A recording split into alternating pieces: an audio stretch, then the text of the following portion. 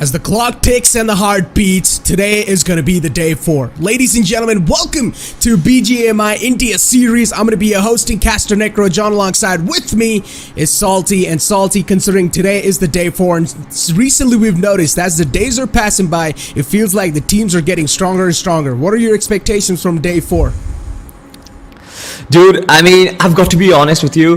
The teams that are lined up for today, it's going to be an absolute blast. There's going to be fireworks all across the 3 maps, and I just can't wait for the games to begin, because every single day we've just seen 1 or 2 big teams and they've really made a mark. They've really dominated the table in ways we never really imagined they would. But today, we've got a plethora of teams who are like really good at the top level of BGMI. So I'm just hoping for the best and hoping that the underdog teams also can show their true potential tonight. Hopefully, they are going to be able to show the true potential tonight. Definitely, there have been a lot of those underdog teams that are actually already showing the true potential. But today, you know what? We saw on the waiting screens as well what teams are going to be playing on what groups. Today, Group 7 and Group 8 are going to be duking it out against each other. Of course, Top 8, as usual, will be qualifying in for the second week. So, Salty, in Group 7, we already know there are so many known teams, man, and I just cannot wait for the games to start. But I feel like before today's day start, we also need to touch up on what exactly happened yesterday as well. Yep, 100%. I feel like yesterday was a great day. In fact, right, the way Medal Esports played, the way they showed domination, the way Team Enigma played, the way Team INS played, these teams, right, they were domination incarnate, right? They were the ones who were destroying the lobbies, and really the underdog teams did not have an opportunity. And probably that's because of the fact that they did a lot of things right. They had the rotations right. They knew when to take those fights in spite of the circles being really absurd. Yesterday we saw some crazy circles, but ladies and gentlemen, the circles are going to be there always. But this time around in BGIS, we have a grand prize pool of a mammoth 2 CR rupees, Necro. Exactly, a lot of money on the line, ladies and gentlemen, from which the first spot's going to be getting 75 lakhs in their hands, and then the second place getting 37 lakh 50,000, and of course it's going to keep on descending downwards until, if you're going to be finding yourself being the MVP of the BGIS, then you will be getting 4 lakh all to yourself. And of course those special prizes you can see all the way bottom down below. We know the journey is going to be massive, and that's why the prize pool here as well is quite massive. But getting back to the conversation that we're having about yesterday, dude, I feel like I'm really glad the fact that you brought up the point about Medal Esports, and I definitely feel like so far Medal Esports has one of the strongest showings right next to Gladiator Esports. Exactly right, Gladiator Esports, you reminded me of a team who did not really have a chicken dinner to their name, but the way they dominated the lobby and the way they instilled fear amongst the players that they are the ones, they are the alphas out there. It's because of the fact that they had 43 finish points. 43 finish points, why? Because 43 finishes, and every finish amounts to 1 point, ladies and gentlemen. The points distribution is up on your screens right now. First position gives you 15 points, second position gives you 12 placement points, third position gives you 10 placement points. Now the points distribution again, Necro, has been sort of changed. We had a different system initially, and this is the old system which came back. And I want to know your thoughts on how do you think this is going to pan out. Is it going to like motivate a lot of teams to go for those passive plays to try and get those 15 or rather double-digit placement points by just trying to get that podium finish, you know? And we've seen a lot of that, by the way.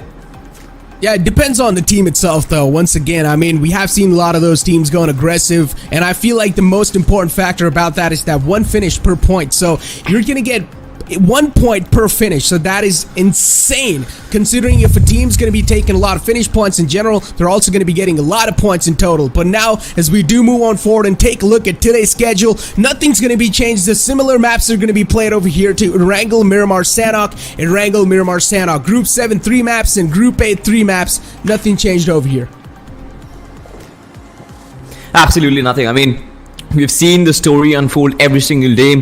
A lot of the teams who could not really perform on the map of Erangel, they really had good showings on Miramar or even Sanhok for that matter. And in fact, we've seen a lot of those twists and turns as well, right? Where a lot of the teams who even could not manage the consistency which we were expecting them to be, right? Sanhok used to turn the tide. Sanhok could actually change their fortunes and actually help them, topple them inside the top 8. And we've talked about this time and time again.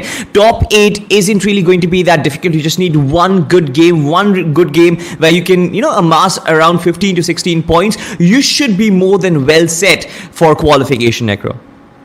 That is true. You should be more than well set for qualification. And considering 15 placement points for the chicken dinner, that in itself is just so massive. We've seen so far, whichever team, if they're able to secure at least one chicken dinner inside a game, they've pretty much just solidified their spot inside the top 8, because the maximum qualification points that you need, or at least the bar that has been, it's 16 points to be in the top 8. So it's not going to be that tough. 15 points in the placement itself, and then a couple of elimination points. You should be good to go in total, Salty. Exactly. And speaking of points tables, right, yesterday we saw such a stark difference. I'm speaking of, I believe, Group 6. Yeah. So imagine this, right? Enigma came in right at the very top with 74 total points. They had 2 chicken dinners. They have the record of having the most amount of points so far, at least in week 1. I hope that that record also gets toppled in week 2. But 74 points up top. And then in the 8th position, I believe we had All Stars, if I'm not mistaken, with 18 points. And that is the bar, right? We've talked about it. There will be certain teams who will start establishing themselves as the alphas in the lobby, and they will start amassing those points. But for the underdog teams, if there's a very big tier 1 team in your lobby, you don't have to feel intimidated, because everybody gets an opportunity. You just have to cross the finish line, which is going to be inside the top 8. So even if you have those 18 points or 20 points, you are good to go, and there's nothing to worry about. It's just how do you divide your finish points as well as your placement points. Your approach really matters. Just have to be very clear in that approach. Do you go aggressive, or do you play for those placement points? Because either of those things, either of those 2 qualities is going to reward you and is going to take you forward in this tournament. Exactly, Salty. Another points that I'd like to mention over here is that, of course, I'm a personally believer that the only thing really separates a top tier team from all these teams that are going to be playing inside these matchups today is going to be experience. That's the only thing that separates, because once again, when you're going to be having the experience, you're not going to be cracking under the pressure. You are going to be pretty much there with a calm mindset. But when you are going to be one of those new teams that is just stepping inside the field, you're always going to crack under the pressure, at least inside the first games. You're going to be feeling those jitters. Exactly right, and nerves do play a part. I mean, look at this matchup right here, right? You've got Team Godlike, Team Tamilas, Team True Rippers. These are experienced teams. These are teams who have played in the tier 1 lobbies for ages, and they know how to handle that amount of pressure. They know how to handle that amount of chaos that happens in the final circle. But of course, there are a lot of other new teams. For example, one team which really got my eye, Team CR7, for a matter of fact. I'm a very ardent fan of CR7, and I hope that this team actually does well, live up to his standards, live up to his legend. So a lot of these underdog teams, they have a lot to prove here, and I feel like they've got that amount of potential in them. It's just that they have to control the nerves, just like you mentioned. Exactly. Controlling the nerves takes you a far way. And once again, we have seen a lot of those teams that is actually not able to control those nerves. And as I said, the best or the biggest thing that really separates these teams from a top tier team and also like an underdog team is that experience. Straight up. These teams that are being here doing the same thing over and over again, that have faced a similar type of circumstances a lot of the times in the past. On the other hand, the teams that are going to be here for the first time, it's going to be their first time ever facing all of this type of stuff. So imagine the amount of pressure all these new players are going to be having. And now, considering we know inside Group 7, there's so many known names. We've got Team Godlike. We've also got Team Tamilas. These 2 names should be good enough to shake the entire lobby. Exactly. And speaking of Team Godlike, Necro, I feel like there's going to be a question. What is going to be the playing for? Especially with S-Power coming into the picture. Is he going to play? Is he not going to play? Are they going to go with the OG lineup? That is going to be a very big question, ladies and gentlemen. But of course, we are going to witness all of that action break out on the map of Erangel, which is getting readied so far. So, alright, Necro, quick, give me a prediction. Who is going to win this map? It's really tough to say, man, but considering there are going to be some known names, I would like to go with them. And you know what? My prediction's going to be godlike. Here we go, ladies and gentlemen. The plane's going to hit the skies and the plane fly path is right in front of us as well. Soon enough, the map's going to pop up and we've already got S-Power from Godlike on our screens. I really would like to see what this guy is capable of. And as we do take a look at the plane fly path, it's going to start all the way from shooting range towards nowhere replying. The plane fly path, of course, is not going to be that brutal on these players. So it shouldn't be that tough to go towards your designated drop spots, but definitely going towards Primorx is going to be a little bit out of hand. Exactly right. The flight path, of course, going throughout the center of the map itself, dividing it into two halves, not exactly, but just like you mentioned, certain regions will be out of bounds, but majority of the map is still under control, whereas Team Godlike, a lot of them have actually ejected themselves from the plane itself, going towards Georgopol and Hospital. It's just about finding out how many teams do actually end up landing in Georgopol and probably taking that early fight as well. Taking those early fights, of course. Now, there are always two ways to look at it, right, Salty? Considering early fights can also give you a lot of advantage in the points if you're able to come out on top flawlessly. But if you're going to lose out on a couple of players, that means your team's going to be handicapped right off the bat, and that's not a start at least a known team would want to have. And we already do see Godlike. They took an exit right off the bat from the plane, and considering, luckily enough for them, the plane fly path wasn't really that far away from their designated drop spot, but it seems like we're also going to be seeing a little bit of drop collision between Godlike and maybe another team that's right next to him. Exactly, and I believe it's going to be Team X7. But Godlike, so far, I can see Shadow OG just taking that vehicle and moving out from here. They don't really want to engage because I believe they were also aiming for containers. That landing spot was also containers, but then they got that initial vehicle. They saw that there is a team already who had dropped in and had the weaponry to kind of take that fight to their advantage. So the rest of the team moving towards city. Meanwhile, Shadow just acquiring that vehicle and will try and regroup with his teammates later on. And so far, I mean, you've got S-Power, you've got Shadow, you've got Z-God, and you've got Jonathan. So it's a great lineup. It also kind of depends on who has roles designated. I mean, S-Power being very aggressive, he's generally the flanker for the team, and Jonathan always, you know, he's probably the greatest of all time, so might just be in the back lines trying to provide cover fire to every single one of those players and would want to finish the fight instead of starting it. So you've got that young blood and you've got that experience as well for this team, and I feel like Team Godlike, they're well set for not just this phase of the tournament but also for the later phases as well, especially with S-Power's addition. Exactly, and it seems like Neo's actually going to be sitting it out this game, so I really would like to see how S-Power is going to be performing, because he's got some massive shoes to fill, right? It's definitely not going to be that easy, but considering you said it, this man is a young lad, and he definitely packs a big punch, a massive punch, so I'd like to see what S-Power is capable of. We've also got Team Tamilas on our screens. Two big tines are right next to each other. One is in the northern Georgopol, the other one's in the southern Georgopol towards the containers. Team Tamilas, speaking about this team, another known name over here. We know this team. We know what they're capable of as well. Maxi OP, I've heard this guy's name a lot of those times as well. And to be honest, even expectations from this team is going to be a lot higher. Certainly right, Team Tamilas, this is such a team which comes in with a lot of fan following. This is a team that always has a lot of expectations on their shoulders, always has a lot of fans expecting big performances, especially not just in such phases, but also in the later stages of the tournament. So we'll have to find out how does this team perform. And generally, Team Tamilas, they go for that aggressive style of play, right? They go for those finishes, they go for those aggressive pushes. So it's interesting to find out if those teams do spot Godlike in the vicinity, or if those teams do end up rotating at the same time when the first circle shifts. I feel like there is going to be some sort of a skirmish early on, and that initial engagement is something which we need to watch out for, because we've seen a lot of those big names getting eliminated early on in the maps of Erangel, and so far there has been no collision whatsoever, and this silence, Necro, is sort of eerie to me. Silence, yeah, not really much going on inside the game, to be honest. And as I said, as the days are passing by, it feels like the teams are getting more familiar to each other. Even though the teams are different in every single group, it still feels like somehow they're well coordinated. They know exactly where to do, what not to do, where not to drop. And so far, we've got CR7 on our screens. There was a little engagement, but nothing found just yet. Goes to Esports, is going to be able to take an exit quickly enough without harm's way. Oh, that's a little collision with the vehicle. There's a high chance Crores might just go down. The man in the back is way too low.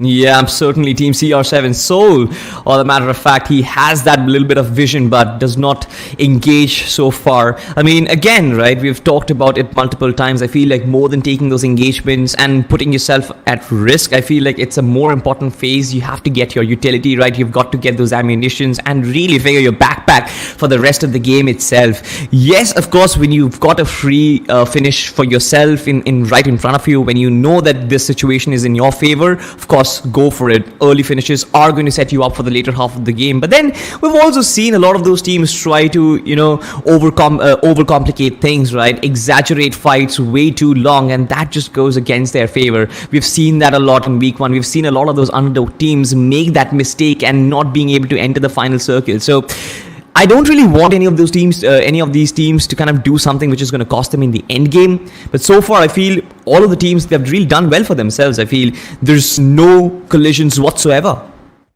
Yeah, exactly. And we've also seen a lot of those teams actually not even able to make it out of the first zone. That is what something we have seen sort of like a bit of problem between these new teams, because as soon as the first ever zone is done, there's either chance that these teams are going to get it stuck inside a complete stalemate, or there's a chance they're just not going to have mets at all. They will get stuck inside the wall of death and they will just completely die to that. So hopefully we're not going to see any of those upsets like that, because those are one of those things that really do make you feel bad for a team. Team True Rippers, Fury, Beast, Viru, as well as Dope. I feel, yeah, Dope, Beast, Fury, and Viru. It's also going to be interesting to find out how this team actually pans out. You know, of course, with the roster shuffles happening almost every single week in the community at this point, Team True Rippers, I really want to see how do they pan out, because again, it's a big name in the esports community. It's a big org when you consider the scale of things and the scale of which they operate. So the BGMI team, of course, will also have certain expectations to be met, but it's not just the big names, Necro. You know, we always talk about the underdogs, and this, in fact, the whole event is about underdogs. And Faulty Demon Esports, just one of those teams, and I love the way they've themselves. FYD player 1, player 2, player 3, player 4. Not a lot of brain required in naming these players, right? I mean, sometimes, man, you remember another team called 4 Noobs, and all the players had bots. Yeah, in bot their 1, names. bot 2. 1, bot 2. Yeah, so there are quite interesting names sometimes inside these type of games, and especially this is what you're going to be able to see when you're going to be seeing these dark horses, right? They tend to name anything, whichever they like, and I feel like that is something that really adds on a little bit of entertaining factor to the games as well. But so far, we've got GODLIKE on our screens, and they've also managed to find themselves in the blue zone. Hopefully they're going to be quick enough to get out of this spot, because this will be chipping out a bit of damage. And as I said, this is the exact spot. Georgia Pool is the exact spot usually where we see teams getting stuck with no meds. But luckily enough for GODLIKE, they've got a lot of meds onto themselves. Certainly, in GODLIKE, they know how to handle situations like these, right? They know how to get those late rotations to work for themselves. The circle, of course, towards the northern eastern part of the map itself still has Stauber and Kameshki inside the circle, which is a little awkward. But then also considering that Yasnaya is the dead center, you know that the circle might just end up somewhere around there. And the northern part of the island is completely empty. So for GODLIKE, I feel like the rotation path is going to be fairly simple. But then they've got to be wary about another team. I am not sure which team it is, but they are taking shots, Necro, and they have to take a different route at this point. Well, I mean, at least he's able to get out of that tricky spot, huh? Jonathan's going to be alive for now, and this is what exactly happens when you go for a late game rotation. I'm never a huge fan of these rotations at all. I am always so anxious. And now look at the rotation Team GODLIKE is opting out to do. They really do want to make sure the rotation is going to be as safe as possible. They do not want to engage in any of the fights. And that's why now they've rerouted their entire decision. They've made a complete new decision to rotate out of this Georgia Pool City, get inside the circle all the way from up north. Yeah, there is going to be less risk, but from the backline soon enough is going to be closing in Team Tamilas. The circle again shifted towards the western side. We get to see a hard shift right from the get-go itself. And Necro, this is not usual. Generally, hard shifts are we get to see hard shifts from the third circle onwards, but a hard shift in the second circle, which kind of complicates things for teams who dropped in on the western side. Elsewhere, Team SK got a player knocked out, and it's Team Mayavi. Blacks is the one who's actually on the run. Nades being cooked in, and this valley might just turn into a death valley at this point if this nade connects, Johnny. Oh, that was a really close nade. Location's going to be barely alive on a sliver of HP, and look at the amount of smokes that are being used. Ooh. But another nade's going to seal the deal, and Blacks, it seems like he's going to unload his entire inventory of the utilities right inside that little barrel. So many nades just barraging in, raining in. It's tough to dodge all of them. Another play gets ran over, and SK, they get eliminated by Team Mayavi in such a quick fashion. You know what? Mayavi just always stands for aggressive play. Mayavi always stands for, letting his players know that, alright, aggression is the best form of defense. You want to survive, you want to qualify, get those finish points up and running. And I sort of agree with his approach when he says that finish points are the way to go, because not only it sets you up, yes, there's a potential risk of you taking the damage as well, but if executed those team fights correctly, I feel like this can be such a game changer. And this team so far, they've prepared well. They are warmed up right now already. Elsewhere, there's a rotation, two teams in very close proximity. It's Tyco RTR as well as another team, and I feel like the player who was solo just decided to disengage. He just stopped his engines, went for the reverse. But elsewhere, Blacks again. Yeah. Once again, the replay got the first knock. The nades came in. He knew that they were vulnerable, and the rest of the team also joined in the party. This is such good coordination. They didn't even use guns that well. It's just Bgis, Necro. I mean, once again, this is a little bit of disadvantage of finding yourself in these situations where you're going to have a dip for yourself. Basically, when you're going to position yourself in a dip, it gets so easy to nade you out. All you need to do is toss in a nade, and you automatically, because the physics, the nade's always going to be going all the way down to the center point inside a dip, and you will be taking some sort of a damage. So, nicely done when it comes to capitalization by Team Mayavi. And now we've also got Tyco on our screens, RTR. And every single player's on a move. Once again, the still and early game phase. You want to make sure you're getting those quick and good spots in your hands. Circle is big enough to contain every single team so far inside the circle. And it also seems like Prison might just be in the capitalization, but no. There's a chance we might see a circle in the rice fields of Yasnaya Poliana. Yeah, probably, possibly, but at least for now though, it might just also be an urban warfare in Yasnaya itself, because all of these teams coming in from the northern part of the circle, they will find shelter in those compounds in that massive city. And just like you like to call it, it might just be an urban warfare, because not a lot of those teams will be able to exit from Yasnaya Poliana. They will be able to take those compounds, but a lot of fights would brew up, and which makes things even more difficult. So as the circle shifts south towards the rice field, just like you mentioned, if it does though, I feel like only few of those teams will actually be able to make their way in. But look at this, Godlike already starting to make a move, and so far it doesn't look like they are approaching the Yasnaya houses. Instead, they are getting those little shacks in the rice fields already, which is a good approach. I like this, because not a lot of teams would actually acquire these compounds right from the get-go itself. I mean, look at that. It's a 3-1 split once again, where Shadow's going to be the only man inside this, or at least near this little house that he's found himself in. Not really one of the best covers Shadow can ask for, but once again, the only reason Shadow's left over here is to that if the circle ends up shifting right next to Shadow, or at least on top of him, it's going to be an insurance policy for them. They can back out on Shadow anytime they want, but do or die up against another team in the front. This team's been inside this compound for such a long time, and now do or die looking to take it over. The UMP is striking down a lot of players, and Balu on the verge of taking down another one as well. AB, they're crumbling down one after the other. Every single player starting to fall apart, and do or die, they're executing this fight so nicely. It's a 1v3 situation. Polar XD, even he has been taken down. Only one player survives, and that's going to be Nodi, and he wants to flee the situation. My man is driving as quick as possible, just surviving for his team, playing for those placement points. But do or die, the way they executed that team battle was fantastic. It was so nicely done, but traffic, ladies and gentlemen, Erangel is pretty busy at the moment as vehicles just pass by each other by very close margin. But for Nodi again, He lives, he survives to fight another day, but so far, Godlike, they are in position. Even Team Tamilas, for a matter of fact, their rotation has been pretty similar, haven't it? It sort of has been. I mean, considering one team is already out of the game, you can say a little bit of burden is lifted off the game, right? So you can say the space that could have been acquired by SK is not going to be acquired anymore because we're seeing a lot of body hit the floor now.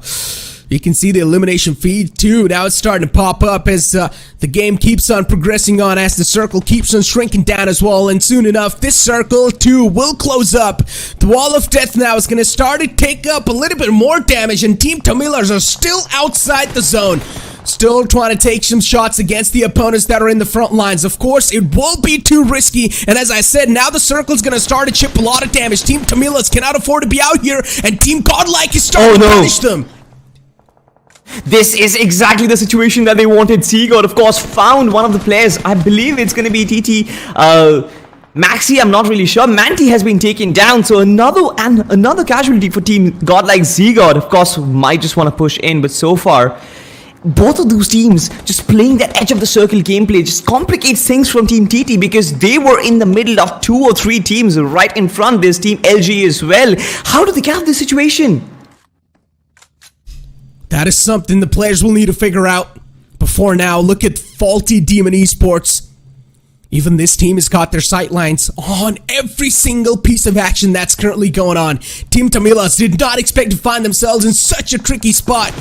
And now they're in quite a dicey situation as well. Faulty Demons also taking a couple of shots from the backlines as Godlike as well. For Team Tamilas to get out of this position, it's next to impossible. And now once again, the blue zone's going to start to move in. It certainly will, right? Team LG also on the run, and all of these teams playing the edge of the circle gameplay, coming in very, very late inside this whole picture. It's going to be very difficult, especially for teams like Team X7 as well. Elsewhere is Team AEB's last surviving player. He's still managing to find finish points to work with. At least gets 1 point secured for his team. So far, once again, Jonathan, this man, just every single time, and Jonathan, that was quick! That was excessively quick!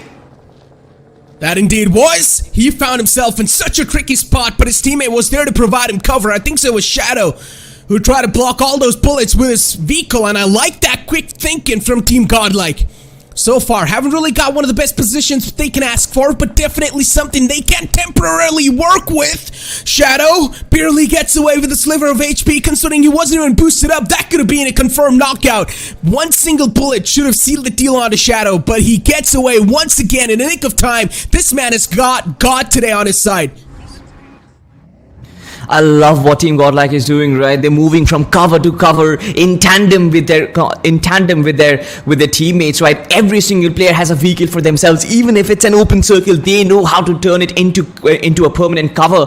But so far, of course, the blue zone shrinking in. They might have to decide to move in real quick, especially with Team TT hot on their tails, who are also rotating. Elsewhere, have a look at this. Team FYD in the picture as well, who are trying for a rather northern rotation. So this is going to be very, very interesting. Take a straight embarkment onto inside the circle itself, right at the edge, just playing across that ridge. In front, they've got Team INT, of course not the real one, an underdog Team INT, who might just be able to planning to spoil their party. If they're planning or not, don't exactly know, but Godlike definitely in a spot where they don't know which one's going to be the safe one or not. And look at Godlike, not a good position they've found themselves. Their backs are completely exposed, and IND definitely will try to take him down if they do get a clear line of sight onto that. But X7 Volts now, he's on a spree, that's for sure. Man's got 2 elimination points already with the DBS. He's confirmed it, racked it up. This is what you're gonna get when you go against such a demonic gun. One more player's knocked out. It should not be tough to get that racked up as well, but soon enough, X7's going to make the decision to find themselves in a better spot inside the circle. So many smoke grenades used. Team Godlike wants to find a better spot inside the smoke, wants to find a better spot in the map, but the circle shifted away from them, so the quick adjustment needs to be there. Godlike, they've been chasing the circle for a very, very long time right now. Ever since they landed, the circle has been away from them, and their rotations have been made so difficult. But right in front of them, there is Team True Rippers, and that might be a collision which needs to happen right here, right now, because both these two teams will be aiming for that southern part of the circle, rather the northern part of the circle, in fact. And Team True Rippers, the way they are stationed right now, they have that compound to work with as well. They can gatekeep Team Godlike, and a fight is inevitable. Swear, of course, S-Power just spamming through the smoke, aiming to find someone, but no shots connected so far. Godl once again got temporary compound to work with, but once again will get inside their vehicles and get on the move. I love what they're doing so far. I love how they maneuvered from Georgopol inside the circle right now. Team CR7 elsewhere, not the greatest of positions. Speaking of positions, the only piece of cover that they have are the smokes right now, and Team Mayavi, they are on the hunt, and if Black spots him out, of course, one nade being lobbed in the right trajectory might just destroy the whole Team CR7. Yeah, I highly doubt that's going to be the case, and it's one shot actually, not Blacks. He got the knockout onto Soul, and CR7, now they're down to a 3-man squad, and here we go, the third party arrives, Team Mayavi. They're quite desperate to get these elimination points in their hand. Cypher ejects him, but unfortunately drops himself dead. Not a good news for Team Mayavi. They as well have been subtracted down to a 3-man squad, but now as they realize it's a death triangle, so Team Mayavi decided to eject out of the vehicles a little bit in the back. They're gonna try to third party this once again, and Team India as well. They are finding themselves in such a bad spot. INTfury in the clotheslines and tossed in, and Team Mayavi are doing such a fantastic job. So many fights happening at the same time, so many eliminations happening at the same time. And this is bad. Team Godlike, they also want to chip in. S-Power comes in with his nades, gets one for himself, confirms those fallen dead bodies right there. Team Mayavi, what they did was extremely brilliant, right? They wanted to go in aggressive, but of course with Team IND coming into the picture as a third party, Team Mayavi retracted pretty quickly. The decision making was perfect, and Team Godlike, they know that their position is secure, their backs are secure, there is nobody coming in to backstab them. Of course, there is some sort of a presence, right? Team True Rippers coming in from the backlines. Fury did get Shadow knocked out, but so far IND also has one player surviving. I believe it's Team Mayavi's game at this point, Necro, because they're the ones with 3 men and pretty good position for themselves as well. Also, you cannot forget the amount of elimination points this team has. Look at that, 5 finishes. Team Mayavi, definitely a team that's currently on fire. Even X7, now they want a little bit of piece of True Rippers. True Rippers as well, they're starting to get ripped apart, and yeah, now they're down to a 2-man squad. They had such a solid position inside the circle previously, but as soon as the circle shifted away, True Rippers, they started crumbling down, cracking under the pressure. Team Mayavi as well, credit where credit's due. This team is doing such a phenomenal job in rotating out. They're not shying away and taking those fights. Team Godlike as well, as they lost out on Shadow. Shadow usually was one of those players that was trying to scout things out. He was one of those players that was trying to be in the front lines to get a better spot for his team, the sacrificial lamb, but now Godlike, they've lost that. They need to complete the mission with only a 3-man squad.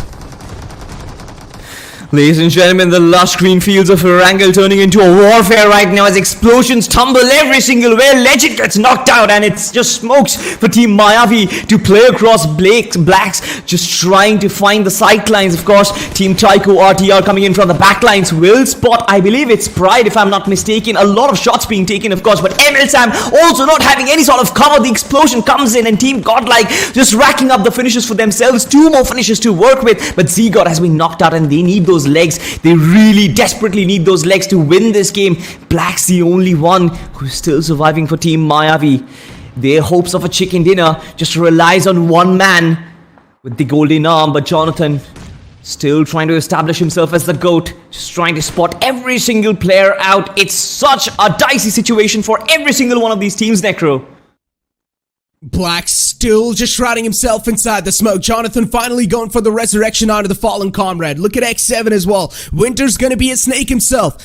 If you speak about Blacks though, this man's been a 1-man army since a long time from Team Mayavi. So you can never underestimate a player like him. S-Power, Jonathan. These 2 players are going to be the deadly firepower of Godel. And then you've also got Z-God to back all of them up. Good spray in the front lines. X7, considering they've got the manpower, they can also decide to send in a sacrificial lamb for some success, for some information if they do want to. But I'm loving the split that X7's showing so far. They've also got a decent amount of map control. Exactly, Necro. That is exactly what I was talking about. But Evil, I think, has been spotted as Aspire lobbed in that nade towards its direction. Of course, that nade is going to connect or not. It's going to be the question. But Evil has 5 finishes to his name already. His fingers are warmed up. His hands are warmed up. And this man knows how to get his enemies down. Of course, Aspire is wary of that situation. He knows exactly the position where Evil is. But Jonathan taking a little bit of damage, I believe, from X7 as well as from Blacks in tandem.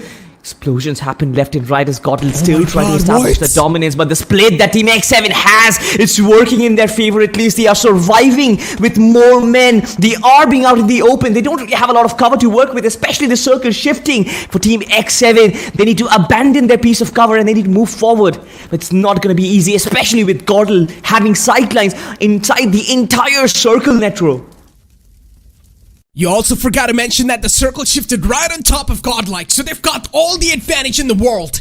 And considering one of the players also sort of spread out, which is his power, he can give so much information. Look at ZGod and Jonathan. These two guys are going to be the guardian angels of the circle's edge lines. Not going to let anyone cross in, but definitely spotting out, say, snakes sometimes. It's going to get a little tough unless you've got binoculars in your hands.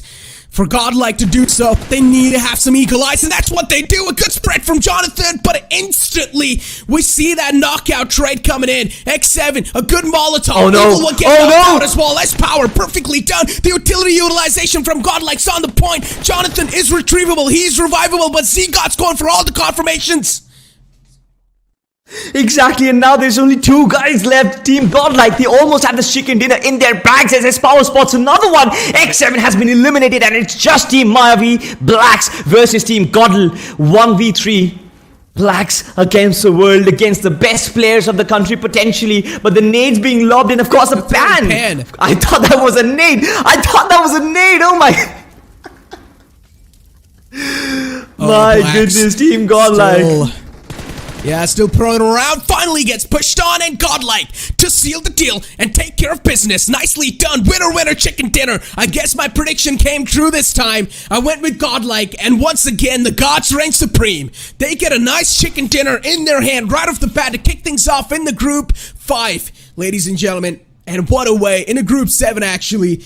What a way to kick things off for today's day, man. And I feel like this is one of the best way to start things off for God. As I said, whichever team gets a chicken dinner, that means they've already solidified their spot inside the top 8. Exactly, and all the fans in the chat, you guys have a reason to rejoice as well. Let those golden hearts shower because, of course, I mean, GODLIKE, they deserved it, right? This was a truly deserved victory. You saw how their rotation path, you saw how the decision making affected every single part of the play, right? Right from the beginning, landing in at Georgiapur, right? They decided not to land in on the containers, in fact, going towards city. And then when they saw that their rotation might just have been cut off by, I believe, Team FYD, they took that northern rotation and from cover to cover to cover to cover, they unleashed themselves inside the final circle. The extra bit of legs that they have, the true potential of ZGod, S-Power, as well as Jonathan inside the final circle. And S-Power, for a matter of fact, I feel like he was just so good. We'll see all of this action break out, ladies and gentlemen, in the highlights below. Of course, it starts off with Team Mayavi as Blacks get the first knock and did find that nade confirmation, and when the rest of the teams just stumbled down upon Team SK. Now look, I know even though GODLIKE won that chicken dinner, even though they won that game, there were still a couple of moments where I feel like things could have went south for them. Especially in a couple of those rotation pathways that GODLIKE decided to choose. It seemed like sometimes they were a little bit indecisive. Yeah, I know I'm being a little too critical, but once again, GODLIKE is one of the top teams, and I feel like in even those indecisive natures, inside these games, it's not really affecting them. But when they are going to be at the top echelon, these type of decisions can really end up taking their life. So hopefully in the future lines, as they're going to get their hands situated, solidified on the game quickly enough, good enough, and as they're going to start to gel up inside the game, I'm pretty sure all these issues are going to get ironed out. But GODLIKE, without a doubt, they played phenomenally. Even though they lost out on Shadow quite early off inside the game, they still capitalized and played around pretty well. As I mentioned, S-Power and Jonathan are going to be their main firepower, and then ZGod from the back will always provide a good support. You know what, I've always had this opinion that ZGOD is equally as good of a player as Jonathan is.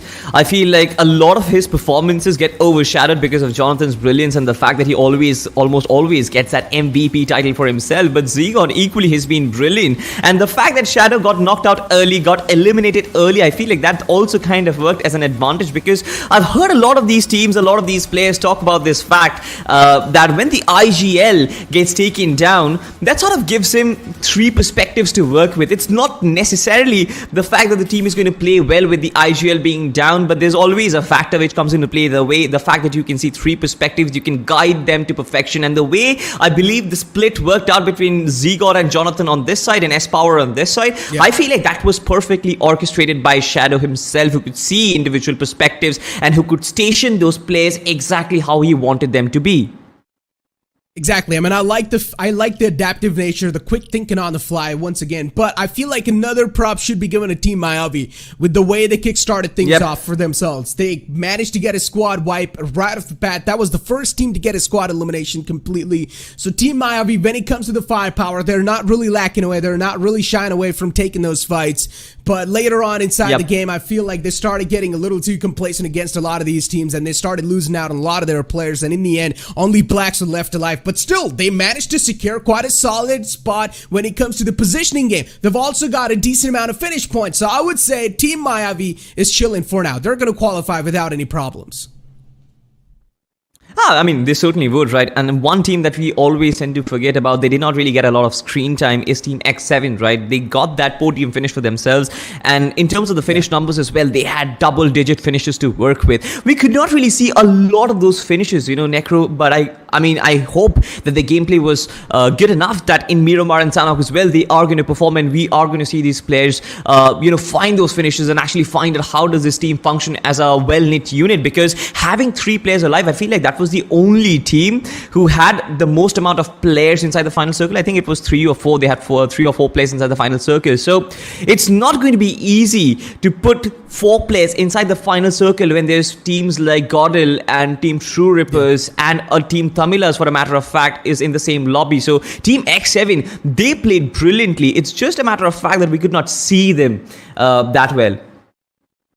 I mean, as you mentioned, even Team Tamilas, I feel like the only reason Team Tamilas got sort of screwed up is because the rotation, man. They took way too long to rotate out of that Northern Georgia Pool, College Georgia Pool Apartments, whatever you guys like to call it. But they took way too long to rotate out of that spot. As I say, if you are a team who's looking to get a good spot for yourself inside the circle, that is always going to give you an advantage, because in the future line, if you manage to secure yourself a good spot, at least in the centric side of the circle, that means even if there is a hard shift, unluckily enough for you, it's still going to be a good thing for you, because anyways, you were in the center, so the circle's not going to shift that far away from you. All you need to do is reposition for a little bit.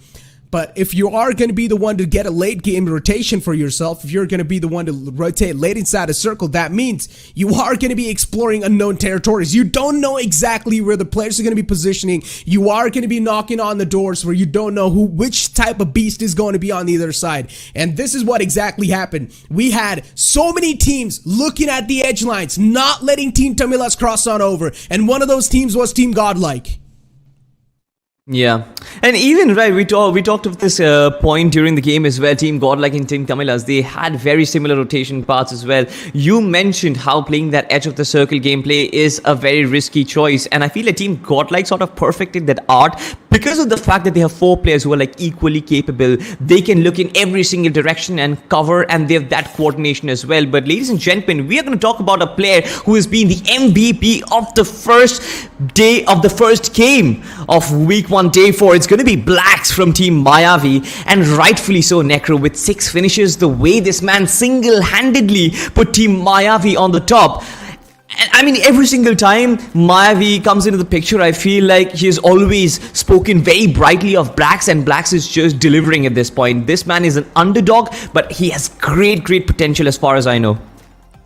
I mean, the precision on the utility utilization perfectly done from Blacks. And then how can you also forget about Jonathan? He's over there on the second spot of the top 5 players. But Blacks this time, he stole the limelight on the first one. Usually we're used to seeing Jonathan being the MVP, but this time it's Blacks from Team Mayavi. Then we've also got S-Power on the third spot with 5 finishes.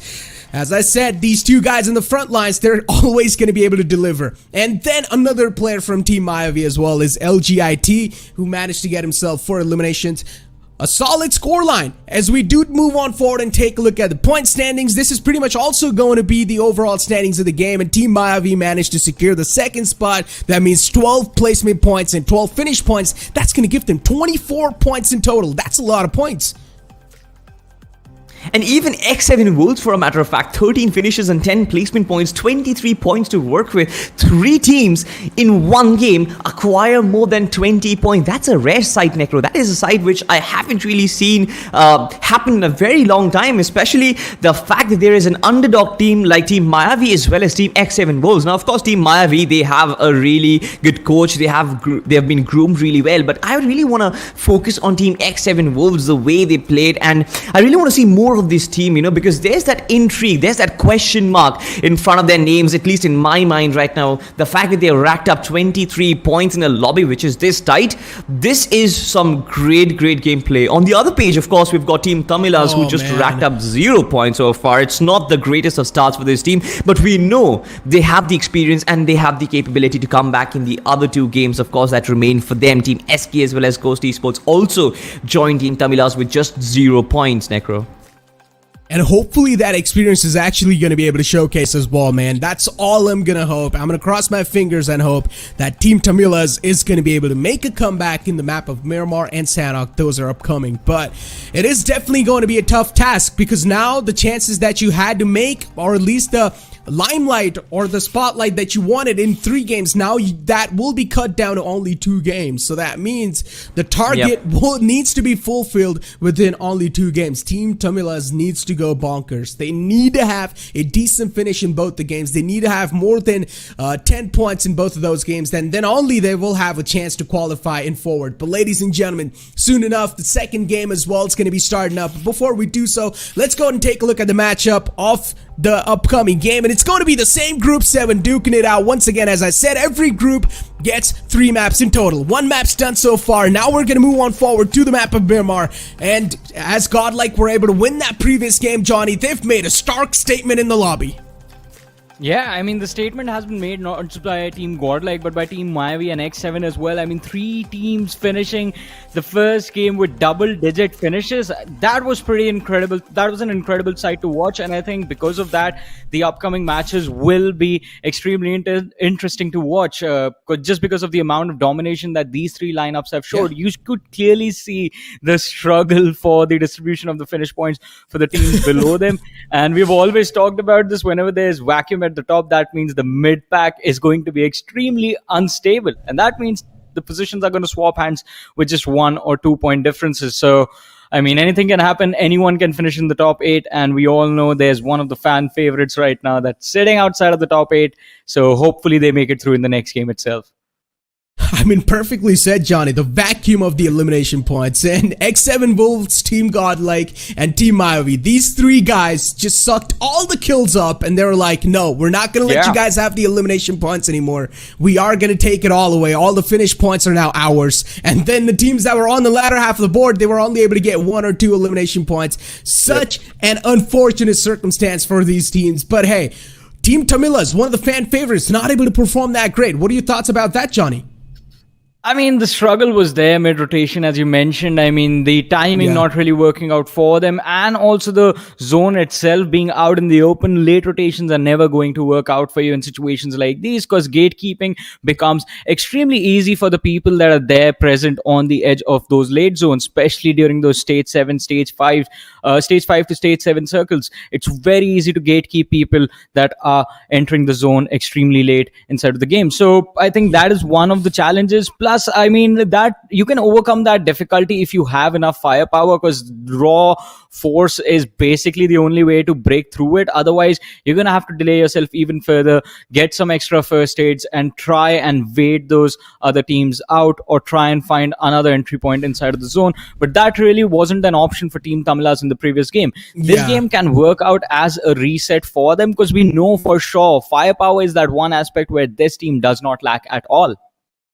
I mean, that's a really good point, right? When it comes to the firepower, they're not real lacking, but I guess repositioning is a problem, and the rotations is definitely the problem. And another problem that I noticed was, I mean, you talked about just waiting out the blue zone, right? Just stay in the back and being there for a lot of those times. But once again, you can try to wait out the first, second, the third. You cannot wait out the fourth and the fifth. That's when the damage is going to start to chip up so much to the point where it's going to get next to impossible for you to keep on utilizing those first aids. And when we know on the map of Erangel and Sanhok, people try to utilize those utilities, prioritize those utilities a lot more. So you try to compensate with that when it comes to your meds, and that's why you don't really see a lot of meds being wrapped up by these players. But you know what? Luckily enough for Team Tamilas, the upcoming map is going to be Miramar. And as I say, it's always easy to navigate, but tough to sustain. For Team Tamilas to navigate, it's going to be easy, but to sustain, they're going to need those utility utilization and that firepower. You think they will reign supreme, or this time as well, Godlike might just steal the throne away? I think I agree with you that this map does provide a perfect opportunity for Team Tamilas, because as you mentioned, and as we were talking about this entire time, rotations were a major challenge.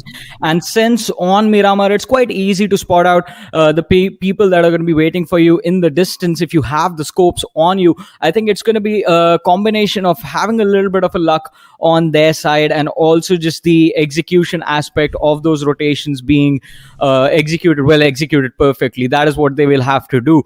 Because even if you can see the opposition, you have to plan out the assault upon them precisely. If you mess that up, the entire team fight is going to go in the wrong direction. Not really necessarily you will be getting the result that you wanted. You might lose out on one or two individuals, and that will mean that your end game is not going to go the way that you wanted it to. So you have to think about the snowball effect of the losses of individuals, of utilities being overcommitted is going to have on the next 3 minutes, the next 4 minutes of your game. And I think that we know Team Tamilas, they have experience to make all of these judgments for themselves. They have good players, so the firepower is there. It is just about getting the groove back. And necessarily, I mean, no one's gonna like Team Tamilas just being eliminated right now this earlier on in the tournament. But hey, that is exactly what we have been talking about from day one, right? We will be unfortunately saying goodbye to a few of the big names, and well, rivalry has already been taken out. Team Tamilas, they can be next if they don't recover soon. But we've been talking about them quite a lot. Let's talk about Team Mayavi and X7. What a beautiful run in the previous match. Do you think they can re-emulate that in Miramar, or X7 especially, because their endgame decision making was a little bit off, or it felt a little bit off, because stepping out into the open in front of Godlike was like a big challenge. I mean, X7, they had a really good zone control as well. You saw that. The split from them was perfect. They had a 2-1 split, which gave them a lot of the zone control as well. But I just feel like the only reason X7 really ended up losing was because the circle shifted right on top of the players of Godlike. And it's like the BGMI gods were supporting Godlike. They really wanted them to win. And that's when, as the circle shifted on top, Godlike knew what exactly to do. All they needed to do was rely on their firepower, and a little bit of heroics off the individual player. And that's what they did. S-Power and Z-God, they played perfectly. They bounced off of each other nicely. They took those firepower nicely, and that's why they came out on top. But look at the plane flight path inside Miramar, Johnny. It's going to be completely tilted on the right side. That means teams, if they do want to go to the left side of the map, it's going to be a long extend. Yeah, I mean, I was just about to say that this flight path looks like a massive prank from the gods of BGMI upon the players into this game, because Miramar, again and again, it has been said that this map is massive, absolutely gigantic, and because of that, traversing the terrain will take you a lot of time. You necessarily don't want to waste that time in just getting from point A to point B. You want to spend that time getting that early loot in, be prepared for any fight that is headed in your direction. And because of the way the flight path is skewed right now, we might see some drop locations and some desperate fight for some vehicles. Speaking about those desperate fights, man, you are definitely right. Yeah, when a plane flat path is going to be completely tilted to one side, you're always going to be seeing those teams at least dropping down on some temporary drop spot, which are going to be those little solo compounds all around the map, or a team will be dropping down on those vehicles, trying to secure those vehicles as quick as possible, and then extend all the way towards their drop location. But another Southern Circle. Johnny, it seems like these recent days has been the days of Miramar Southern Circle, and I'm a huge fan of these. I mean, it's you, me, and everyone else who has been enjoying the action of BGIS so far. And also, it's 3 in a row. 3 Miramars in a row. We have the zone heading towards Los Leones, or in fact, the game starting from Los Leones. So this one is going to be filled with a lot of action. But for now, we have the players of Esports still gliding, looking for those vehicles. And I believe at this point, almost everyone has memorized those vehicle spawn points. And IND being a little bit quicker onto the ground can actually find some weapons, because we did see one more team up in the air right behind them. I mean, as long as they're going to get their foots early on onto the ground compared to the other teams, IND should be good to go, because they've got the guns early off. And look at Daltu running out in the open. He's got no clothes as well. Man, it does not have anything on him. So, yeah, it's gonna get in he's gonna get inside the building, wrap up some armor onto himself, get some suitable amount of utilities and those guns, and should be good to go. Godel, as usual, they like to drop in Hacienda del Patron. That's where they're gonna drop out. And look at what Shadow is doing all by himself. He's challenging a fight, and I'm not a huge fan of this. And this is what I like to call complacency and overconfidence. And that's why Shadow realized that and decided to reposition himself. I like the call of retreat from Shadow, not really overcommitting, because sometimes as a player, the instincts, or you can say the evil thoughts in your mind, do take over, and you do not do what you're supposed to do.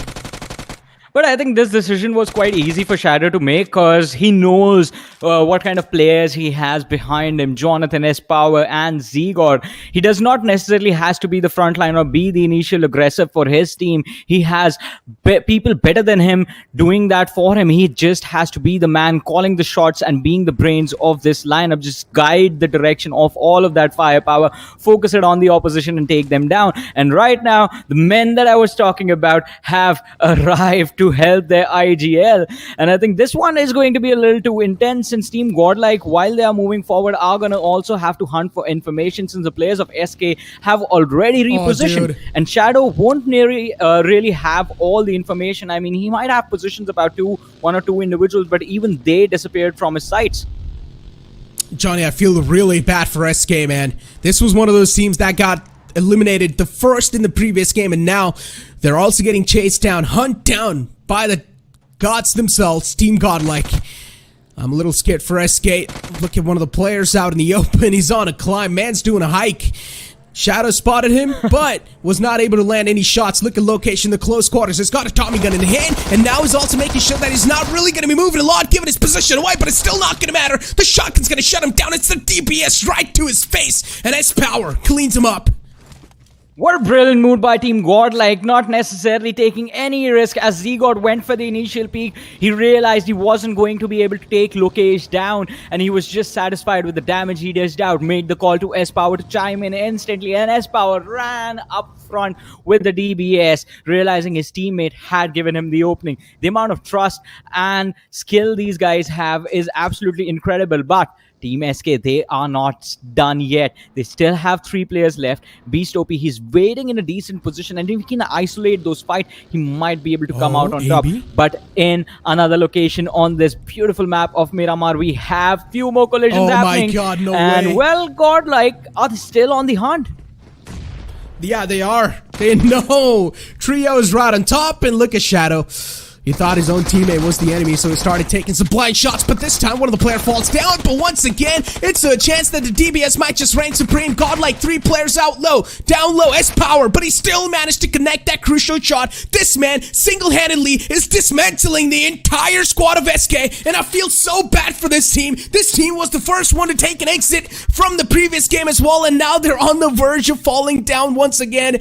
Johnny, not an outing you want to have, especially when you're SK, and especially when you're gonna be the underdogs. But when the odds are against you, and when you've got the gods just chasing you down, it's gonna be a tough one.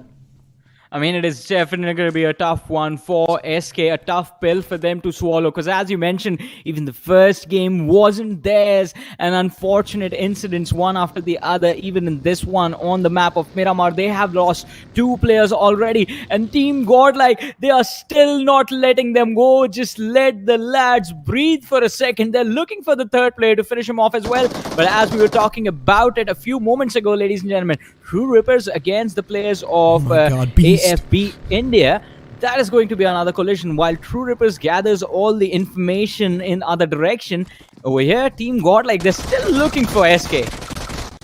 I mean, still a valiant effort though, right, Trio? He managed to almost take out 2 of the players right there.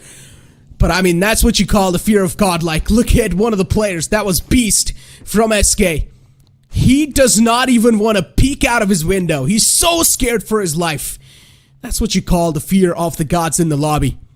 And especially this DBS as well. This gun is just an absolute blaster. It busts you open. Anyone that stands against him, 1 pump and you're done. Johnny, if you remember, I used to call this gun the 1 pump man. I remember. Why did you stop? Because it's been a while.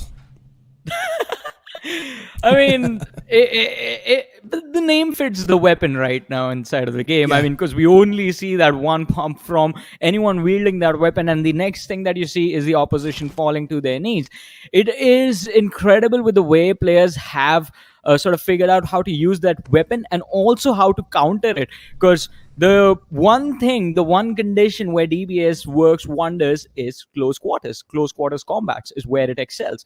But if you take that close quarters situation away from the person wielding that weapon, you get a lot of options. But look at this, Esports, they were just waiting for Cypher from Team Mayavi to step out into the open, and he just got baited by all 4 of these players. An easy takedown for Esports. I mean, speak of that, in IND, at least they managed to get 1 elimination points in their hand this early off inside the game, so I'm going to be a little happy for this team. I'm more than satisfied with what Team IND have managed to achieve so far. And speaking about the previous game as well for IND, I just feel like the previous game in the final circle was way too chaotic. Circle out in the open, teams trying to make a desperate rotation inside the circle, so many vehicles, so many players, so many bodies just dropping dead. It was way too chaotic and it was tough to keep track of what exactly was going down on the floor. But ladies and gentlemen, Team Mayavi on our screens and one of the deadly teams inside the lobby right next to Godlike. Let's see though how this game is going to progress. There are 2 teams following Team Godlike right now as they take an exit from San Martin heading towards that power grid. Well, from the middle of power grid and graveyard heading towards Picado. But one of the interesting locations in this game right now is going to turn out to be that La Benedita corner where we have Team Mayavi and Esports colliding, because that location is quite close to the edge of this first initial zone. And if the teams do not, in fact, find a position of cover deep inside the circle right now, then they might be in trouble in the later stages of this match. Let's see. The decision is going to be Team Mayavi, especially having lost a player already. I'm going to have to think about how they want to play out the rest of the game with just 3 players remaining. Team Godlike on the other side have made it quite close to the edge of the zone already. I mean, whenever I look at Godlike, it's like no one's going to be challenging this team soon enough, Johnny. It's like they have their own league. They have set a sort of a fear in every single team, every single competitor inside the lobby. Yeah. This is what you call being the alphas, being the Giga Chat, and asserting dominance on the lobby. But we saw the next circle shift as well as the map is in front of us, and the circle sort of shifted down south still, but tilted to the left side. So that means there's a high chance we're going to be seeing that circle out in the open once again. Usually that's what you get in Miramar. I don't know what I'm saying.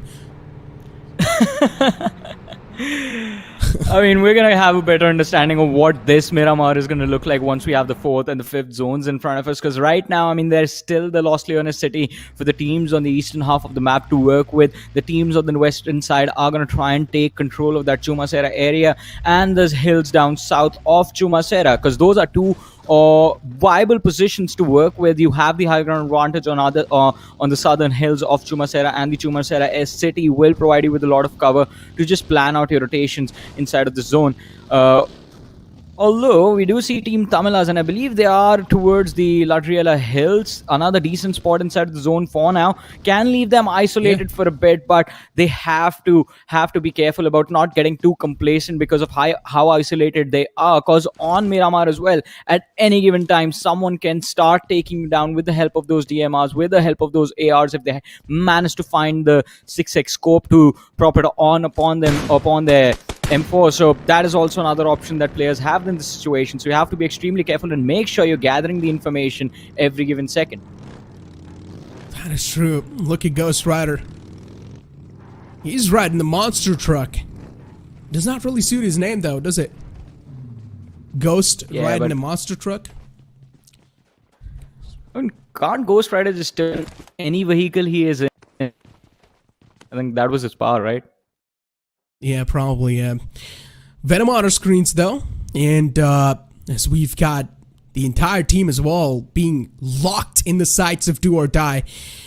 Ashok, sights were locked. He knows exactly what the team's doing in the front. That's Ghost Rider. So they need to be a little cautious, a little safe. So for Ghosts, it's not going to be that easy for them to get out of that spot, but definitely for other teams that are still trying to make it inside the lobby. I'm talking about SK, I'm talking about Oneshot. They are starting to sort of get their footing inside the circle just now. Look at the next circle ship right next to Los Leones. Still a decent bit of Los Leones is in the circle, but I'm really going to be looking out for Godlike's rotation over here. They're up north, sort of trying to close in a little bit to the centric part of the circle. Yeah, I'm afraid they might be a little too overexposed at this point. They don't really have a lot of cover to work with apart from the hills that they've taken control over. But as they keep moving in the western direction, they might cross the players of LG and the players of Ghost as well, spotting them out mid-rotation. But Team Ghost right now, they might be in the center of all of this chaos as it is about to unfold, and they have to hold on to that trigger for a few more seconds. But no, Venom instantly goes at it, and LG, they have taken a massive hit as God LS Power takes down Terra mid-rotation, blowing up his vehicle and finishing him off in the process. But in the other direction, we have the players of Tyco taking on AEP, and Devil has already been dropped quite low. And one more player, Galaxy, look at how isolated he is. He's been cut off from his entire team. Oh, AEP getting approached by the team in the front. Gonna be a tough call for them. And it also looks like from the back lines, it's gonna be another team, AEP Galaxy. Tough, in such a tough spot right now, and especially being in such type of a dicey situation when you're also gonna get sandwiched from the back. At this point in time for Galaxy, the only best way to do is just back out of the situation, but he cannot even do so because he does not even have any vehicles. His teammates are not even providing him cover. I don't know what AB's teammates are doing. They're supposed to do something for him, but so far, I guess, even though they're not providing the cover, somehow he's gonna get out of this spot safely enough. Johnny, I was so scared for Galaxy there. I mean, I still am. He hasn't made it to safety yet. He has still been cut off. And Tyco RTR, they do not want to let their single point disappear from in front of their eyes. They had a wonderful opportunity, or FYD coming in for the backstab, but that did not really work out for them. And look at this, AEB, Nodi from the backline, just trying to see if he can take down at least one opposition in the distance from the team of TTW. But that is also going to be a massive risk. They are trying to take two different fights at the same time while Galaxy is not even with them, and this is extremely tricky to pull off. Galaxy does see the players of Team Tamilas in the distance. He cannot. He's not engaging upon them. Yeah, he cannot afford to, Johnny. He cannot afford to. Yeah. If he gives the sound cues away, everyone around him in the nearby vicinity is gonna know there's a player stuck in this spot. And there's a chance you might see some nades sailing in as well. So yeah, not shooting is going to be the way to go. And this is the part of the game, Johnny, where you need to make sure you're not going to be burning through a lot of utilities and also those ammos, because you need to be saving those for the late game scenarios. The circle, once again, is going to shift right on top of Los Leones. Still a little bit on the left side, but there is so much cover available, and you can see Godlike as well. Look at that rotation they're trying to make. All the way from up north, I think so they're going to try to take an entry from the right side.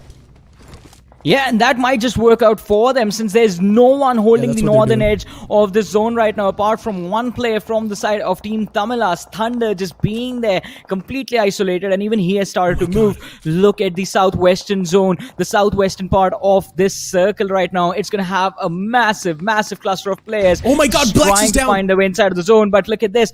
Noob is getting taken out, and he's been taken down by the players of Team Tamilas. It was Maxi's nade that found the opening for his team, but can Team Tamilas secure this fight? It's going to be a tough ask, Johnny, because every single player from OneShot, they've got really good high ground for themselves. Look at Team Tamilas pushing out like a well-knit unit. The utilities are getting overcooked from nobody, and that's why he's not able to find any type of elimination points just yet. No confirmations, just some chip damage. And Naughty, he knows he's getting approached. They know they're getting marched on by an entire team. But I guess Naughty, what he's trying to do is he's firing shots at other teams, trying to gather attention. Because if there's a potential third party, this push can be avoided. But OneShot too, they've got some interesting spots for themselves. And look at X7 so close to them. There's a chance X7 might just third party this.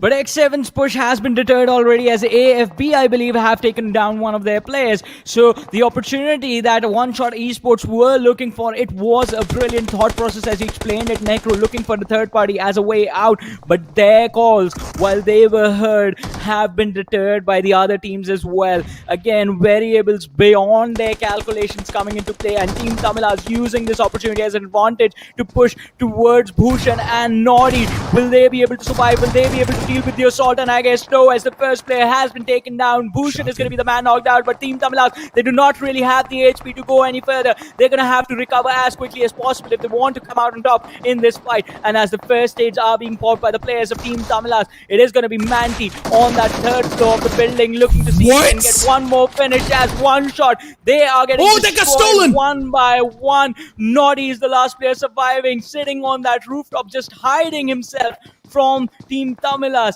This wasn't the way OneShot Esports thought this fight was going to go.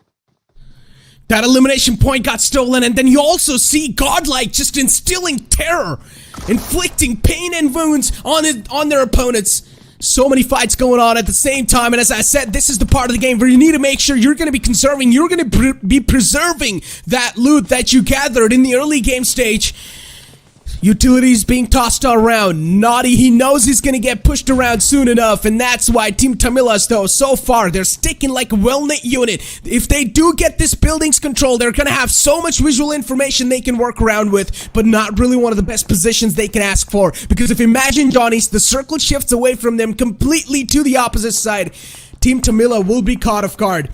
Naughty has the DBS in the hand, so Team Tamilas should not be overeager, should not lose their patience in this moment, and the next circle is going to pop up, and yes, it shifts away.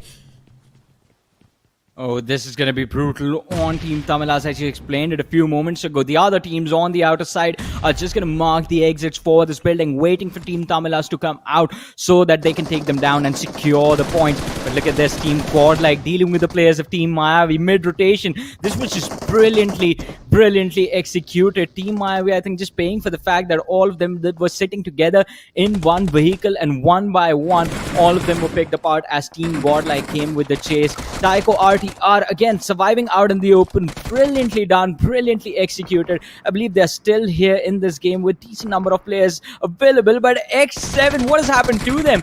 Is Payne just stuck out in the open? He takes down player 2 from FatalitY Esports, but can he push further? Can he take one more? Oh. No. For X7, even if they lose out on this players, it's completely fine. Even for GODLIKE, if they're not able to get a lot of points secured out from this match, they're going to be completely okay, Johnny, because they've almost sort of already qualified, so they're safe. They're sitting inside a safe zone inside the game. So far, OneShot Esports, the last player's going to drop dead, and look at Team Tamilas. They've lost out on 2 players inside this rotation, and it's such a faulty one as well.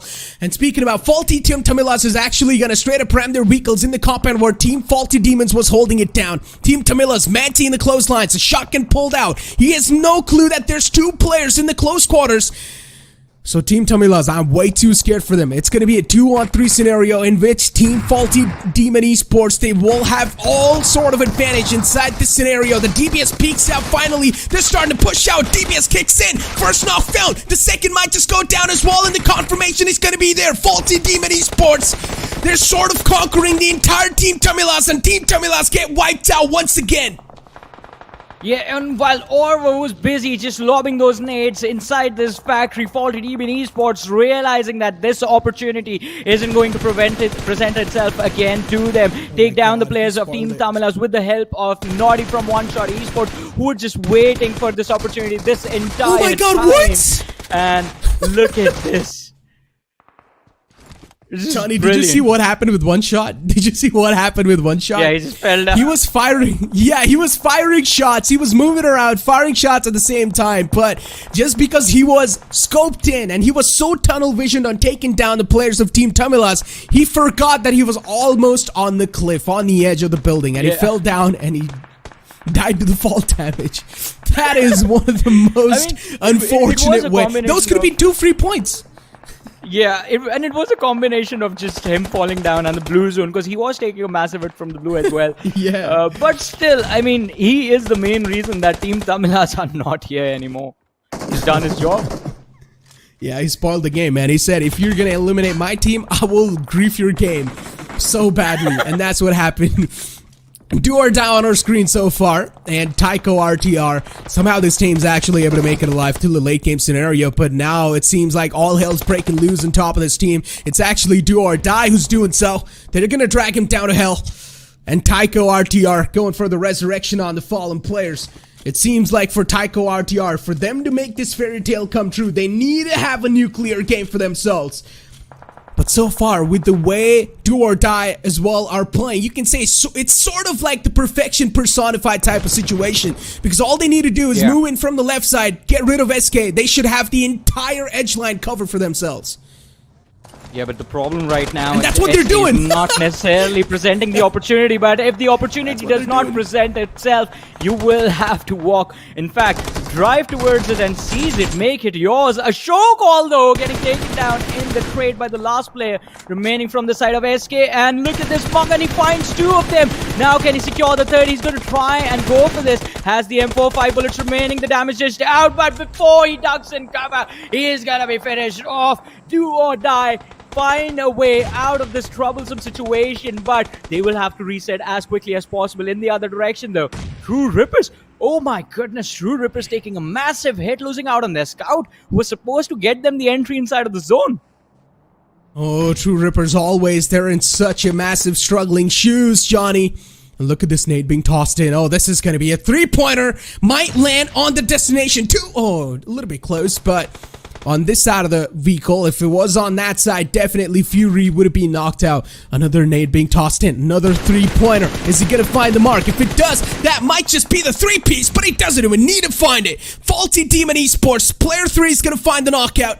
One of them being dropped down, actually 2 of them being knocked out, and now Beast, he's gonna try to retaliate back in style as well, but the wall of death is gonna start to close in, so Beast needs to make it in. The circle is gonna be out in the open. As soon as True Rippers, they're gonna make a run for it. This might just be it for them, but Beast still is trying to out-heal the zone. It's gonna be next to impossible. The last thing comes in, and yes, Beast falls down. He ran there to secure a few extra first aids, but that decision not really working out for the side of True Rippers. Brilliant move by the players of FYD. I mean, just deterring the rotation, delaying it for as long as possible. But look at who is still here, making it to the top 5. Again, we have the players of Team Godlike. 3 players still surviving. FYD in the crosshairs of Jonathan, and he's going to lob a nade just to make sure that the rotation is going to be delayed even further. Godlike, having control of the zone, are looking to play along with this and just deny the control, deny the zone to any other team standing around them. It's not going to be easy, but if they pull this off, this should be an easy game for them. FYD, Faulty Demon Esports.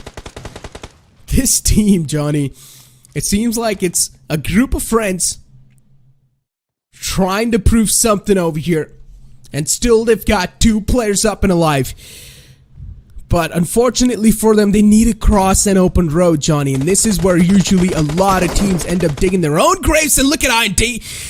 Do or die, finally, they're getting their sights locked on the players of Team INT. And one player gets knocked out once again. Ashok from the back is the one who's got a lot of visual information. And he's going to try to keep on pressing their wounds, try and rub the salt on their wounds. And now even Godlike joining the fray. They've got all the elimination points racked up.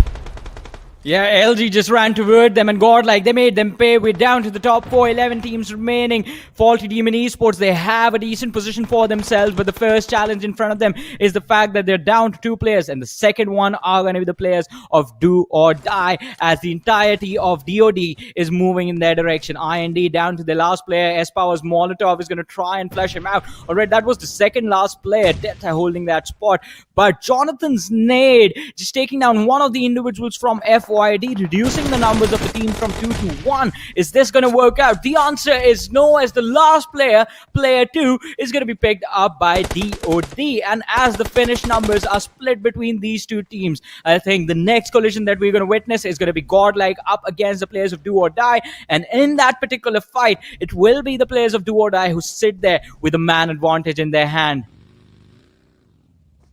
Look at Godlike, all the information from that TPP view, Johnny. And Jonathan, this man does not care about the world, standing on top of the roof. Oh, that was a little risky, but still, I guess this just shows you how much of a bold person Jonathan is.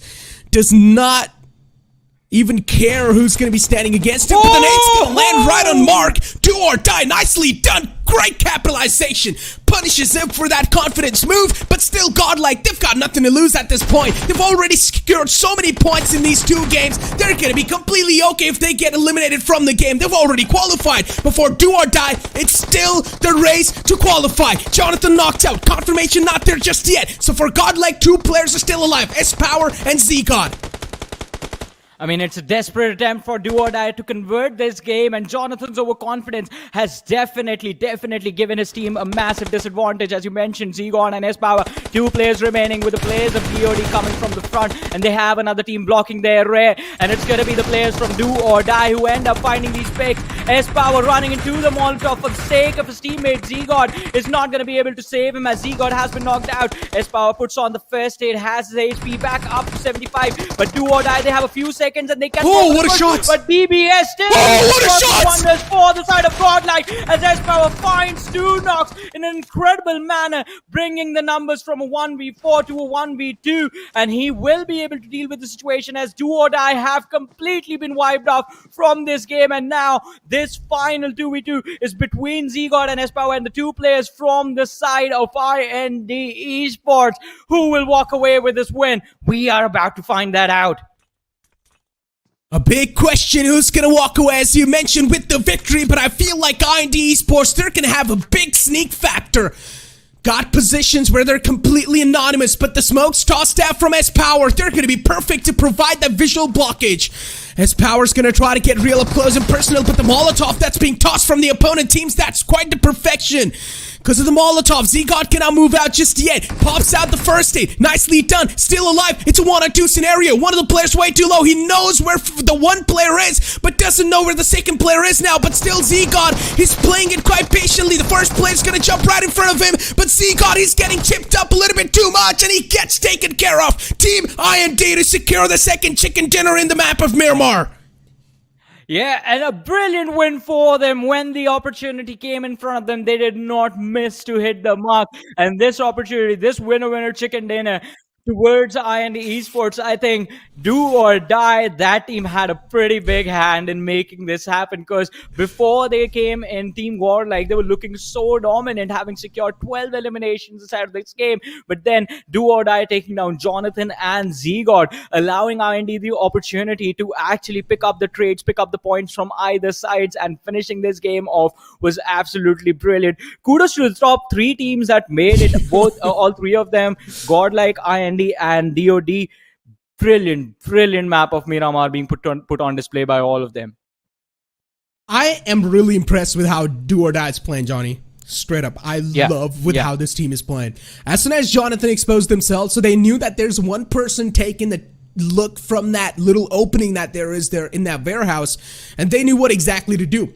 Cooked up the nade to perfection, tossed it, and that nade was so perfectly cooked, it blew up even before the impact happened. So Jonathan had no clue that the nade's coming in. Jonathan got taken down. That was the first advantage they got right then and there, because Jonathan is one of the best players inside the team without a doubt. So when you're going to be subtracting down so much of the firepower, that's going to be cutting down Godlike, or at least you can say their handicap right then and there. And then ESPOWER was still there, who took out the entire team of Do or Die, but still in the end, as long as Do or Die managed to secure a lot of points, that's all that's going to matter. Team SK, once again, unfortunately, early off getting eliminated inside the game. I feel a little bad for this team, but hopefully in the upcoming game of Sanhok, they're going to be able to get the grip back on the thing once again.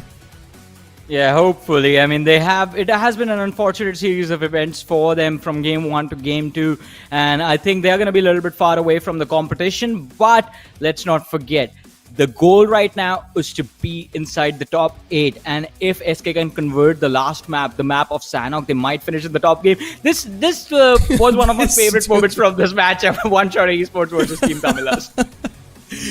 But, I mean, then once again, Johnny, you wonder, why was Team Tamilas not aware of the fact that the team that they were challenging the fight against before, they were only managed to take down 3 players from them. There is still one more player alive, and they haven't cleared. Yeah, they knew he was there, but they still decided to completely reject him, neglect him, and they decided to go for the rotation, and then they had to pay the price for that. For that, I would call that a rookie mistake, without a doubt. You should have checked your backlines. You should have tried to take down the player that was right above you on top of the roof, but you did not do so. You decided to ignore him, neglect him, and then later on he bit you in the back.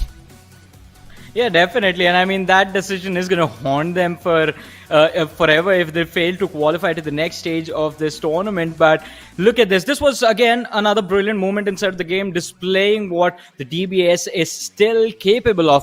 And again, it was a combination of the man that was wielding the weapon and the weapon itself. Both of them. ESPOWER, a brilliant player, and the DBS, a deadly weapon, just destroying the players of Do or Die in a matter of seconds. And IND, Daltu in the final few moments just dealing with Z-God with the way he did, realizing, all right, if he's going to tuck in the corner, I know I have one more player in the back lines. All I have to do is just make sure Z-God does not have any HP to work with. Did not care if Daltu was going inside the blue. He still went for those jump shots, taking a little bit of a chip damage, but by then Z-God was already finished off. But still, what a wonderful game of Miramar by this entire group. Everyone is just not willing to let anything go. Exactly, and another point that I would really like to add on over here, Johnny, is that we talked about preserving the utilities, and in the end, that man had that one Molotov that changed the entire game. Because if that DBS man, ESPOWER, was alive, he would have pumped a lot of power into your guts, so he needed to go right there. And that Molotov was something that softened him so much that ESPOWER could not do anything. One single bullet, ESPOWER was dead right then and there, and then one more man, it was Z-God in the end, and he did not also have a lot of breathing room, so he got sort of, you can say, just suffocated to his death in that little room, and even he got taken away. So nicely done by Team India. Even GODLIKE Esports, I would like to say, they had those 2 smoke grenades that provided them so much of that visual blockade. And I would say these type of utility utilization in the final moments can really turn a situation into your favor, or either you're against it. Yeah, definitely. And I think I'm glad that you brought it up, that one Molotov changing everything, turning this game from a 50-50 2v2, which could have actually gone either way, to a fight that completely was in the favor of Team IND Esports unless Z-God just went berserk and pulled off that final 1v2, which would not have been easy because he did not have a lot of space to work with as well. So again, utility management is going to be important. A few smokes, a few Molotovs towards the end can be game breaking, and it can completely ruin the winning opportunity for the other side and swing the victory in your favor. But again, with how these games have gone so far, I think the one change that we will witness are going to be Team Mayavi and X7, because they did not really get a lot of cam time in this particular match, but I want to see what they were able to pull off, because Team Mayavi, they just got completely destroyed mid-rotation by the players of Team GODLIKE.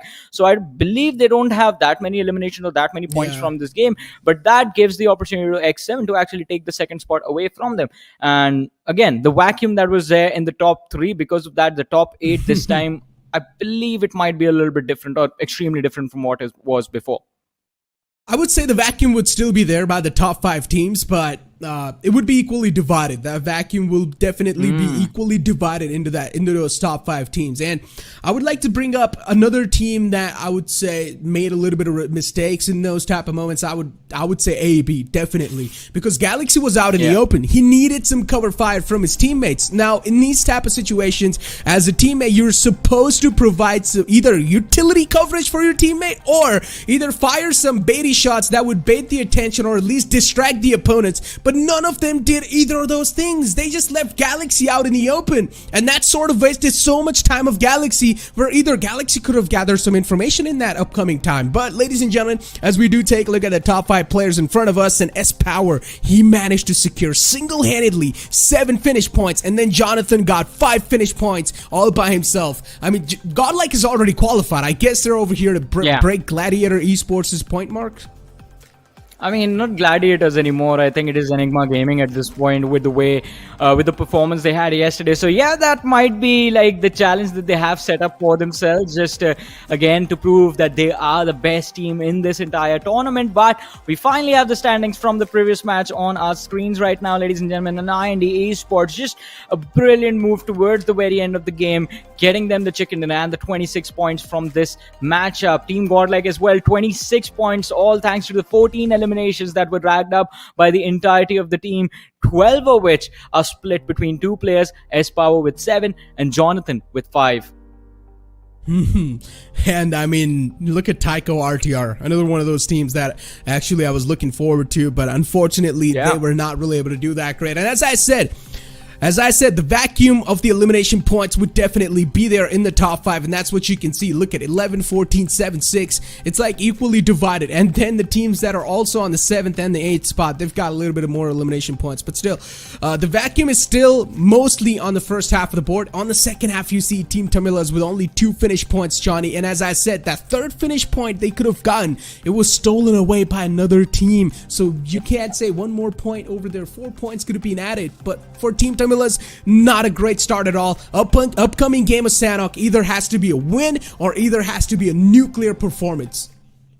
Exactly, it has to be a nuclear performance. I mean, you keep saying it, but that is what it is going to be needed from them if they want to make it to the next stage of the tournament, especially considering Team Tamilas has been a big name in the BGMI community for a while now, and the expectations, the fan base, they have a massive fan base supporting them and cheering for them. So they will definitely want to be, they want their wishes to be fulfilled by the team. But let's see what is going to happen. They still have one more map remaining, and hopefully Sanhok goes their way.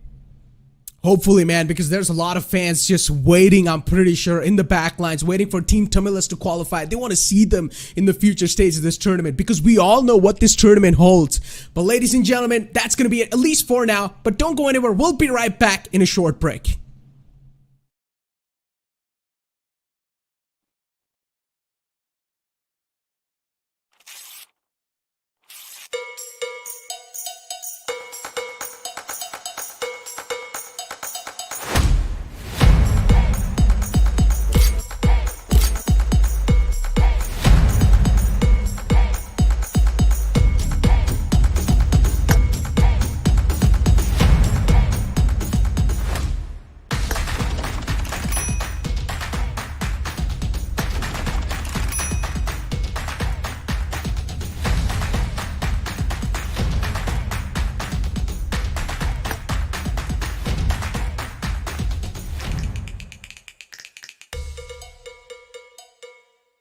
Map की जरूरत तो अनजान गलियों में पड़ती है, पर Erangel की गलियां तो हमारे दिल में छपी है। What's up, team? Hey, guys, rich पे बंदा है, रिच पे। अरे यार अभी हम स्मोक कर रहे हैं। साइड मार किया मैंने।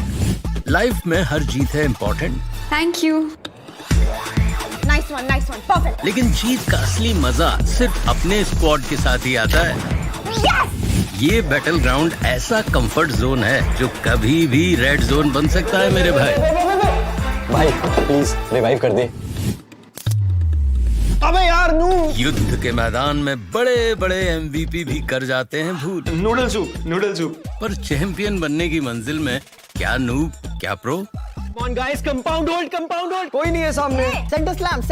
स्मोक कर कवर ले। एक HP है भाई।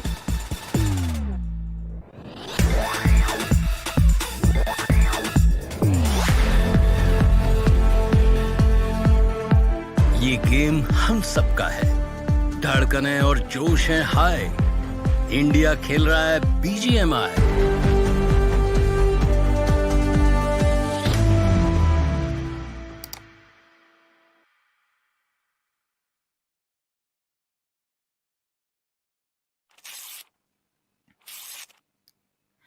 Welcome back after the break, ladies and gentlemen, with Group 7 all set to play their last game of the day. It's me, Super Johnny, joined by Salty alongside with me as we are getting ready for the action. But Salty, before we start talking about Sanhok, I mean, how is this day going? Is this living up to your expectations? Because for me, the answer is a simple yes.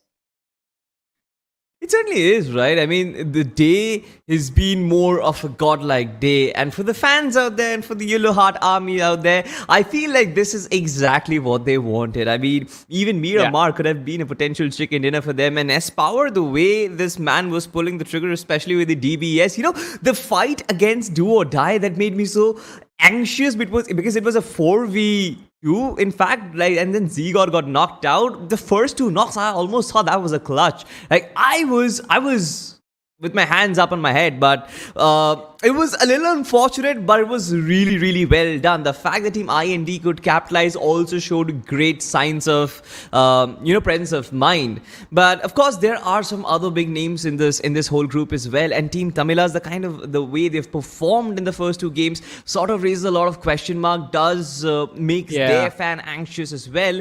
Another team which did perform really well in the map of Erangel, that was Team X7 Wolves, could not really show up. So these are the teams who will be really looking to capitalize on the map of Sanhok. Godlike, meanwhile, might just be chilling. You know, they are well set.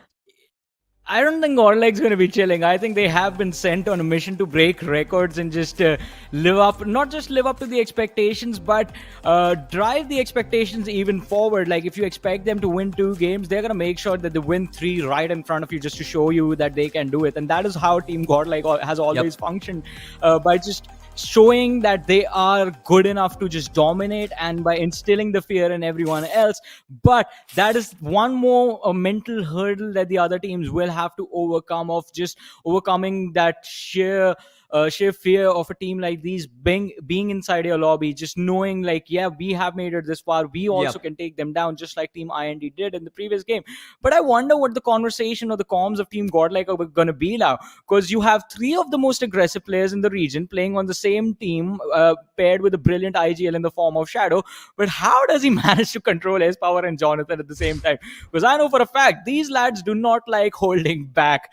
No matter you put them in a 1v4, 1v3, they are not going to hold back anything. They just like to go up front and take the fight.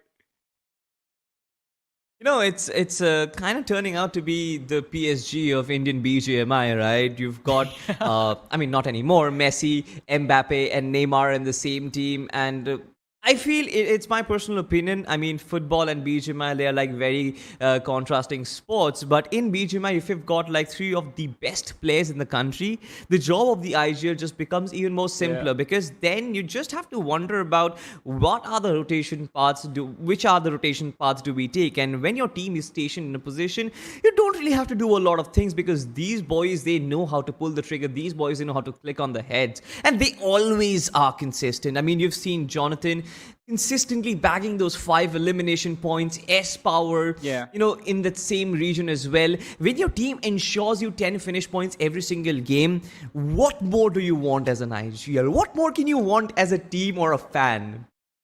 Exactly. I think, exactly, you mentioned it perfectly. When you have players like this, you know each of these players can deliver on an individual level. It makes your job a little bit easier, because you can set them up in positions where ideally, if players weren't just like exceptionally gifted, because S-Power and Jonathan at this point are 2 of the most gifted players at the game. And if you do not have players like this, then you might have to second guess your decision with how do you want to play with this team. But having Jonathan and having S-Power allows you that extra bit of freedom, that you put them in uncomfortable positions and you know they will either create an opening for the rest of the teams to capitalize, or they will overcome that challenge all by themselves, allowing you a completely different advantageous scenario to play with. So I think that is one of the advantages that they have. But it's not just the 4 players and the team and the IGL that are making this happen right now. It's the 3 players and the IGL that are making this happen. Let's not forget they also have a brilliant coach backing them up. And this is where I want to draw the comparison between them and Team Mayavi, because Team Mayavi again has been one of those team, and Mayavi has been one of those names in the scene who has been exceptionally well at scouting young talent and grooming them, getting them up to the power with some of the best players in the country and turning them into some of the best players in the country in a little while. So he has done that again and again, and with this team specifically, I believe that is again his goal, and he knows how to do it consistently. So Team Mayavi, I want to see how quickly they can improve themselves, because I mean the first game was definitely a momentum setter for them, but in the previous match that was completely taken away, shut down. Now one of the first challenges that we get to witness them overcome is the recovery of momentum after losing a team fight so brutally on the map of Miramar. Can you reset yourself mentally and refocus on the fact that you necessarily don't have to finish off that one team that took you down in the previous map, but gain the points and try to beat them on the overall leaderboard? Exactly. Now, you spoke of Mayavi very correctly. And one of the reasons why I feel like they fell short on the map of Miramar, because Mayavi spoke in a podcast very recently where his whole aim is to develop the most aggressive team in the country, right? He wants his team to be in a position where they are comfortable taking any fight that there is. And that has a drawback, of course, right? There is always a trade-off in any approach that you apply. And I feel like this is when, in those dicey situations, when the situation is not in your favor, but you still want to go in for that fight, sometimes Team Mayavi will falter. But I feel like since it's a young team, right, they lack that experience, they lack that game time inside one of these higher tier lobbies, probably as much as a Team Godlike would have. So in that stark comparison, I feel like experience is the best judge in this point. They will be able to figure out which fight to take and which fight not to take. With experience, this team will eventually get better. But if you know how to take your fights, if you are aggressively perfect, then I feel like this team does have the potential to become one of the best in the country. And Mayavi very strictly stood by Blacks in that podcast, which I was talking about. And Blacks did deliver. We saw him single-handedly take his team to a podium finish and also rack up a lot of those finish points. So I'm really, really looking forward to what they can do on the map of Sanhok. I feel like there is a lot of destruction coming our way, and I just hope that the rest of the lobby, can cope up with it. Well, ladies and gentlemen, I mean, we have been discussing a lot about these big names and, of course, the younger players that are joining them in these lobbies as well.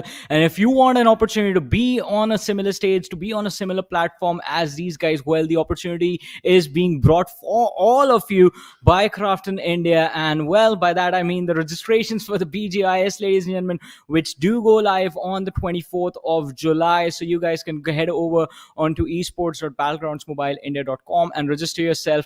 And again, we keep mentioning this every single time we talk about the registrations. Make sure you're taking your sweet time and filling out the form and the details very, very carefully, because that can actually cause a lot of problems for you as you start playing your matches. So before that, paperwork needs to be done properly. That is one of the lessons people learn in esports a little bit later on.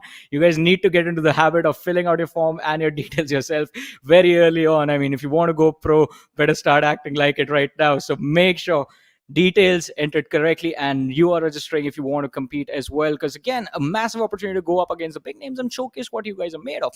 I mean, we're seeing lovely teams. DOD in the previous game, absolutely brilliant.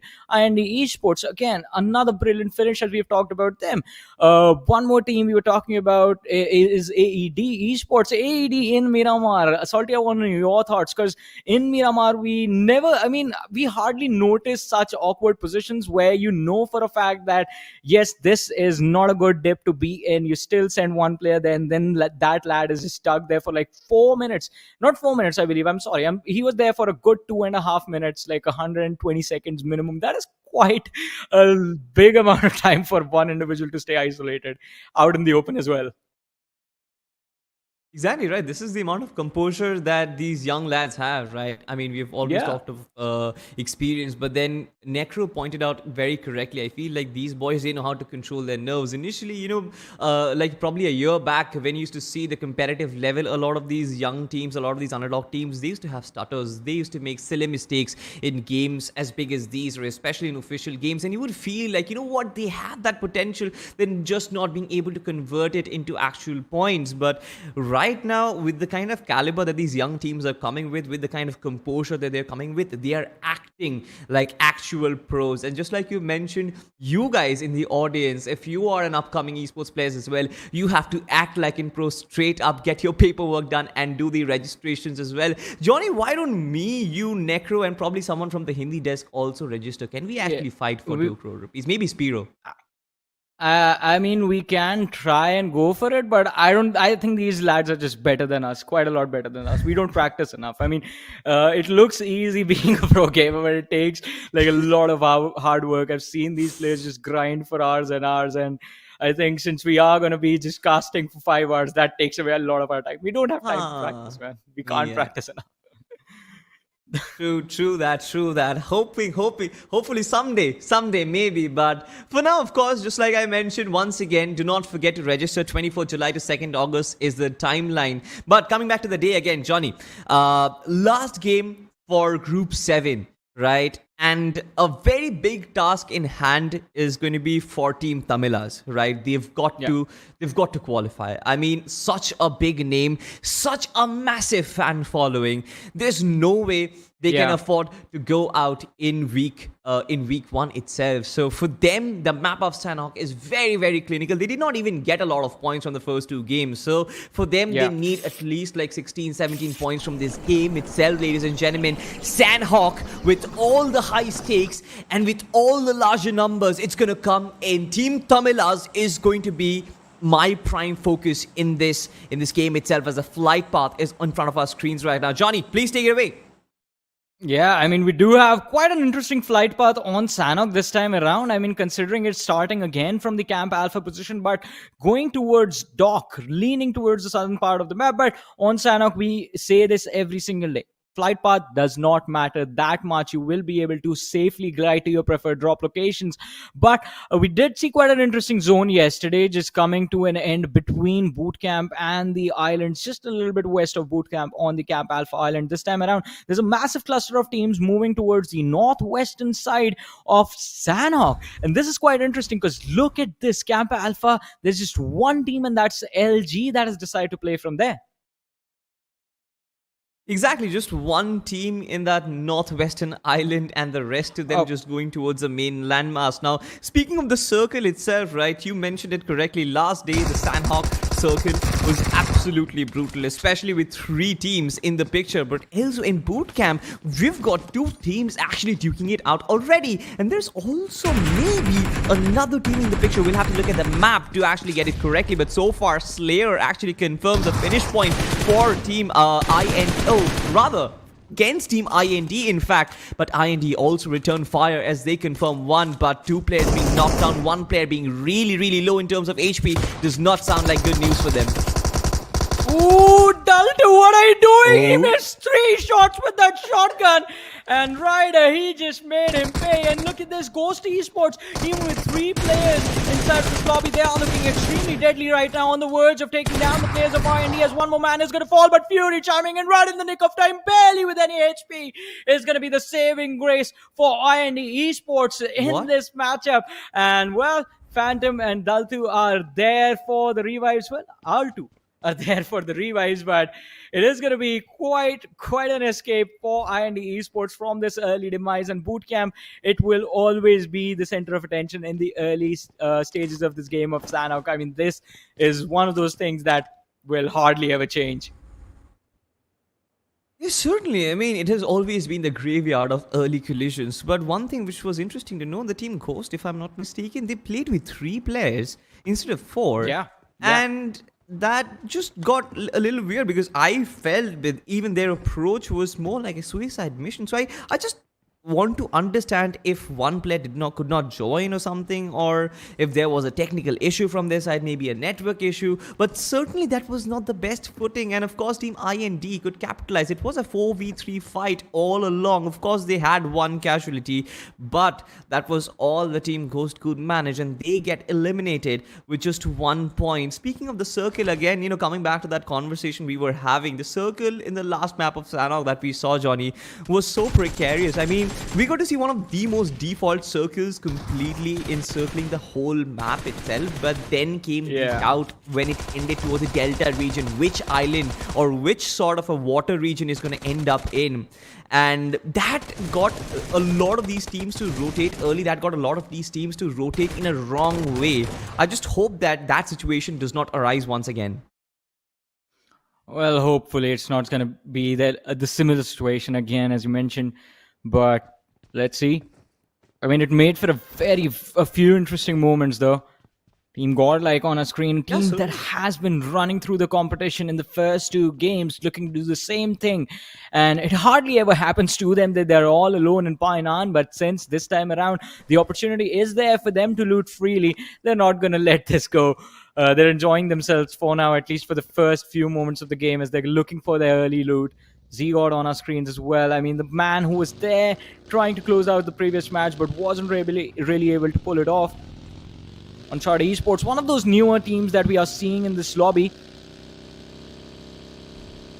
Yeah. I mean, once again, their performance has been rather underwhelming so far, because we were hoping for a lot more, especially for one-shot esports. And a certain amount of underdog teams have actually shown us what they're capable of. For example, Faulty Demon Esports, for a matter of fact, the way they played, the way they take their fights, even in the map of Erangel, in the map of Miramar, they were brilliant. I feel like that is one of the teams who can come close to, let's say, a team Maya, for a matter of fact, when it actually comes to the aggressive gameplay. But of course, Mayavi's movements were way better. But well, let's see how this is going to go out for them. But AB on our screens right now against the players of LG in the distance. And I believe, alright, DevilIGL has spotted out one of the players from the side of LG, so he's going to be aware of the position of the rest of the teammates. But LG, they are the first ones to react, as Galaxy from the side of AEB is going to be taken out. But the trade does come in for AEB India, as they do find a return knock. But the distance between the two teams, it's going to be a challenge to go for a push. DevilIGL does not care, leading the charge for his team from the front lines. And Deadshot moving around on top of this hill. Devil has heard his footsteps. He's crawling forward with the AKM in his hands. 2 nades on him, but he's not really going for the nades, although Deadshot is trying to deter this push from the side of AEB with the help of the utility. And the smoke has been lobbed as well, just to allow him a little bit of a breathing room and for his teammates to relocate as well.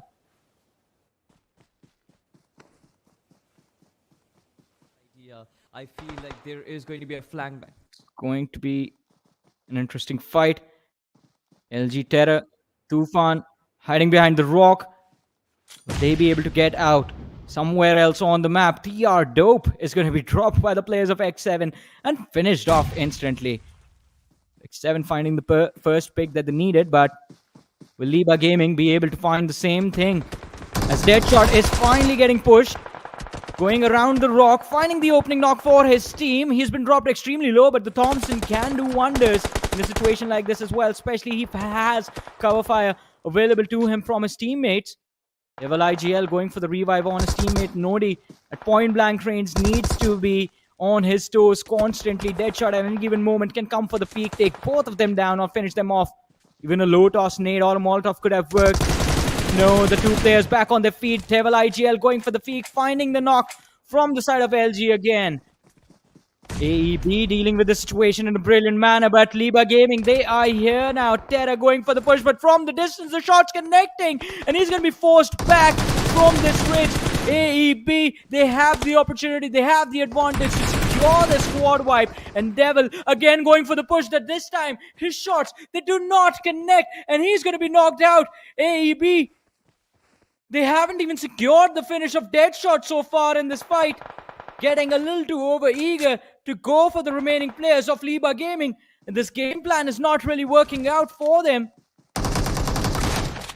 in the distance, seeing those pixels of Terra, but Terra armed with the DBS is just raining hell and Terra upon the players of AEB. A little bit of a reset between the two teams now.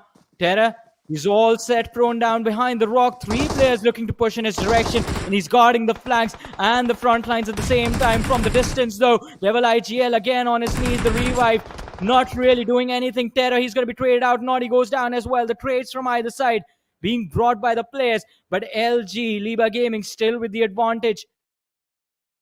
Tufan and Exen, are they looking to back off? Can't really close the distance between themselves and Terra to go for the revive, as Polar is going to be here guarding this rock. Deadshot, the finish is going to be secured. And Terra is not going anywhere as well. So AEB in a matter of seconds have managed to turn this entire fight around. And Galaxy, this might have been a mistake. The flank, he goes down before he was able to toss that nade. His position has been compromised, and with a magic pixel of HP, he lobs the nade, but it does absolutely nothing as it lands on top of that rock, and Tufan still managed to stay safe. And Johnny, I heard that you were really missing me, man. That's why I'm back on the desk once again with you to cast this game. And this fight between Leba Gang and AEB, it's been extending for a really long time. And you know, man, I'm not really a big fan of these early game stalemate scenarios. Well, I mean, it is a stalemate for now, but how long Oh! situation beyond cancel? But look at this IND Esports. They've taken the Danger Man out. The first person to go down from the side of Team Godlike is going to be S-Power. Yeah, always it's Shadow who goes down in the front lines, because that is the man who likes to play in the front lines of Godlike, and he always ends up losing his life. And this time, once again, Godlike is down to a 3-man squad. IND able to steal that frag away. Now they're going to be having those little evil smiles on their faces. Look at S-Power. He knows Delta is somewhere in the front lines. Not really catching the damage just yet. Nate's going to be tossed in from the back lines, but S-Power's going to start to push up. Delta's got no other option, but the Nate's going to be chucked right on top of his face, and he gets blown to smithereens. No escape for him there, as he's going to be finished off. The last player from the side of IND Esports trying his level best to survive, but was only able to secure that 1 point from the side of Godlike. And look at this, AEB Finally. Esports. They are back after a break of a few seconds. Polar finding Tufan, reducing the numbers of Leba Gaming down to the last player, Zen. And now AEB, they're looking to put Leba Gaming out of their misery. For the push, the smoke denying vision to either side. Shots connecting on Zen. Can the finish be secured? Oh, There really it is. good question, Johnny.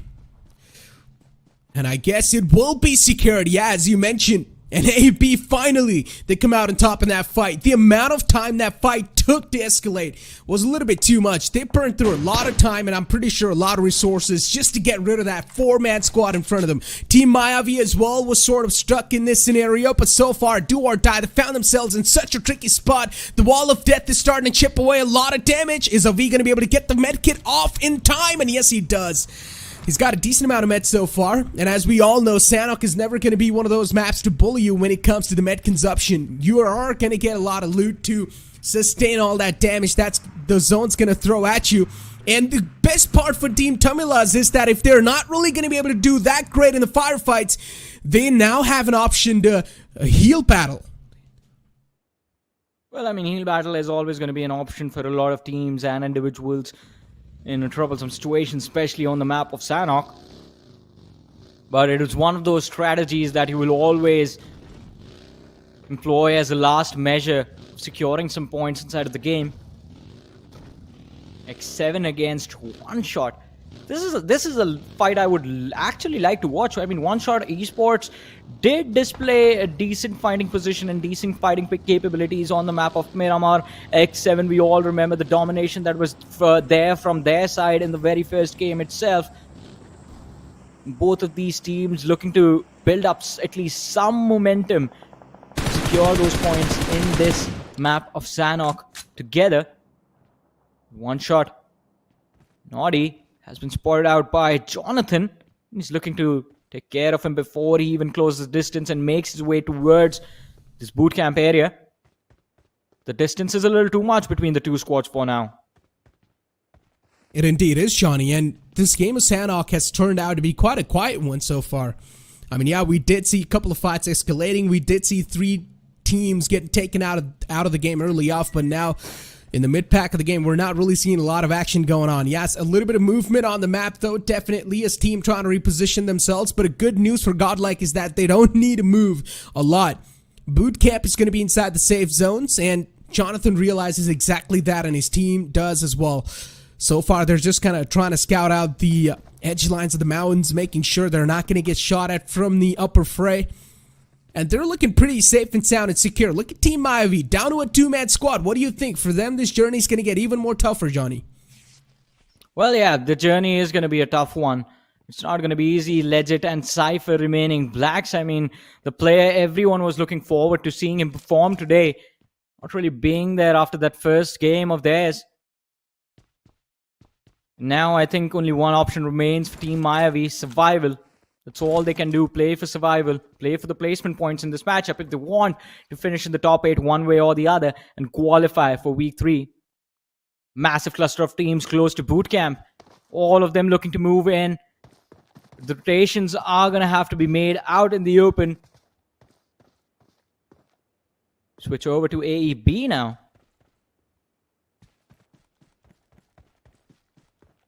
AEB on our screens, and Devil IGL from the side of AEB. He's managed to secure 2 elimination points, and I've noticed one thing. Galaxy is always like the sacrificial lamb of this team, huh? Even in the previous fights that we saw AEB get acquired, get busy in, Galaxy was the one who fell down first, and then the rest of the team started fighting for Galaxy. So that man is one of those people that his teams really just is like, whatever. I guess Galaxy goes away. It's not going to be a problem. I'm just kidding. Probably it's not. Probably that's not the case. But I would say they need to work on the communication factor a little bit more. Yeah. I think, yeah, I have no idea if that is actually a strategy for the team, but yeah, high chances of that really not being their game plan. I think it's just a series of unfortunate events from the side of Galaxy, him just being the scout of the team, being the player to be forced to play on the split and always getting caught off guard. But I have to give props to the team of managing to make sure that they don't lose out on Galaxy for nothing every single time. They either get a trade or they get him back to safety after he has gotten as much information as possible. But X7 right now trying to take a few shots on the players of SK. Evil was the man from the side of X7 who was knocked out in that unfortunate trade of bullets.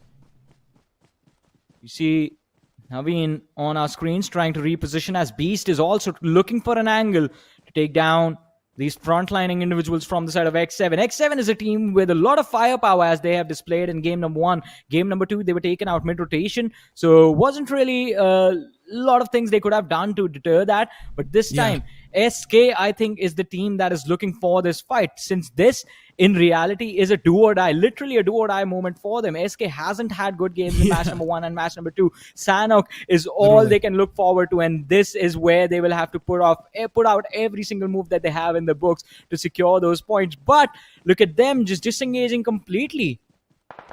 Yeah, for them, the game's going to be like a chessboard. Yeah. Pieces will fall, but you should not let your mental crumble down. And so far, location top of the rock. He knows there's a team approaching him in the front lines, and SK all the time. It is just the bad luck, or I don't know, the map awareness sort of lacking down for SK. They're always getting surrounded by these teams, and look at this now. It's X7. You do not want to be in the sight lines of X7. Even True Ripper's in the front lines. It's Fury, who's managed to get his eyes locked on the front. Tyco RTR does not want to, any piece of that, does not want to be engaged in an action. So that's a really good decision from them to just move away from that spot. CR7 now, they're going to get engaged against Tyco RTR. And CR7, they do not really have a lot of breathing space. They're sort of tucked in a compound, in a house where things are even more tougher to survive. But Tyco RTR, there's a chance to retaliate back in style. DBS comes into play, but still the opponent strikes supreme. DBS still not able to land the shots. And Chonur, he's going to fall down as well. Not good for them. Tyco RTR, they pounced on top of the team in the front with so much confidence, but now they're gonna get completely eliminated, and the last player dies off of the third party. Johnny, what just happened? Tyco RTR, overconfident engagement. Yeah, I mean, a little bit of overconfidence and a little bit of Next just being on point over there in that entire fight. I mean, yeah, Konda tried his level best to take down the individual, but it was Next chiming in right in the nick of time, taking down two individuals from the other side, from the side of Tyco RTR. And also, a special thanks will be handed out to Jonathan from the side of Godlike, who was able to take down the last player from the distance. But before they can reset, the team of CR7 is going to be put under pressure again, as SK was pushing in their direction, but all towards boot camp we go, as True Rippers are actually getting taken out. The team of TR is getting taken out by the players of Team Godlike. Oh, mistake, a big mistake to go inside unknown territory without any information. Did not even use the proper rituals to do so. They should have sent a man at the front to scout these sidelines out, but they didn't do so. And then you've got Devil IGL with the DBS just blowing someone up. AB, they've had a really solid start for themselves, Johnny. 7 elimination points already this early inside the game. Nate tossed in, confirmation done. Now we've got SK on our screens. SK, they have gotten a casualty onto themselves, so it's a 3, or at least you can say a 2-on-2 scenario. But for DOD, do or die, things are starting to get even more dicey. The fallen player needs to be revived. His name is Ajay YT. He's starting to back off towards his teammate. Do or die.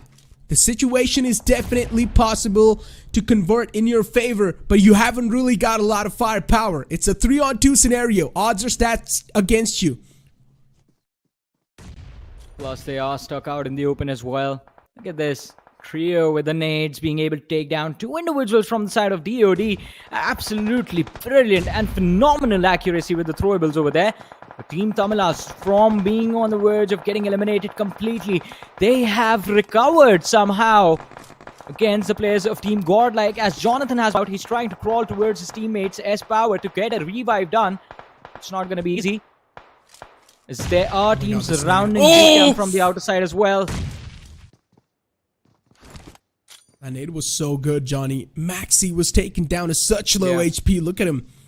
He backs off in the right nick of time, starts to patch himself up, but the big problem for Godlike is that Jonathan is running out of time. He's gonna bleed out soon enough if he's not gonna get the resurrection in time, but Z-God is there. Like a good support, like a guardian angel, he's gonna save Jonathan. He's trying his level best. And lucky for him, no more utility being lobbed into that trench. Otherwise, both of them would have been finished off in an instant. But now, since Jonathan is back, Godlike is back with at least 75% of the firepower that they've had. Since Shadow has already been finished off, there's one more team that has actually managed to take control of at least one part of bootcamp for themselves. Oneshot Esports, they have been here for a while now. And look at that team, Mayavi, taking control of the warehouses in the back. So bootcamp is completely populated right now. I don't think there will be any other team that will be able to enter this position without one of these 4 present squads being taken out before that. But Team Godlike going for the push on the players of Oneshot Esports. Wow. And Noob is going to be taken out.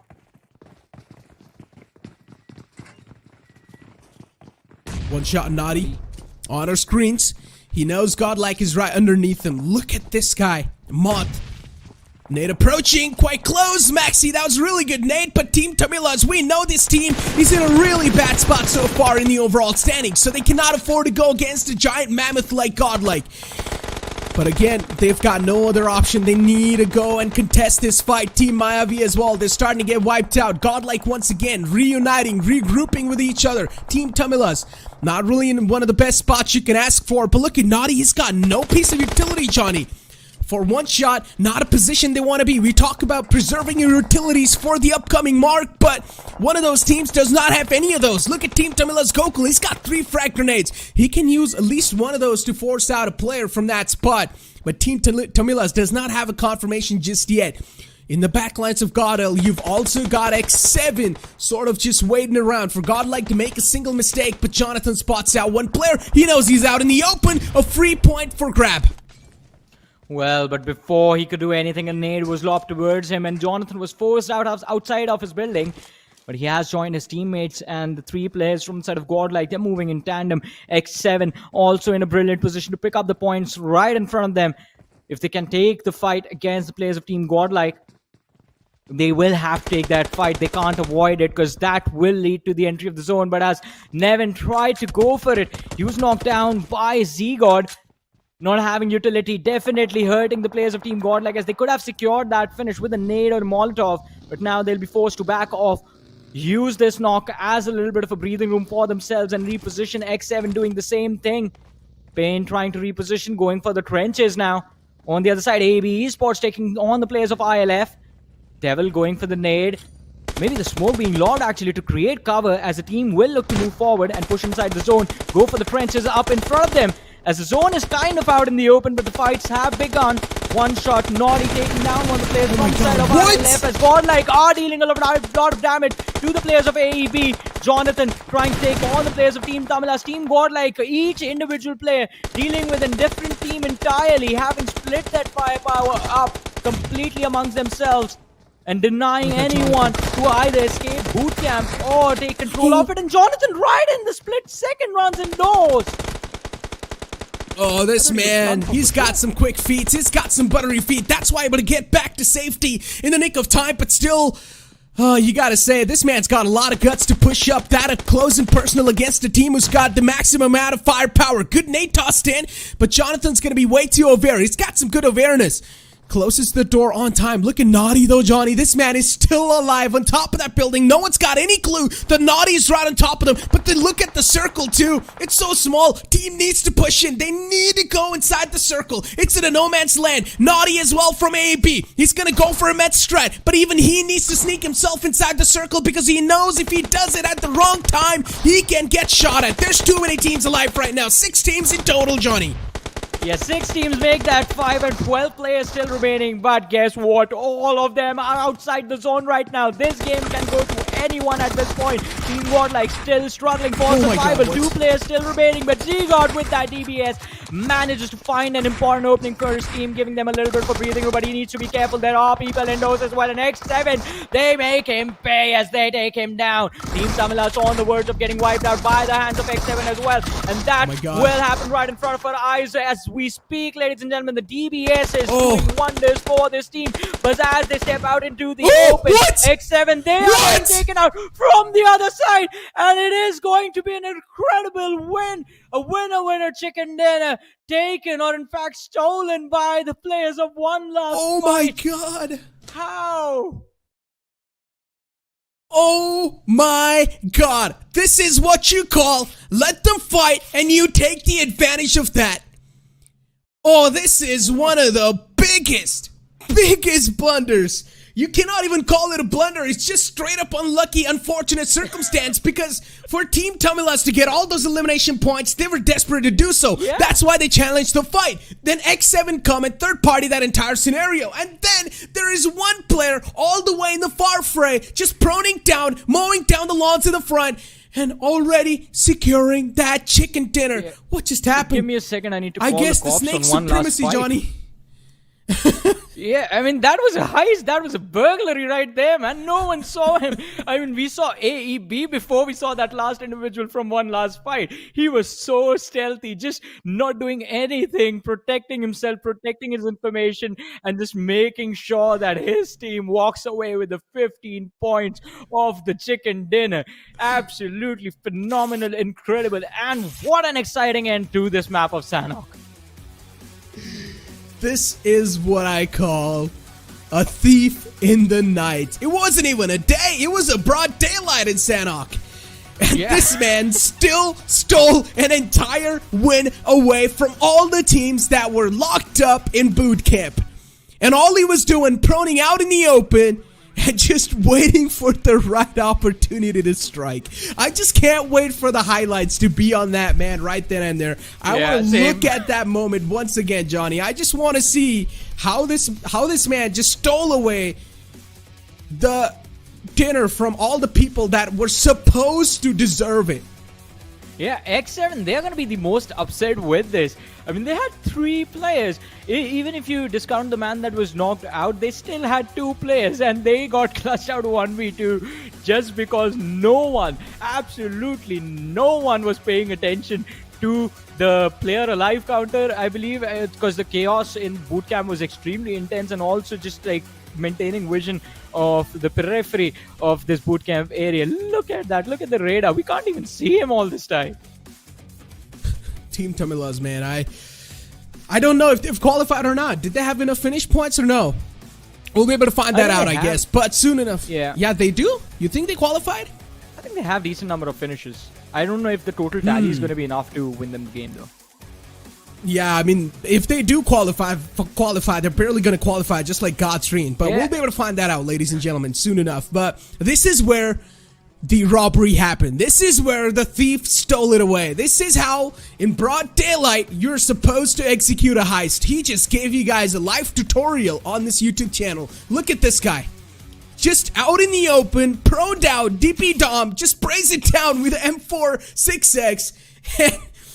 If we had the camera feeds of the player, I'm pretty sure he's going to be sitting back. I'm pretty sure this man is going to be at his home, on his bed, lying down, and he's going to be laughing. He's literally going to be laughing out loud. For sure, because I mean, along with him being armed with the M4, I mean, the perfect weapon to just dish out extra damage to the players of X7. I mean, he's going to be grateful to the players of Team Tamilas as well for delaying X7 exiting that building and return taking massive amount of blue zone damage in that final few moments of the match. It was so intense, and I think even X7 forgot about the fact that, oh, there might be an extra player on the outside. After having dealt with the players of AEB, I think they might have also assumed that any sort of grass area on the other side of that boundary of bootcamp would be empty. There would no one be there, because it did not make any sense for anyone to be there in the late game situation. They just saw AEB and that was it. But one last fight, OP Dom just proned out like an absolute brilliant stealthy assassin. Was something that was unpredictable, but it did give us an exciting moment. But now the main question is, the highlight moment was yours. You gave us a lot of entertainment in that final one clip of the game, but do you have enough points to qualify in the top 8? That is the question that I'm asking now. That is what we're here to find out. Which teams are barely going to be able to qualify and which teams are going to be the table toppers. I think so. The table toppers are clear over here. GODLIKE, without a doubt. They have to be on the first spot in the overall standings. On the second spot, maybe X7 or some other team. But another big names I would like to say that barely have qualified, or maybe not even qualified. I think so. True Rippers did not qualify. They were not really able to qualify at all. They did not do good in all of these 3 games so far. So True Rippers, I highly doubt they're going to be seen in the top 8. And considering how much of a big name this organization holds, it's definitely going to be a big shocker for their Orcs fans. But moving on forward, Johnny, one thing is for sure. This group, Group 7, has been one of the most entertaining groups so far in BGIS. I mean, for sure. I mean, it's filled with a lot of action. It's filled with a lot of moments that you would not necessarily expect for the players to create for themselves, or maybe the opposition just getting completely destroyed mid-rotation in one go. I mean, it has been entertaining, but because of that, I think the overall standings are going to be extremely chaotic, and it's difficult for us to predict, apart from, of course, Team GODLIKE, Team Mayavi, and X7. They had a brilliant first game, so there's a very high probability of all these 3 teams making it through. But what about the next set of 5 names that will be joining them as the top 8 in the next bracket? So that next 5, it's extremely difficult to predict, because now in this particular match, Team Tamilas had a pretty decent run, and because of how inconsistent the other teams have been in the previous 2 matches, I mean, it can go either way for them. Similar situation, I mean, can be created for a team like AEB, because while AEB might not have necessarily secured a high number of eliminations in every single game, this game in particular and the previous matches, I believe they have had a decent number of placement points, just not finishing on that absolute 0 in either of them. But so I think that can actually work out for them if the total tally on Sanhok is quite decent enough.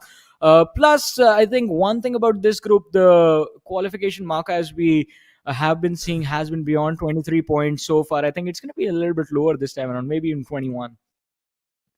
That is true. I mean, but you know what, Johnny? I'm going to hold on to that conversation for now, because soon enough we're about to find out who was that man who got the most amount of finish points and the most amount of damage dished out. It's going to be Jonathan. MVP of that previous game with 4 finish points. Not a lot over there, but still, considering it's the game of Sanhok, inside Sanhok, usually the elimination points are equally divided. That's why you see Z-God and Jonathan with a similar amount of finish points, and then you've also got GOKUL with 4 finish points. In general, everyone in the top 5 finish points, you can see, everyone's got the similar amount of points. Yeah, I mean, may the force be with you, my friends. As I mean, we do have all the top players, as you mentioned, all 5 of them there with 4 finishes, a tribute to the 4th day of BGIS, I guess. But it was a brilliant game from Team Tamilas in this match as well. I mean, we do see GOKUL there with 4 eliminations. I wonder how many did his teammates get. And as I say that, I guess it's time for us to move forward and have a look at the points table for the game of Sanhok and see what the total tally for all the teams is going to be like, as X7 bowls, even though the chicken dinner wasn't there, so all thanks to the number of eliminations, they do have the total tally of 21 last fight, finishing with 18 points. Team Godlike finishing with 18 points, and Team Tamilas is there in the top 4 of this match. 6 eliminations in total, 16 points of total tally. Is this enough to push them through? I think so. They made it to the next stage. They made it. Team Tamilas qualified. They qualified. They probably have a lot of points there. Yay! One last fight. Team Tamilas qualify. X7, of course, they've been doing fantastic. Even AB India, I think they're going to qualify. But we still need to find out who are going to be those teams that barely qualify. I think so Mayavi would be barely able to qualify because this final game wasn't consistent enough, or wasn't consistent finish for them. Do or die as well, sort of in a shaky spot. We don't know what's going to happen with them. But one thing's for sure, in the known names, we're not going to see true rippers moving forward. Yeah, and SK as well. I think in the known names, as you mentioned, I mean, True Rippers, they are going to be left behind. But I think SK is one of those teams that's going to be concerned about their qualification as well. But ladies and gentlemen, all speculation aside, we will have the overall standings, the overall rankings in front of us right now. And here we go. Team Godlike, they make it through. X7 makes it through. And look at that. Team Tamilas, they are there right on the 8th position with 19 points to their name. Barely pushing through. That's a clutch in the game of Sanhok. This is what you call clutching that moment. And then one last fight, that one single chicken dinner from that final player secures them in the top 5, Johnny. This is impressive. One last fight in the top 4 just because of that chicken dinner, just because of that one player named Dom. He saves the day. I would say that guy is really the Dominic Toretto they need in the family. I mean, and he did it all for his family, his teammates as well. As you mentioned, it was that one chicken dinner because they have just 6 finish points, 23 placement points, out of which 15 came from the last game. But look at this. Oh my goodness. Just one extra point, I believe, on Team Tamilas. Dude. One extra point. This is crazy. One extra point. Yeah, that too, placement. Team Tamilas had 11 placement points, and that's why they won this race. 1 point ahead, and that's why Team Tamilas barely qualify. That clutch run inside the map of Sanhok saves the day for their team and the org. You gotta thank your lucky stars right there, Johnny. Yeah, I mean, they definitely have to, because Tyco RTR, I want to talk about them in particular on the 10th position. We saw them be a part of a very intense fight in Sanhok itself, and they would have actually gone to secure a few more points had they not been caught completely off guard. So this top 8 could have been completely different, but since Tyco RTR was eliminated in this match, Team Tamilas making it further inside of the game does help them push through to the next stage of the tournament as well. But that was a close call, Necro. I mean, one last fight, that is a prime example of why I always say underdogs bring in a really anonymous factor, anonymous aura. You never know what's going to happen with you. And this is where Dom surprised the known teams. He surprised X7 with his presence out in the open like a snake just crawling around. And yeah, well, that's underdogs for you, ladies and gentlemen. And that one single game secured them in the top 4. A really remarkable position to finish yourself. And nicely done, to be honest. Really nicely done. Used his brain, kept his trigger discipline, did not fire any type of shots early off. And that's why no one knew where the player was positioned, Johnny. Moving forward, I need to talk about a little bit more about the teams that did not qualify from that previous group. I feel like we can definitely focus on True Rippers over there. And one of the main problems with True Rippers is the scouting. They need to improve their scouting, that's for sure. So many of the times, they blindly stepped in a territory that they should not have been. That's where a scout is really needed for your team. Completely agree with that. I think a little bit more awareness of the surroundings was definitely needed from the side of True Rippers, and that will definitely be one of the big reasons why they are not going to be moving forward in the next stage. And it is quite surprising considering it is one of the biggest names in the region in terms of the esports orgs in this country, and even with BGMI, they have been there for a long time. But all is said and done. Previous group is done. Now moving on to Group 8, Necro, we have the teams in front of us. Blind Esports, OneBlade, Galactic Gamers, Raw Official, Team Furious Esports, Beast Hunters, Legendary, Furious. A lot of big names stepping in right now. I mean, matchup in front of us, ladies and gentlemen. And now, as we say, once again, known teams you talk about over here, Blind Esports, of course, it is one of the known teams. Then you've also got OneBlade, that is also one of the known teams. Galactic Gamers, Raw Official, the Furious Esports, Beast Hunters. These teams definitely somewhere down the line, they have a little bit of knowing inside the community, but there are, once again, going to be a lot of those dark horses. And Salty, welcome back on the stage. How are you feeling? I'm feeling absolutely brilliant, man. I mean, the last group was so topsy-turvy, especially Team Tamilas, the way they made their way inside the top 8. I feel like, you know what, we called it. Team Tamilas, they've got that clutch factor in them, and when the situation really called for that performance, this team really delivered. They got in by the bare minimum margin, and this is why we talk how important it is to get that extra finish point for yourself, to get that extra placement point for yourself. It's a battle of survival. And you know what? When a team gets eliminated by just mere margin of 1 point or a placement point here and there, it just feels really sad. But that's how tough the competition is right now, and I'm hoping the best for even Group 8 as well, because you've got some big names. Blind Esports, of course. S-Power is not going to lead because he is in Godlike right now, so it's going to be interesting to watch if Blind Esports will be able to continue the run of domination that they have done in the third-party tournaments that have been happening so far. Another team that I'm actually looking forward to is going to be Team OneBlade. Oh yeah, OneBlade. I've heard a lot about this team, and I've also heard that this is also one of those upcoming organizations, so I really want to see what they've got into themselves. And you mentioned it perfectly. Blind Esports is, of course, going to be one of the 5 fan favorites inside the Group 8. Even though S-Power's not going to be there, but still they've got so many good players. For example, the likes of Nakul. We know what this player's capable of. They've even got Ronnie over there, Ayogi. All these players, we know them. They have been performing inside a big stage since such a long time, Salty, and they should pack a big punch. S-Power leaving, yeah, that is a big firepower subtracting, but I still feel like the other players should be good enough to fill the shoes. You know what, Necro, I draw a lot of parallels between football and BGMI because I'm crazy, but it kind of feels like, you know what, S-Power's transfer was more like Real Madrid selling Ronaldo to Manchester United, but Real Madrid is still going to be Real Madrid. They've got enough players in the backline, just like you mentioned, every single one of those players. They're really crazy. For sure, there's not going to be a player going to assure you 5 finishes, 4 finishes every game, but still, as a well-packed unit, I feel like Blind Esports, they've got a lot to offer. And the same goes for OneBlade Esports, right? OneBlade came in for R Esports. They were R Esports. They were known as R Esports initially, and all of these players, Canary especially, I feel like they're very, very consistent, and they've got the survival game on point. So I'm really hoping that this match of Erangel is a good start for the known names as well as the underdog teams. Ladies and gentlemen, the flight takes on to the skies, and Necro, take it away. Exactly. Plant flat path starting all the way from down south, from nowhere up north towards shooting range.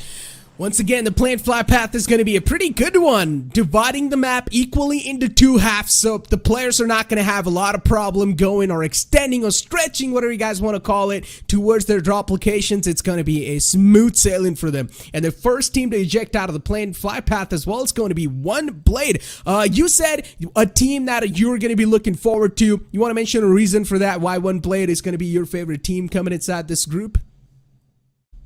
Because they've been really consistent. They've been really consistent in the past, and this team has actually stuck together for a pretty long time. There were not a lot of transfers happening between, you know, Canary, Jadu, And all of these players, they've been playing in tandem, they've been playing together for a very long time for the synergy to build in. And I always talk, when a team is built, I feel like synergy is going to be the most crucial point. I mean, you can build a team with the best players in the country, but if there's no synergy, if there's no communication between them, I don't feel like that team can be successful. A team of superstars is not as good as a team of a well-knit unit. So OneBlade, that is one of the reasons why I'm going to be really looking forward to how do they rotate and how do they communicate between themselves. But yeah, I mean, there are going to be a lot of these underdog teams as well, whom I feel has been playing for a very long time in a tier 2 level or in a tier 3 level. So for the first time being able to perform at such a big level, it's going to be a tough job. But yeah, I mean, OneBlade and underdog teams possess a lot of potential in this whole group as a unit. Oh, look at these teams making it to Yasnaya Polyana. Yeah, it is a big city. It can't contain 2 or 3 teams into it without even them needing to fight each other. But still, sometimes you don't exactly know what sort of an area, what team is going to be preferring to loot. And we've got Scarrel in hand of Venom, and he's going to start to mow him down. Really good spray, but still not able to get the confirmation or the knockout that he really would have won it. Not able to connect the shots. Oh, barely able to get away. I was so anxious for that team. I was so worried for them. But Team NXT Esports, unsuccessfully, they're not able to get that knockout. Sure, I mean, right from the get-go itself, they're spotted in opposition. Of course, when you've got that vehicle outside of Yasnaya, a lot of those teams who tend to drop in Yasnaya, they try to acquire that vehicle and then actually make their way forward inside the city so that they've got the exit strategy. But sometimes it just gets a little risky, especially when teams drop in down early and have that weapon with them. Of course, the shots did not connect, and team no coordination. I like this name, Necro. I mean, I hope they've got that little bit of coordination between them. Yeah. But yeah, for sure, the way they kind of escape death right at the start of the game, it kind of does justice to their name. I mean, I would say you're not going to need a little bit of coordination. They're going to need a lot of coordination, that's for sure, to win these games. Especially when you've got teams like Blind Esports in your lobby, Knuckle, Manya, all these players, man. We've known them for such a long time. Joker as well in there, yeah. Ronnie, as I mentioned, all these players, they pack a lot of punch, they pack a lot of experience, and all they need to do is deliver all that experience in the playing field once again, which they have done time and time again in the past. And the first pick's actually going to be Franklin, who gets eliminated or knocked out from the game. Yeah. You're talking about Blind Esports, and I really want to talk about a point about this team, right? Even when they were in Global Esports, this entire lineup, performed brilliantly, winning multiple championships, multiple third-party tournaments, and even official tournaments, for a matter of fact. So Spau's addition to that lineup was just a boon. The fact that he was ensuring them those finishes. And I feel like the kind of a young player as Spau is, he can easily adapt to the conditions. In Godlike, also his communication is brilliant. The synergy is brilliant. When he was in Blind, his synergy was good as well. But even without him, I feel like Blind, they've got that firepower. They've got additional backing as well. And I still feel this team can perform. So it's going to be a test. It certainly is going to be a test. And a lot of their fans will be in chat, watching their team perform. And I feel like this is the perfect setup. This is the perfect setup for them to kind of prove themselves that in spite of what goes on, in spite of the transfers that keep on happening, Team Blind, they can still perform and act as a unit. They indeed can, man. And as you mentioned, OneBlade, right, in the past also known as Esports somewhere down the line, Cannery, one of the most known players from the past. You've also got Hero on the board. Expectations definitely going to be a lot. Let's see if this team's going to be able to deliver or not. From what I remember, Esports isn't one of those teams that likes to go that aggressive, right? At least when I saw them personally, when I was casting their games in the past, they did not like to go aggressive at all. They like to wait for their opportunity, for their turn to strike, and sometimes they also end up coming out on top in these games. And mostly this team likes to focus on the placement points. Are we going to be seeing that playstyle being changed, or are we going to be seeing something else? Depends on the first, so it depends on when do they decide to take to the edge of the blue circle. Do they play, do they go for those quick rotations and actually acquire positions early on? It sort of depends on what sort of approach they've at least for week 1 of BGI as their grind, because a lot of teams we've seen different approaches. For example, let's take up an example of GODLIKE, right? They went in aggressive right from the get-go. Yes, their rotations were on point. Yes, their positioning was perfect, but also they never really shied away from taking an engagement when the opportunity arrived. So if a team like OneBlade also decides that, wait, if there's enemies in front, we are still going to pull the trigger, I would, because they've got enough firepower to pull it off. But even if they decide to kind of just qualify on the basis of placement points, we saw one last fight, right? They qualified purely on the basis of placement points. That one chicken dinner with 15 points contributed to almost 60-70% of their placement points. They had 23 placement points to finish off with. So even if they go that route, I feel like it's completely fine. It's sort of like a warm-up event, especially for like all of these big names, because you know what, they just need to finish top 8 and then show their final medal in the grand final. So it kind of also comes down to what sort of approach they have and what sort of mentality they enter the game with. But I'm hoping to see some action, man, because who doesn't live action, Necro? Exactly. That's what's the crazy part. So far, this game of Erangel, it seems like it's starting to set off a little bit. I do not like this cooldown. I want to see the battlegrounds get heated up once again. I want to see that action. I want to see these elimination points being wrapped up. And so far, we've only seen that one player in the name of Franklin, that too from the Beast Hunter that got hunted himself. And now we see Blind Esports resituating themselves, repositioning themselves in a better spot. They're also trying to scout out the compound. This is what I say. A good team always scouts out the spot where they actually do want to take the control over. They get a good information, good knowledge of that place, and then they step inside the compound. Nicely done. Blind Esports now knows the compound in the front seems sort of clear. They can decide to ram into there. Yeah, and they're not going to ram in all by themselves, right? They're going to send in a scout who is going to find out what the situation is like, and then they're going to move in. But elsewhere, right behind Blind Esports, there is team No Recoil.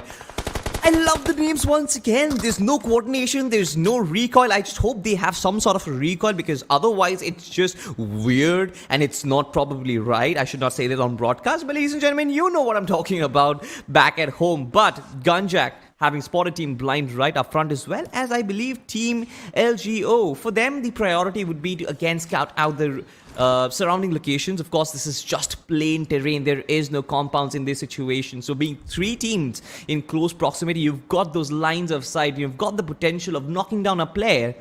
But again, right, the circle is way too big at this point. There is no compulsion for you to go in, push in, and maybe go for those finish points, at least up and early in the first game of your rank. This is the first game of your group. Just take it slow, get your loot done, get yourself some good positions, and then move in with the right approach. Wall of Death closing in, Salty, and OneBlade is still all the way in the back. I'm never really a huge fan of these late game rotations. But let's see if OneBlade, they've got some sort of a new game plan for themselves, then it can definitely work out. Even 4 Crew is right next to them, and I think so. We might see a little rotation collision when both these teams find themselves on the other side of the line. And so far, OneBlade, once again, they're going to be taking their sweet little time. You also see towards the Georgiapol region, there's 3 teams who are trying to make it inside the circle, and one of those teams has actually taken another late rotation. Let's hope that it's actually going to work out for all these teams. And look at the center of the circle. It's like colors just splattered all across the board. Certainly would be, right? A lot of teams actually stacking up near Yasnaya, Polyana. But another interesting fact is that OneBlade, they actually dropped in on Novorupnoyo, right? Instead of taking that bridge, they take the bridge closer to military base and try and go for a longer rotation route. Now, we always talk of not to overcomplicate things, and this time I felt like the circle, they might have a hunch that players might be towards Milta. There might be a lot of players, or rather a few teams, who might try and gatekeep that Novorupnoyo bridge. But instead, they're just walking into some other teams. Possibly it was Team Crew, if I'm not mistaken. So we need to find out how Team RECOIL actually manage it. But so far, Blind's Knuckle actually managed to find a knock, and Canary is actually going on a manhunt with the vehicle. You gotta go out on the manhunt, and Blind. Okay, Ronnie catching a bit of bullets onto himself, catching a bit of a hunt, and look at this guy out in the open, way too close for the enemy territory, and Knuckles gonna push in, and without any effort, straight up cleans him up, eats him alive, as you can say. Blind Esports, nicely done, getting that point, and also still scouting around. I like the fact that these vehicles are moving around. What they really do is that they cause a bit of distraction and also reveal the enemy positions, because when you're going to be seeing a moving vehicle out in the open, you would at least try to take some shots, and that reveals your position doing so. You know, I still remember this vehicle strategy, especially in the final circle, was probably, if I'm not mistaken, it was probably used by Viper from Team Soul when he went for that international competition.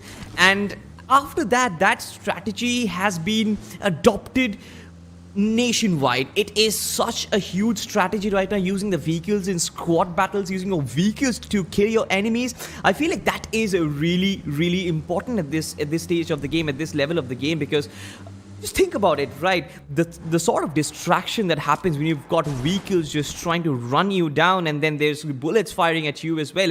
How do you survive and not get eliminated in that situation? Probably Viper, for him, that was an instinctive move, but he sort of started a wave of new strategies all across the country. Still though, you can clearly see, look at that. The center of the circle, I would like to take your attention over there. So many teams are just getting attracted. It's like a magnet over there. And we know why the center of the circle is actually so in demand. Is because when you're going to be there, no matter how much of a hard shift the circle is going to take, it's always, or it's never going to give you a problem, because somewhere down the line, you're always going to be close to that hard shift. So being in the center of the circle gives you an advantage whatsoever. Beast Hunter losing out on one of the players early off. NTR, that is definitely something Beast Hunters did not really wanted to see happen to themselves, but hey, it is what it is. Now you got to work things around with only a 3-man squad. We just want to see where the next circle is gonna be shifting towards. It's gonna be coming through soon enough, and oh, it's actually gonna shift right on top of Yasna Poliana, and I think so. We're gonna see the rice fields finish once again, where if it was Gladiator Esports who dominated that circle. Yeah, they certainly did, right? And I was just about to tell you, Necro, that we haven't seen a hard shift so far, and this is going to be the third circle. We are expecting a hard shift, and that is exactly what happened. And now, Yasnaya Poliana still being inside might just be able to house a lot of teams, a plethora of teams might just be able to, you know, go in and station themselves in Yasnaya Poliana. But just like you mentioned, the rice fields might just be the final circle. So it's very important to capture those little sniper towers that's available, to capture those little shacks that's available, because you don't really want to rotate late, especially if the circle ends in the rice fields. And so far, Team Raw Official, they've done exactly that. Outside of Yasnaya Poliana, they don't really have a lot of map control to work with, but getting those real estates and getting those little solid covers that there is in this region is going to be of crucial importance, at least in the late game stage. Oh, ARCEUS firing some shots at the vehicles that are rotating out in the open. I like what this team is trying to do. Just pretty much shook them away from your spot, give them those little warning shots, but yeah, do they know that Shivam is all by himself? And this was a really bad idea from Shivam. Using that smoke to shroud himself in there, sort of gave his position away, but still it seems like RCS Esports are not going to be interested at all in taking that man down. Instead, they're going to get this pump control. Exactly. I mean, the fact that they spotted just one player and he gave his position away with that smoke as well kind of was a good situation for RCS Esports to maybe rack up that one elimination point. But so far, they decide to choose to ignore, and they get themselves at one place inside that circle, just playing the edges, playing by the edges. But of course, the circle, we know about it. There's another hard shift which is going to be coming. Got to be ready for it. So far, OneBlade Esports again on the run, finding themselves the perfect amount of cover to work with, but little do they know that they have Team Box right in front on their path. I mean, their rotation path has probably been one of the craziest, Necro. They have taken one of the longest rotation paths that is available, you know, traveling from Novo to Military Bridge to all across the western part of the map itself, and now they finally make their way into Yasnaya. Let's see how much this rotation's gonna actually help them out as well. Inside of Yasnaya, OneBlade should be good enough to just situate themselves, because there's so many houses, but you never know when you're gonna get shot at from. This is what's really fascinating about these urban circles, Salty. And now the next circle as well is going to start to close in. Let's find out where the circle's actually going to situate to. I And knew yes, it is in the open fields of Yasnaya. The rice fields are now going to be turning into the bloody rice fields. Let's see how this one the players are going to be adapting to. Because in these type of open circles, you really need to have a quick, decisive instinct.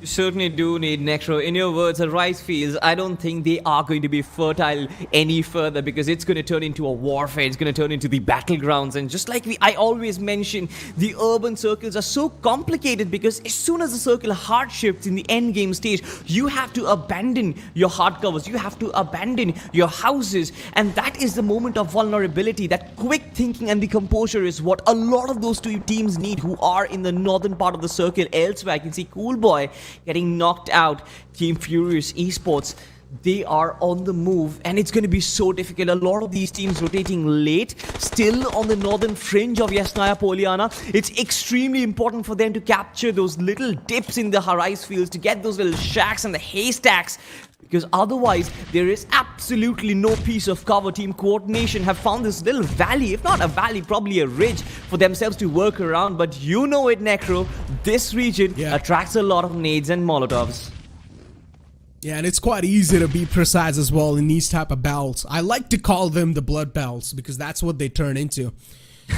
And LGD, 3 players, player 1, player 2, or actually player 3, player 4, and player 2. Player 1's missing there. Guess he got taken out somewhere. And 1 player as well. They're starting to lose out on the players. Cannery's knocked out. I'm not really a great fan of this situation that's starting to erupt. But as we do know, as the circle's going to start to shrink down, it's not going to have enough space to contain all the teams. So some teams need to go for the other teams to take over. Necro, be prepared as the carnage is about to begin, as the teams start placing themselves in the open. Smokes and vehicles are going to be your only piece of cover, and do not turn back. He is doing exactly that, just trying to lob in as many smokes and as many grenades as possible. Might just be an artillery warfare. But we already have 4 or 5 teams in the very close vicinity, and sightlines are there. Team NC, they've got a little bit amount of map control with Team LGO, player 4 in the backdrop, but they are fighting Beast. You just have to be very wary of player 4 situation, and I believe the rest of the 3 players who are in the backlines, they know where exactly he's stationed. But elsewhere, Team Box, they know exactly what to do. They are in such a great position to try and gatekeep Team OneBlade, and this is the first hurdle that Team OneBlade need to overcome to maybe get inside the circle. That is true. OneBlade still just exploring around. They've got some utilities in the hands, and I guess they're really looking forward to bombard a team in the front. The utilities are going to start to rain in, but even the team in the front, they've got some nades in their hands, and I'm not really going to be a good fan of this one. If they manage to land some nades, I'm pretty sure Ascendant push is going to come through. Box Esports, a known team. Let's see what Cruel's going to be able to do. They've got all the 4 players alive, so already Box is on a massive advantageous level when it comes to facing OneBlade.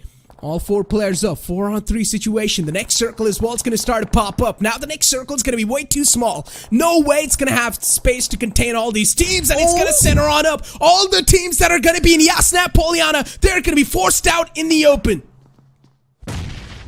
This is such an amazing circle, a central shift completely out in the open, no cover whatsoever, and this means that the job of Box Esports as well as OneBlade, it just becomes exponentially more difficult, because not only they have to finish this fight really quickly, but they've also got to rotate completely out in the open, and I've mentioned time and time again, they become extremely vulnerable. It's a good decision for either of those teams to disengage from this situation, but even that is not going to be very easy because the exit strategies have been taken off. You can't really use a vehicle, you've got to use foot, and Canary is actually on the move. Nate being lobbed in. I love the way he's closing the gap in the deep. Yes, goes in and finishes off 2 players in style. It is Team OneBlade who get the advantage in this fight, Necro.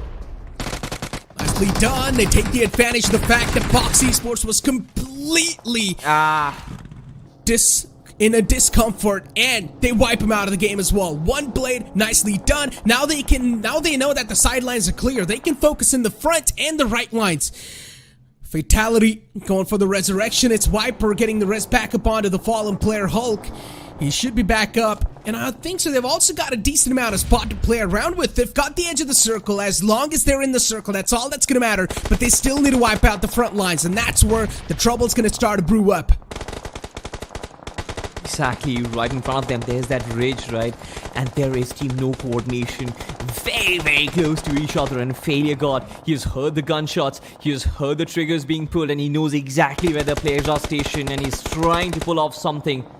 Team LGO also, we talked about it, a blood bowl, and I feel like it is going to turn into one pretty soon, because team number 7, team number 3, and all of these teams, they're starting to rattle up, they're starting to rack up right at the periphery of it, as Viper still tries to create some shots, still tries to create an opening for his team so that they can survive that edge of the circle for at least a couple of more circles at least. Fatality. PK on our screens, and he tossed in some nades to provide that visual blockade. Fatality in a really uncomfortable spot. They've been pushed in such a massive discomfort. But yeah, I really like the fact how even OneBlade took that fight against Box. As soon as they realized that the opponent team is in massive discomfort and distracted, they pushed up. But now look at Blind! They push up against GG, and they wipe him out as well in a matter of seconds. What was that? The balls on these players of Blind Esports. They're made of steel at this point because they have no fear whatsoever. They spot this team in behind a haystack, and all that they know is how to push. They move in with vehicles, and their formation was brilliant. But elsewhere, Ronnie is trying to provide backup fire so that he can pick up their fallen comrade. Team Fatality, they've actually cleared out the bowl, and now it's for themselves. Such great anticipation from Team Fatality because they knew there were teams side. But elsewhere, look at this. Team No Recall. And another ram in, and this man Maxstar was almost on the verge of finishing off the squad. Player 2 gets wiped off, and this is team No Recoil. Brilliant stuff from them. This is BGMI at its very best. Open plays, open warfare with vehicles teams ram in, and we get to see some crazy pushes. In these type of circumstances, you always gotta make something out of nothing, and that's what these teams are trying to do. Ronnie still just tracking around the players in the front, and Blind Esports, they've got all the advantages in the world, but Manya falls down, even Joker follows it up. Blind Esports now in a really precarious spot, in a really bad spot to find themselves, and even Knuckle goes down. Blind on the verge of getting eliminated by No Recoil, and I guess No Recoil will also make it happen. Love way too low, but still somehow Blind's able to survive, but no, they get third-partied. They absolutely get ripped apart, and again the open field just contributing to it. Even though the fight was crazy, the 1v1 drew out for a long time, but the players were exposed from Blind, and they get taken down in the 6th spot. Not a good news for them, especially the way they looked. They looked in such sweet move, they looked in such good form. Of course, we'll have to continue their journey in the map of Miramar, but for now, Fatality do want to push up. They still hold the edge of the circle, but they know that there is one player from team number 10 to not turn back, who is right in front, needs to spot him out and needs to eliminate him as soon as possible so that they can create the space to move forward. So far, with all the players up and alive, Necro, I feel like this team is doing a good job. We've also got team number 6 in the backlines, who's also playing the edges and doing a fairly good job for themselves. Who is going to take the winner chicken dinner is going to be the question. A shot being fired from Paritosh, and the buggy is going to explode, but Bhishma still manages to survive. Superman going for the reload. Fresh magazine loaded up. Now once again, Raw is probably going to be thinking to unload the magazines in the open fields. INT's in the back lines. For Raw, this is going to be filled with a lot of risks. So many open grounds. Don't know exactly where the snakes might be lying. But Raw needs to trust their visual confirmation, their visual intel that they're gathering so far. At least these 3 teams, they've got their own individual place to play around with. Smoke grenades being utilized by every single team to move up, close on up, get real up close and personal, because the next circle is going to pop up, and it's actually going to favor the team INT. So far, none of these teams have that advantage for themselves. Smokes just give away their position. Just have a look at it. 4v3 situation. Every single team having that manpower to work with. It's all about information right now. And Necro, trust me, I wouldn't be surprised if some of these teams actually resort to their vehicles and one man takes up the honors to just go in as a sacrificial lamb to at least get some intel. So far, stalemate. In terms of at least positioning, all three teams holding their individual locations. We get to see a 2-1 split from Team Raw. At least they know that if nades are going to get lobbed in, if those nades land in perfectly, at least somebody is going to survive. And that is what they are playing for. But they still need to spot out the players with their scopes and take those triggers down. Because it's just a matter of time before this entire stalemate is going to come to a conclusion. And I want to see which team starts that initial contact first, Necro. It's true. Look at the Molotov. The flames are now starting to engulf some players, but INT, as they also do have the zone advantage in general, they started tunnel vision. Not a good news for a team. This is why I always say you should never focus on a single team when you know you're getting surrounded by a lot of players in general. Even Raw moving in from the sidelines. Raw also should not tunnel vision just on Team Fatality. They need to keep their attention diverted. PK's in the front. He's knocked out. A really good nade to get the confirmations on the player and also secures another knock onto Hanzo. Viper is the only player up and alive for Team Fatality all the way in the back. And INT, for them, things have gotten even more easier because now they know exactly where Raw is. I love what Team INT is pulling off right now, just staying at the edge of the circle for as long as possible, delaying that rotation because they want the other teams to make a mistake. And both the teams, Team Fatality as well as Team Raw did that. We saw movement, we saw vehicular movement, we saw utility usage, and that just gave away the positions. And Team INT just could land those nades up perfectly, cook them up as Team Fatality. They just have one more player surviving, and that's going to be Viper. But of course, Hanzo could find some cover behind this vehicle. Resurrection is up and alive. But will he be able to come back on his feet and actually contribute to this fight? That is going to be the question. Team INT has not moved an inch so far. I love the composure that these players have. Team Raw, meanwhile, in spite of having that casualty, they're still coming back with all three men strong. This zone, Necro, it just makes me so anxious because there's no movement whatsoever.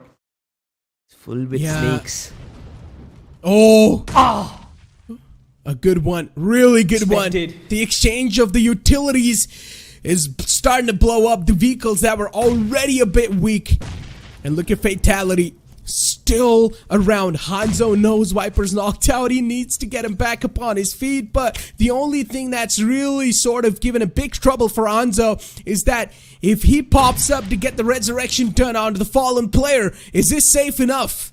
That's what Hanzo doesn't know. That's why he's not really going for the resurrection. And look at the snake warfare. Every single player is now pulling down. And finally, one of the players from the side of Raw actually uses the vehicle.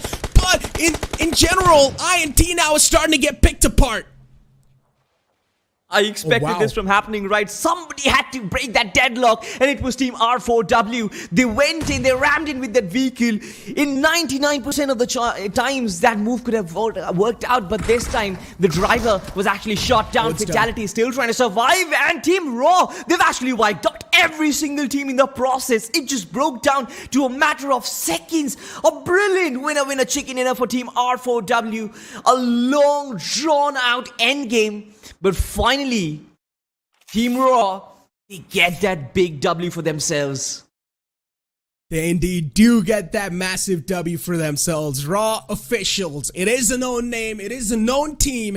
And they end up winning the game as well. I had a lot of expectations from Blind, but unfortunately, when they made that push happen into the battle, they faced a lot of minus trades into the way the players are going down. So definitely for Blind, that previous game was quite unfortunate, but they've still got 2 more to go. I would say Blind Esports, they still have a decent amount of points to look back to. They can keep on carrying on forward with the consistency, but in general, with the way Raw played, I love the fact that they sent a US in the front, a vehicle in the front, revealing every single player's position from INT. But you know what? We'll be able to see that better in the highlights. You know, I would love to see that end circle once again in the highlights. But it all started with Team Blind just going on a rampage, right? And their movement was so good. Knuckle on the front lines being the infantry. The rest of them going in with Bgis as they are tanks. And they were destroying the opposition, completely obliterating them. OneBlade as well, right? The way they were moving, the way with ease they completely wiped off Team Box. I thought that this team was more than prepared for the end game, but so far you know how much the rice fields test out these players, because the vehicles act as covers, your smoke grenades deter the lines of sight, and you have to know the utility usage up to perfection. This fight also was crazy, especially with no recoil, just pushing in, and a completely abominating Team LG. Exactly, I mean, this is where things really just went south for Blind.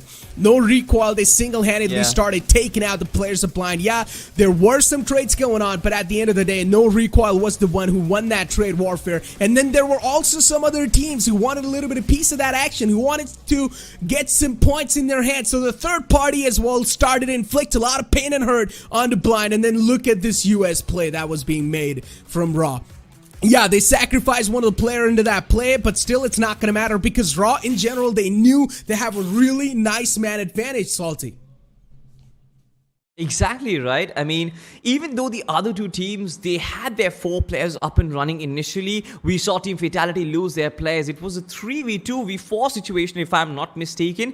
And the fact that the Team Raw took that risk to actually move in with the vehicle, he did get taken down, but just like you mentioned, information was revealed, and information is of critical importance, especially when there's snakes lying around, because you know how to land those nades, and there is nothing else required. As long as you know when the players are stationed, we can land those nades, cook them to perfection, and there is no cover whatsoever.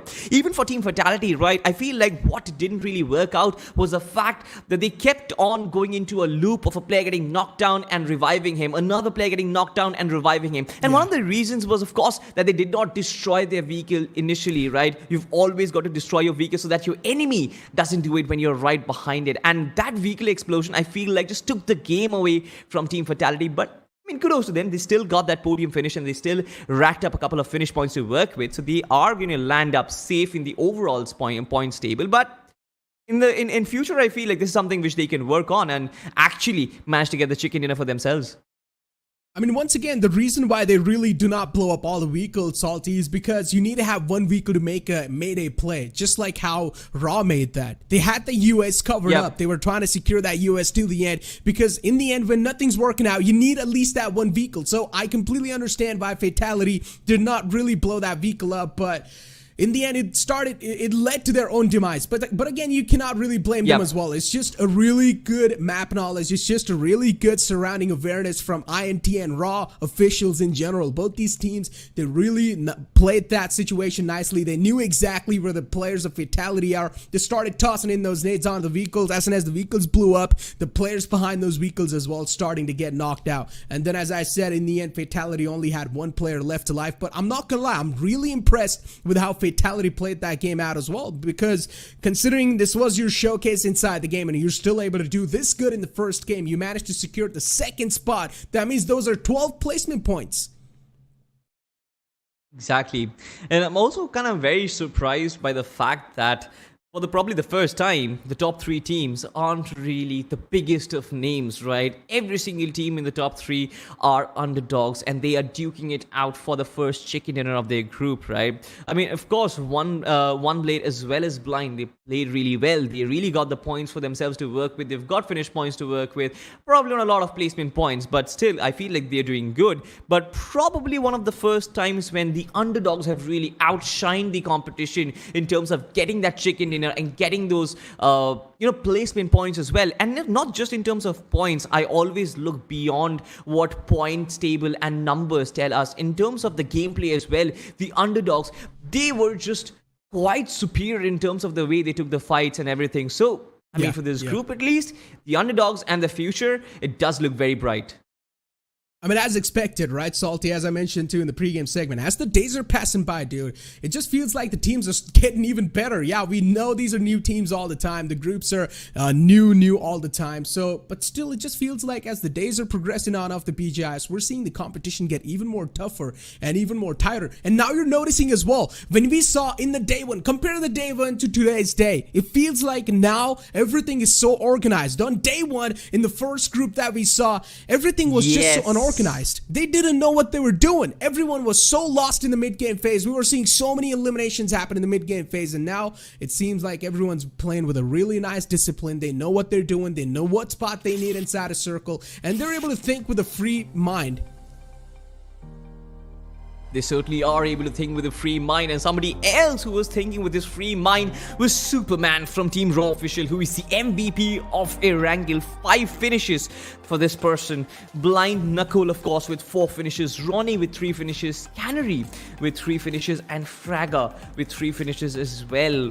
I mean, it's probably one of those games where the finish points have sort of been distributed, especially amongst a lot of these teams, because a lot of these teams did survive with 4 players or more, so it's not like the onus is just on a single player to rack up those finish points. But of course, for Team Raw, I feel like Superman was the guy who was taking all the big shots, filling in those big shoes, and really contributing to his team's success. For Team Blind as well, the consistency is there. It's just about getting success. So far, in terms of the point standings, 26 points to work with Team Raw Official. FatalitY, of course, with 19 points, and no Recoil with 15 points. Underdogs rack up the top 3 position, and then we have Blind Esports with 15 points and OneBlade in 7th with 7 points. Nicely done. Consistency, I'd like to say. The top 7 teams, they've got decent amount of points they have wrapped up. Of course, Raw Official, they've qualified. You can say whatever. They've already qualified. They've made it in the top 8. Now, as we do move on forward and take a look at the second place, this is second page. This is where we're going to see those blunders. This is where we're going to see those unfortunate teams who did not really have the game they wanted to have. And you're going to find Box Esports in one of those. 4 crew officials as well. I've heard a lot about these teams, but unfortunately, they're going to be on the second half of the first game. Yep, of course, right. And a lot of these teams, even no coordination for that matter of fact, I feel like they do know how to take those team battles. In spite of their name, I feel like they've got decent amount of coordination, Necro. It's just about getting the right results and making the right moves as a team. They know how to take those fights. They know how to take those engagements. They've got that utility usage as well. It's just about making up for the lost progress in the next 2 games, because we've seen it happen. We've seen Team Tamilas do it, Necro, and in the final game, they were the ones to kind of chip in and qualify. So I just hope that the teams who didn't really perform well, they don't really get their hearts down, because you can't really lose your heart. You have to put in everything you've got in the map of Miramar, in the map of Sanhok, because that's all you need, really. You just need that one good game and you're good to go. That is true. That one single good game, that's all you're going to need from all these 3 games. But if you're not able to have that exceptionally well game, then I would say 2 games with a decent amount of consistency, and you should be good to go. And now I feel like the benchmark for qualifying has definitely been raised. You can say 19 points or 20 points.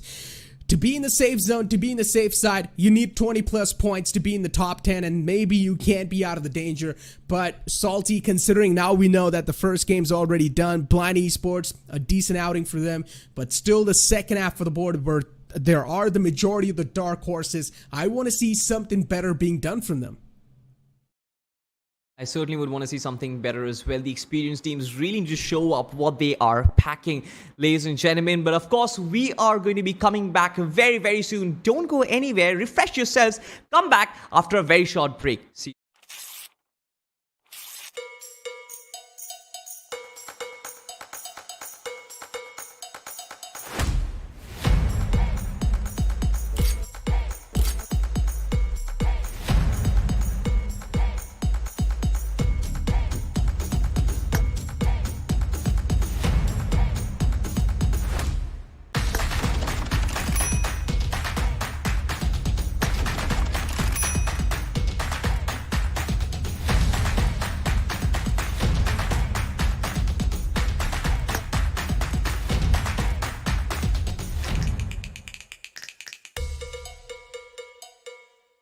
Map की जरूरत तो अनजान गलियों में पड़ती है, पर Erangel की गलियां तो हमारे दिल में छपी है। What's up, team? Guys rich पे बंदा है, रिच पे। अरे यार अभी हम स्मोक कर रहे हैं। साइड मार किया मैंने। लाइफ में हर जीत है important, Thank you. Nice one, perfect. लेकिन जीत का असली मजा सिर्फ अपने स्क्वाड के साथ ही आता है। Yes! ये बैटल ग्राउंड ऐसा कंफर्ट जोन है जो कभी भी रेड जोन बन सकता है मेरे भाई। भाई प्लीज रिवाइव कर दे। अबे यार नू युद्ध के मैदान में बड़े बड़े MVP भी कर जाते हैं भूल। नूडल सूप पर चैंपियन बनने की मंजिल में क्या नूब क्या pro. On guys compound hold कोई नहीं है सामने। सेंटर स्लैम स्मोक कर कवर ले। 1 HP है भाई।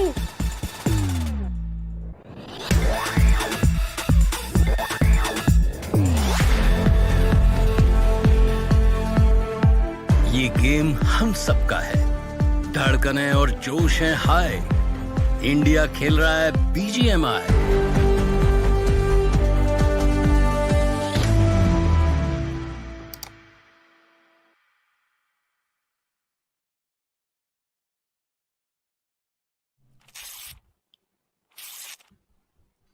Welcome back, ladies and gentlemen, after that short break, and hopefully you guys are packed up, stocked up once again on your popcorn, and you guys are hydrated up, because yeah, that's what we were doing in that break. But Johnny, considering we saw the first game of the Group 8, and it was quite interesting, right? I had a lot of expectations from Blind themselves, and then I had a lot of expectations from OneBlade as well, but unfortunately, those teams were not really able to survive till the late game scenario. But then Raw Official came in, and they played so nicely. I mean, exactly. Raw Official did have a brilliant game, but as we move on to the next game, the previous one has set us up for an interesting situation, because now the top 5 teams in the rankings are extremely close. And if this game is, if those top 5 teams do end up performing well again, then the game is going to be a little bit close middle pack. That means the qualification spots on the 6th, 7th and the 8th position.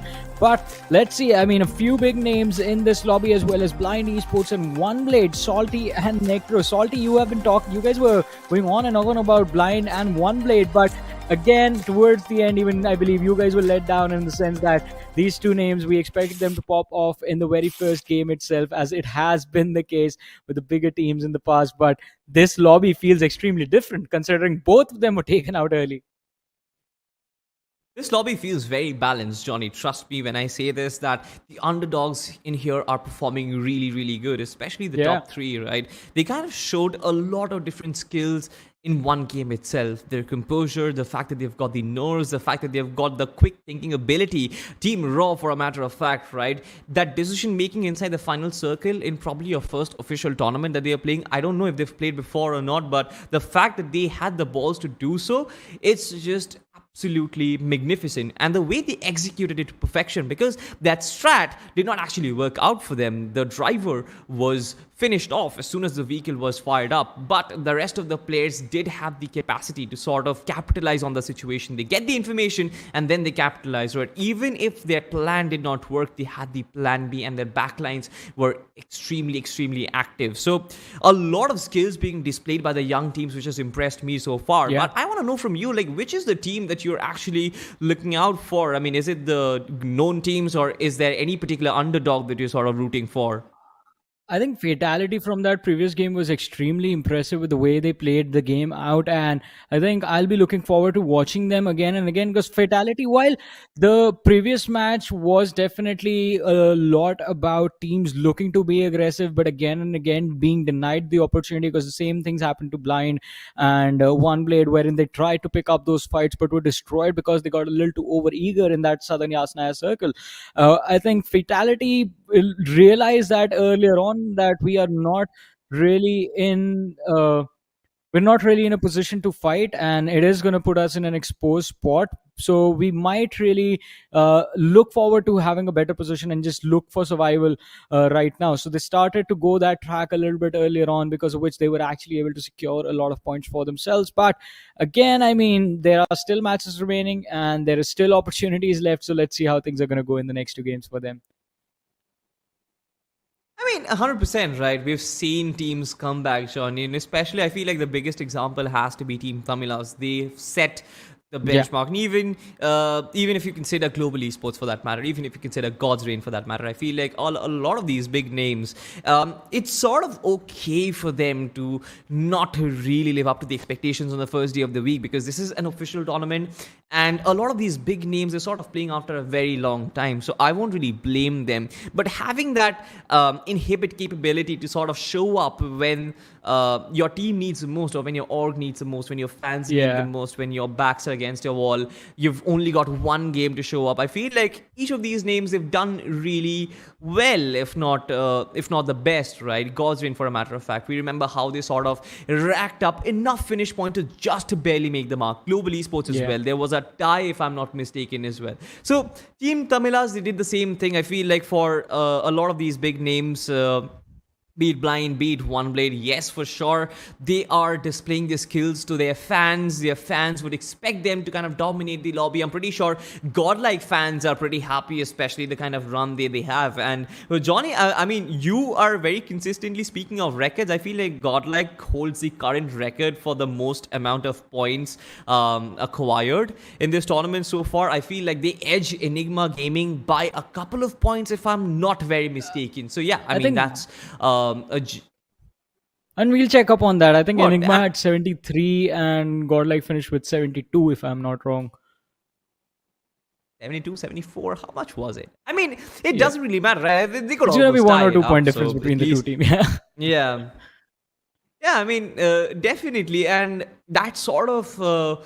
probably is going to appease to a lot of fans. So similarly, with Blind having such a massive fan following for themselves as well, I feel like those fans would be expecting a lot, and they are displaying good potential. I feel like the way they were using their vehicles, the way they looked confident in terms of taking the fight. Yes, mishaps do happen when you drive your vehicles. We saw that collision that happened between the vehicle as well as the buggy. So I think like that was something which came out of the rabbit hole, so they did not really expect that to happen, maybe.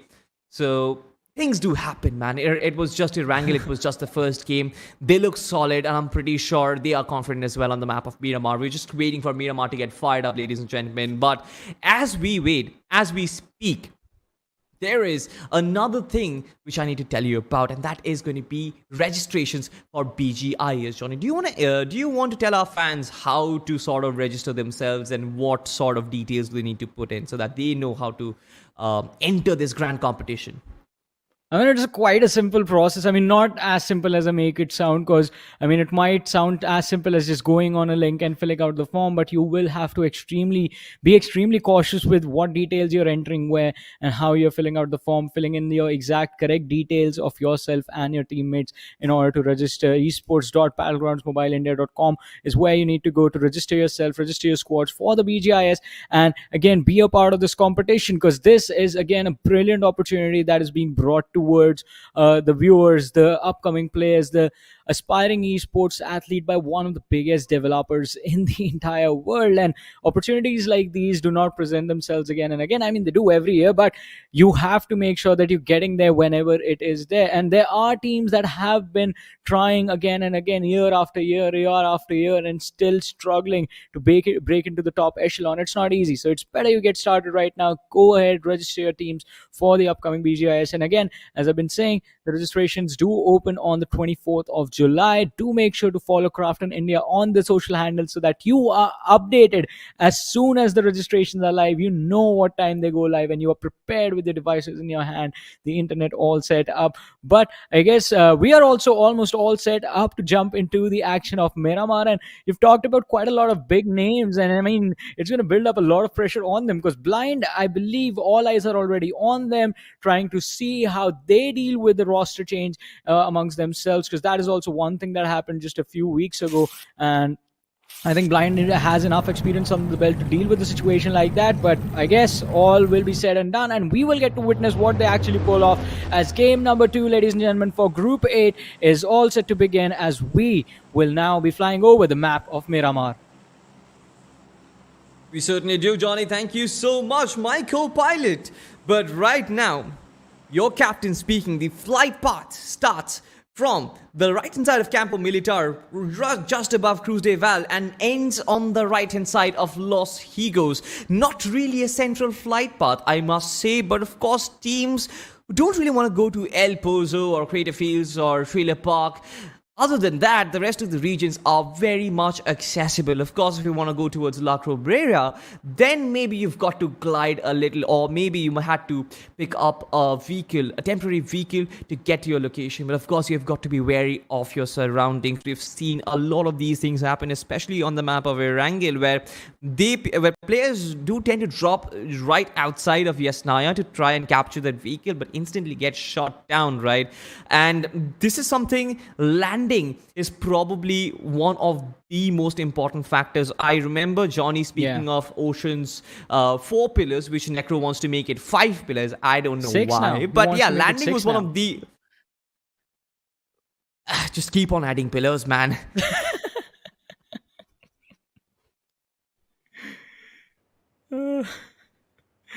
Oh, look at this! Oh, Blind wait, against what? FY.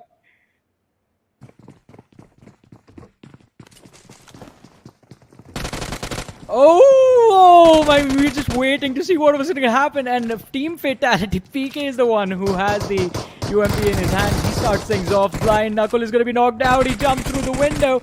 Knuckle is trying to protect his teammates, but the players of Fatality are just coming from every single direction. Blind 2 players down. Fatality also down 2 players. Looking to recover both these teams, but Hyper is just outside the window. Knuckle surviving with a sliver of HP as Manya is trying his level best to close in from the rear.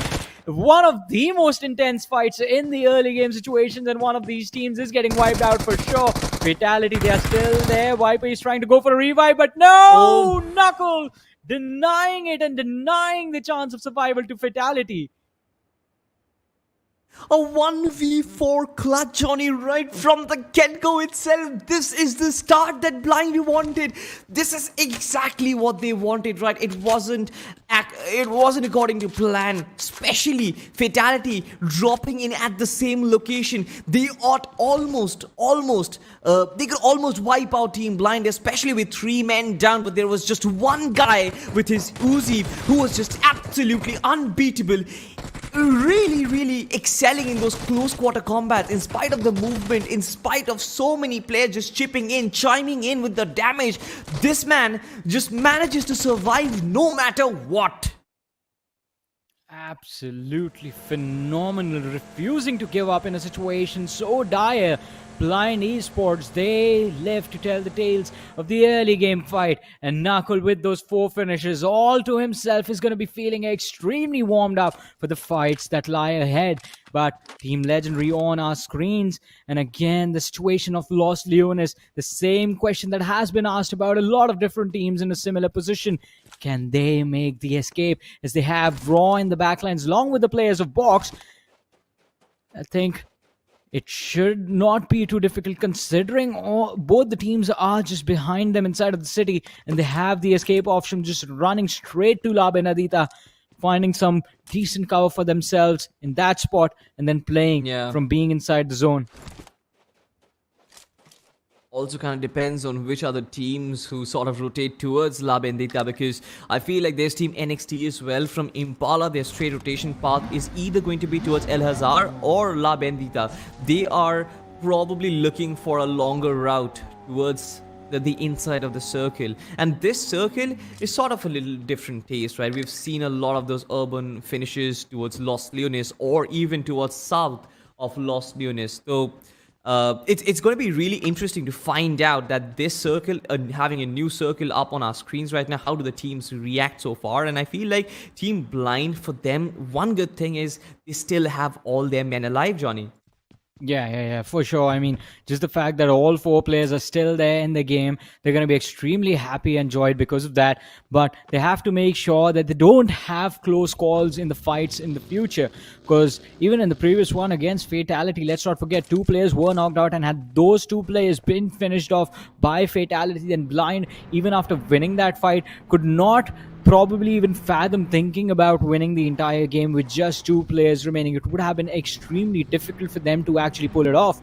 But let's see, a small reset, and everything on Miramar is again exceptionally quiet for now, at least, as Galactic gamers have abandoned their position and are moving up to take control of this hill that's quite close to the players of Team NC. NC, no coordination.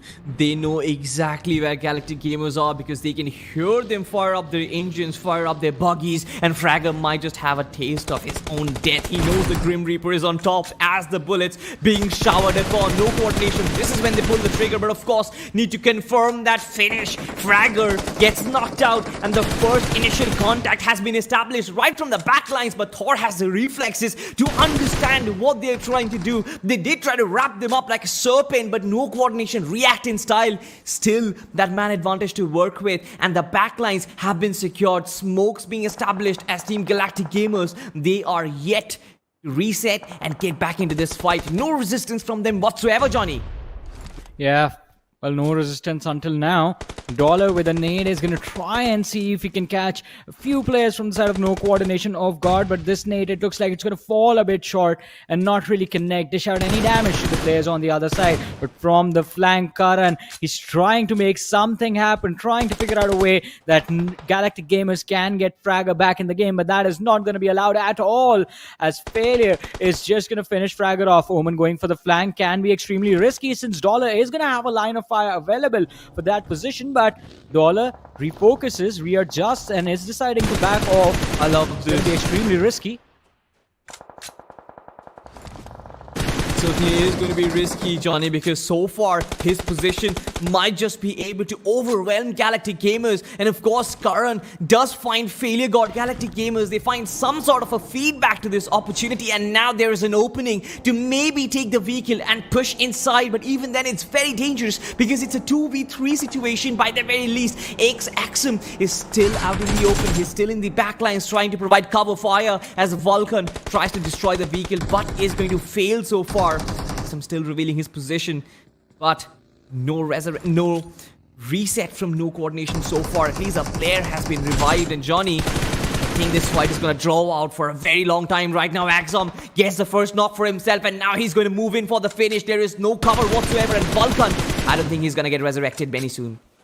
Yeah, for sure. He's not getting up. He's not being brought back into the game. He was isolated from the rest of his team and Galactic Gamers. But brilliant punish from their side, reducing the numbers between these two teams to a 3v3. Now, no coordination. They had the advantage of having one player in an off position. But since he has been picked off, the reset can be quite detrimental for their end result. Since now, Failure, Thor, and Omen, all of them are kind of in quite close to each other, so no flanks really available to them, while on the other side Galactic Gamers are a little bit split up in a 2-1 formation. Axum, a lot of pressure upon him. He will have to be the distraction, but what is going on here?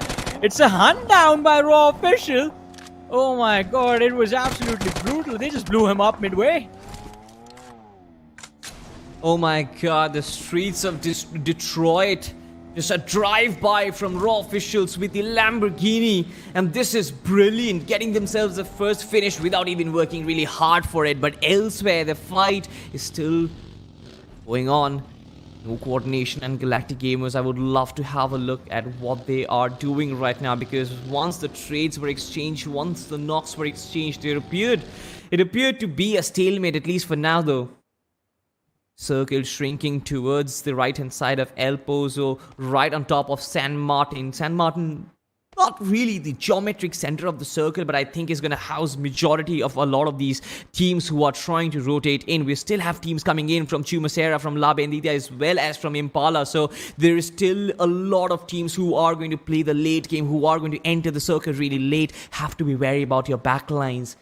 But stalemate that we were talking about, Johnny, I think it's a wise decision for both of these teams to just disengage from this situation, because any more casualty and these teams, I think it's going to cost their chances of getting a chicken dinner or probably even a good position from this map itself. I mean, for sure, as you mentioned, backing off is a wise choice, but who is going to make that decision first? I think that is going to be extremely important as well. No coordination do have the advantage of just having that downslope of the hill right behind them, so they can actually make a getaway before Galactic Gamers are able to react to it. But both the teams keeping each other in check. Standstill continues. Another direction though, Box Esports on our screens right now, and it seems like with the way the individuals are jumping around, they have kind of an idea of the team that's just a little bit further ahead of them. OneBlade now, quite close to the players of ARCEUS. But ARCEUS, they do not really want anything to do with this position. They also continue rotating, continue moving forward, and will have sort of a distance between them and OneBlade. But Canary, going for the spray, has given away the information to the opposition as to where OneBlade is playing from. Now all we have to see is how is the team of ARC going to react. I love what Team of OneBlade is doing. They have a massive split, especially with Rockstar on top of that small little hill. Jadu as well as Canary as well. Canary holding the flank angle, trying to desettle Team RCS Esports.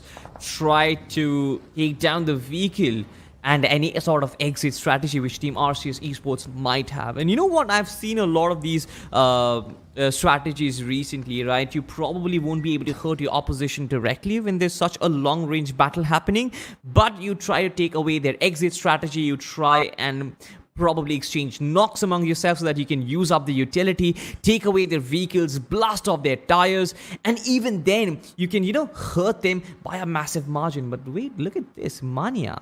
He has something on his crosshair, but so far has a very high ground for himself to work with. 4 crew is still in the vicinity, and this hilltop, Johnny, just does not look to be safe for me. This certainly is not the ideal battle conditions you want to be in. Kind of looks like that one little fight which Naruto and Sasuke had at the end of the series, right? The 2 hills where one there was Naruto, the other one was Sasuke.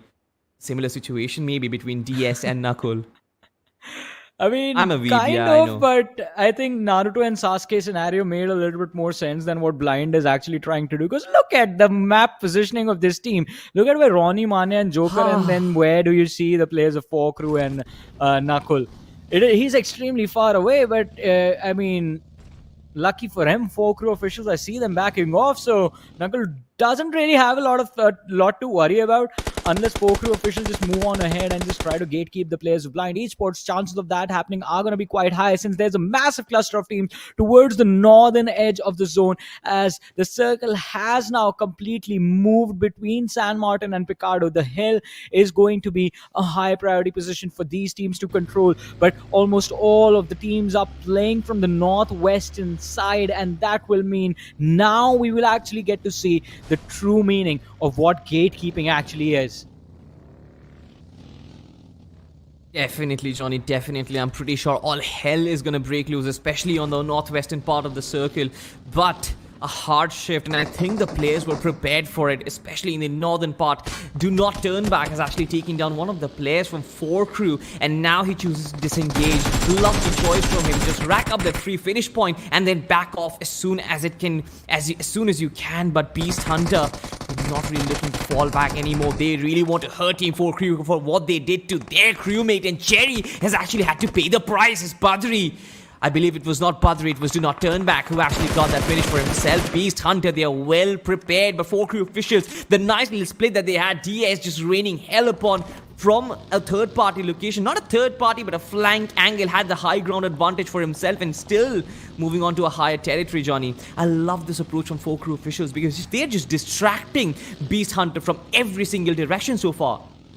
Yeah, but they need to realize also the fact that they have lost 2 players and do need to prioritize their safety now. And I think because of that, we see DS backing off. He's found some cover to work with, but will he be able to protect his position? That is going to be key. On the other side, ARC, in a collision of their own, have lost Xenon as he has been knocked out, but Hypno is trying his level best to protect his teammate, get a revive in, and get the team back with all 4 players still left standing. Neo on the other side is trying to delay and distract the opposition completely as he managed to close a decent bit of distance against the players of TR, and in fact it's NXT Esports actually.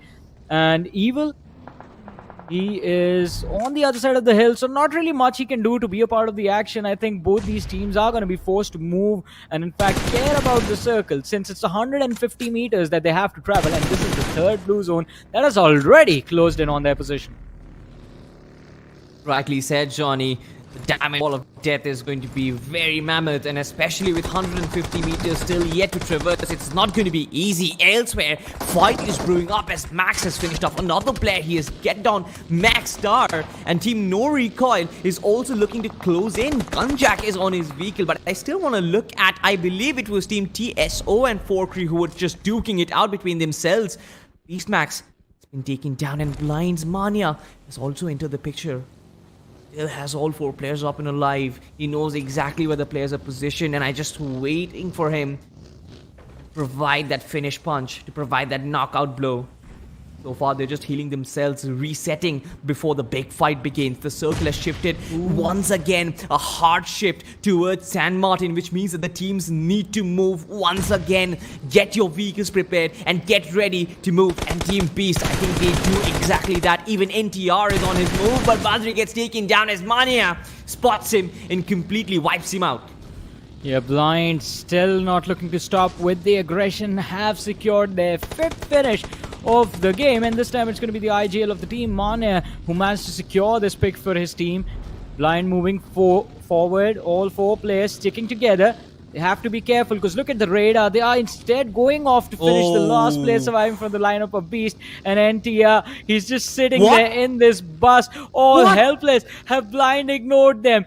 Do they not see that this man is still... I mean, for sure they can't see. They are coming in from the rear and all they're going to see are those seats of the bus. They don't really know he's sitting in the passenger seat right up front, riding shotgun. Dude, NTR just pulled off a Giga Chat move without even moving right now. But elsewhere, we have an absolute collision. This is insane. 3 teams duking it out. 1 team just got wiped off. It's Team GG versus team number 12, ESCN Esports. Who finds their first pick is going to be the question. I feel it's still a 4v4 battle, but ESCN, they were the last entry into this battle, so of course they will have the advantage. They know that Team GG might not be prepared.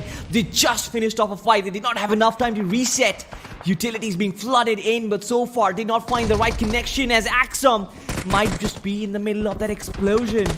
So far, no contact established as of yet, but they're still looking to invade upon the 2nd floor, and that is where the action is piling up, ladies and gentlemen. Infection still looking to find that opening.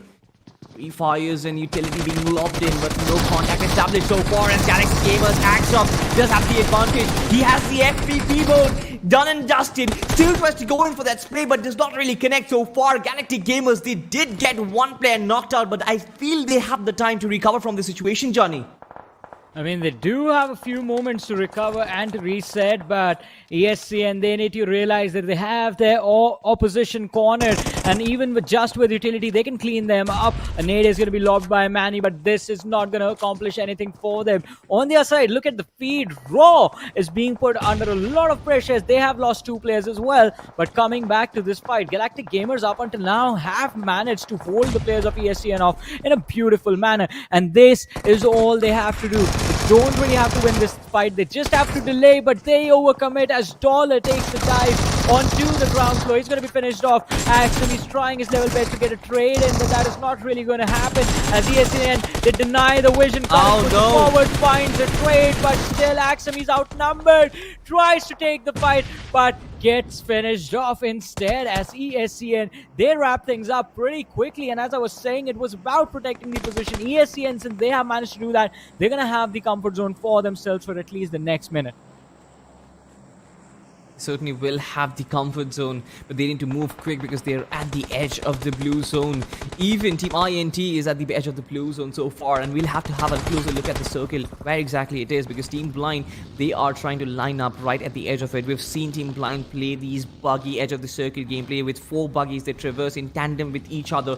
It did work out a lot on the map of Erangel, but of course on the map of Miramar, especially when you've got those long sight lines, Johnny, it's going to be a little risky for them to do that. So they need to make their rotations very, very wisely. Team INT, of course, they are engaged in battle, and I feel like Cyan is taking the brunt of it so far, whereas Radiator, he actually decides to abandon his teammates. Wait, what? Team INT is on the move! Well, they are moving all right, but let's see Team OneBlade right now on our screen. Rockstar trying to make something happen, and does.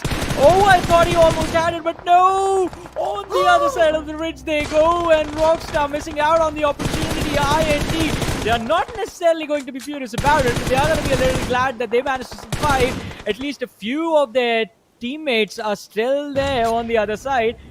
And Blind, they are not done yet though. Blind are chiming in.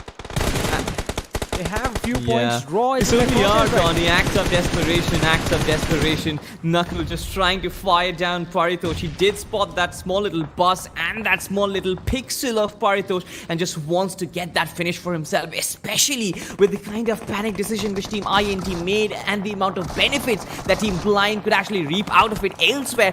4Q just got abominated by a DBS and a UMP. OneBlade is also moving in very strong, but they've got to move further. Right on their left hand side, they've got Team Blind, and I believe that the duel that everyone has been waiting for between Blind and OneBlade might just be happening very soon, Johnny. Just a few more seconds and these two teams will collide against each other. Blind is not too far away from OneBlade's position, as you can see it on the radar. OneBlade are going to be pushed onto the low ground as well. Look at Jadoo. He realizes that fight might be inevitable, lobs a few smokes on top of that ridge to deny any sort of vision to the players of Blind Esports. OneBlade, they focus all their attention up ahead. In the meanwhile, though, as we move in the other side of the hill, we do see the players of No Coordination still alive, still surviving, looking quite solid inside of this game. But all of a sudden, the zone, it has betrayed everyone, as the hard shift is going to be a southern one. And OneBlade, all of an instant, find themselves as the center of attention. And now, the fight that you were talking about, Blind versus OneBlade, I think Blind might actually go for it now. Certainly will, Johnny. Especially the BGMI gods just blessing these tier 1 teams to try and get them, but also a really uphill battle for the underdogs to try and make their way in. It's not going to be easy, especially when Blind's Mania has that high ground advantage. Every single player trying to rotate with their vehicles will get their vehicles blown apart and utilities being flooded in. They have plenty. They absolutely have plenty of nades and molotovs to work with. They'll try to deny that amount of space to every single team who approaches them. And look at that vehicle just explode as Coast is being absolutely overwhelmed with this amount of damage that he is being taking. Yeah, he's not coming back in this game anytime soon.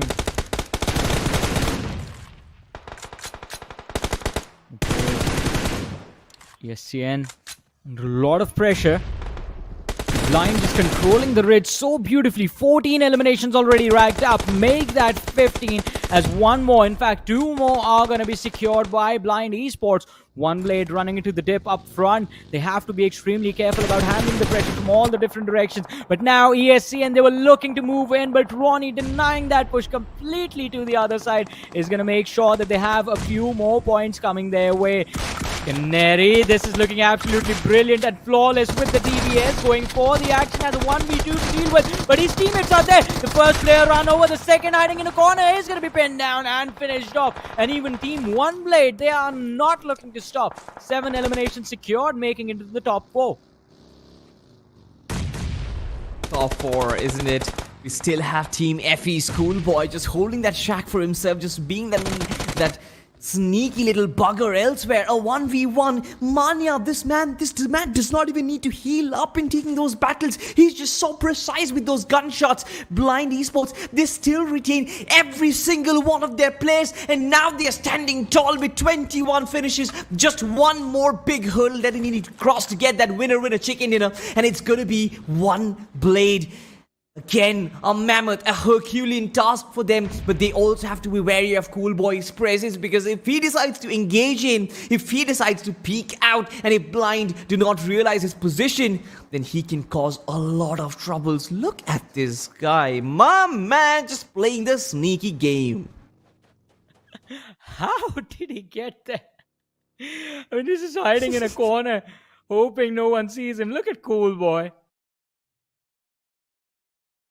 I mean, he has the top 3 secured for sure. Plays, he's Johnny. just waiting for the fight to end between Blind and OneBlade. And this is just perfect. Let the points come, one way or the other. Let the points come. Exactly, right. Let the points come. I mean, I'm just gonna go for the placement points. I mean, we saw one with the bus situation, just try and stay hidden inside the bus, and now somebody just tries and stays hidden inside the shack. It sort of reminds me of the classics that we used to play in the first generation of the game. But right now we have a very big fight in hand as Schoolboy finally decides to come out of his position. Blind is actually going on the offense. The vehicles and the buggies move once again. Heroes does spot them as Roster comes in from behind. Mania, one of the most important players, has actually been taken down. And this is the big fight, ladies and gentlemen. Canary actually goes in for the offense, and OneBlade is capitalizing. Lovely positioning. Blind completely starstruck as they have been eliminated. This is OneBlade establishing their dominance, and now it's just a 1v4. Team Furious Esports Schoolboy being the only hurdle that they have got to overcome right now. Will this boy be able to survive? Taking his own damage at this point and chiming in all 4 players in a jump shot to finish things off. OneBlade. Great work in the final stage. The battle between the titans. We got to see it, Johnny, and Blind versus OneBlade. It was a battle to look out for, and I felt like Blind were a way too overconfident in that fight. You know, the way they approached it, Johnny. I want to know, what are your views on it?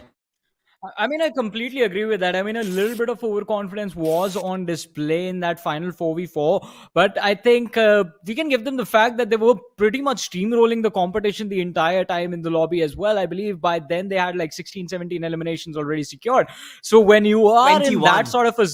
Exact 21 eliminations in total. So again, when you are in that zone of just being that comfortable and everything is just going your way, why would you think that this one fight, this 4v4 is something that can cause your wipe? Why would you think that? I mean, you've basically destroyed 1/3 of the lobby already.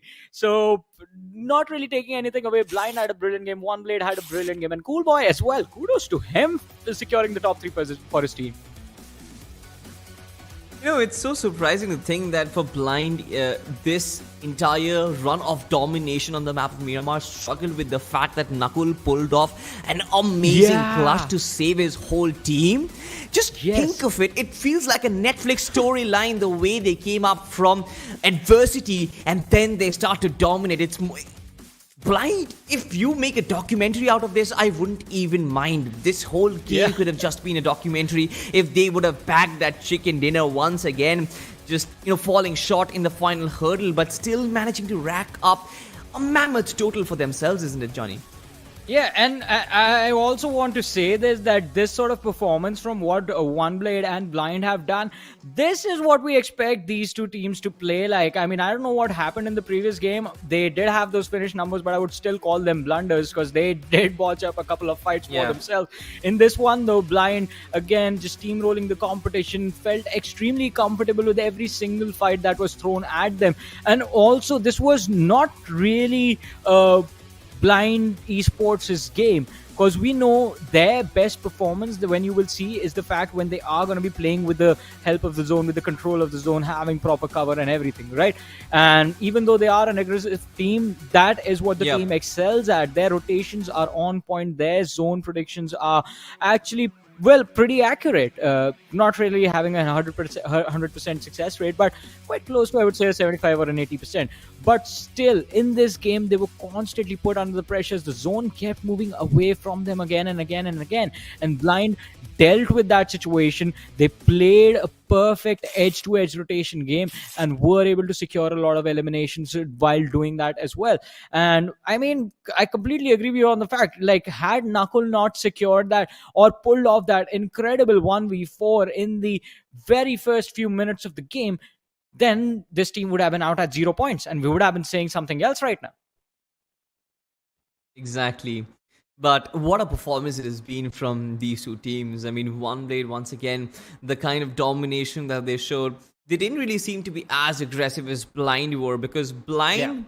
I feel like what I can figure out from their gameplay is like they want to be at your face, like they want to distract you with your vehicles, and they want to, ambush you down. And that is exactly what their game style is. OneBlade, on the other hand, they're like, all right, we'll just strike you when your guard is off. And they excel in that department. They completely obliterated Blind Esports, the way Blind rushed in, right? They did not really panic. They knew that they had the ridge to their advantage. They knew that they could block off the sidelines. A couple of smokes, one initial knock, they get the advantage, and then they throw in the artillery. And of course, when you've got so much happening, it's very difficult for a team like Blind to kind of, get back into the composure and, clutch things out from that situation. So had they approached the fight in a different way, just like you mentioned, could have been a different story. But all in all, I feel like it was a great performance. It was a great map overall, a wholesome map of Miramar, stuff that you expect,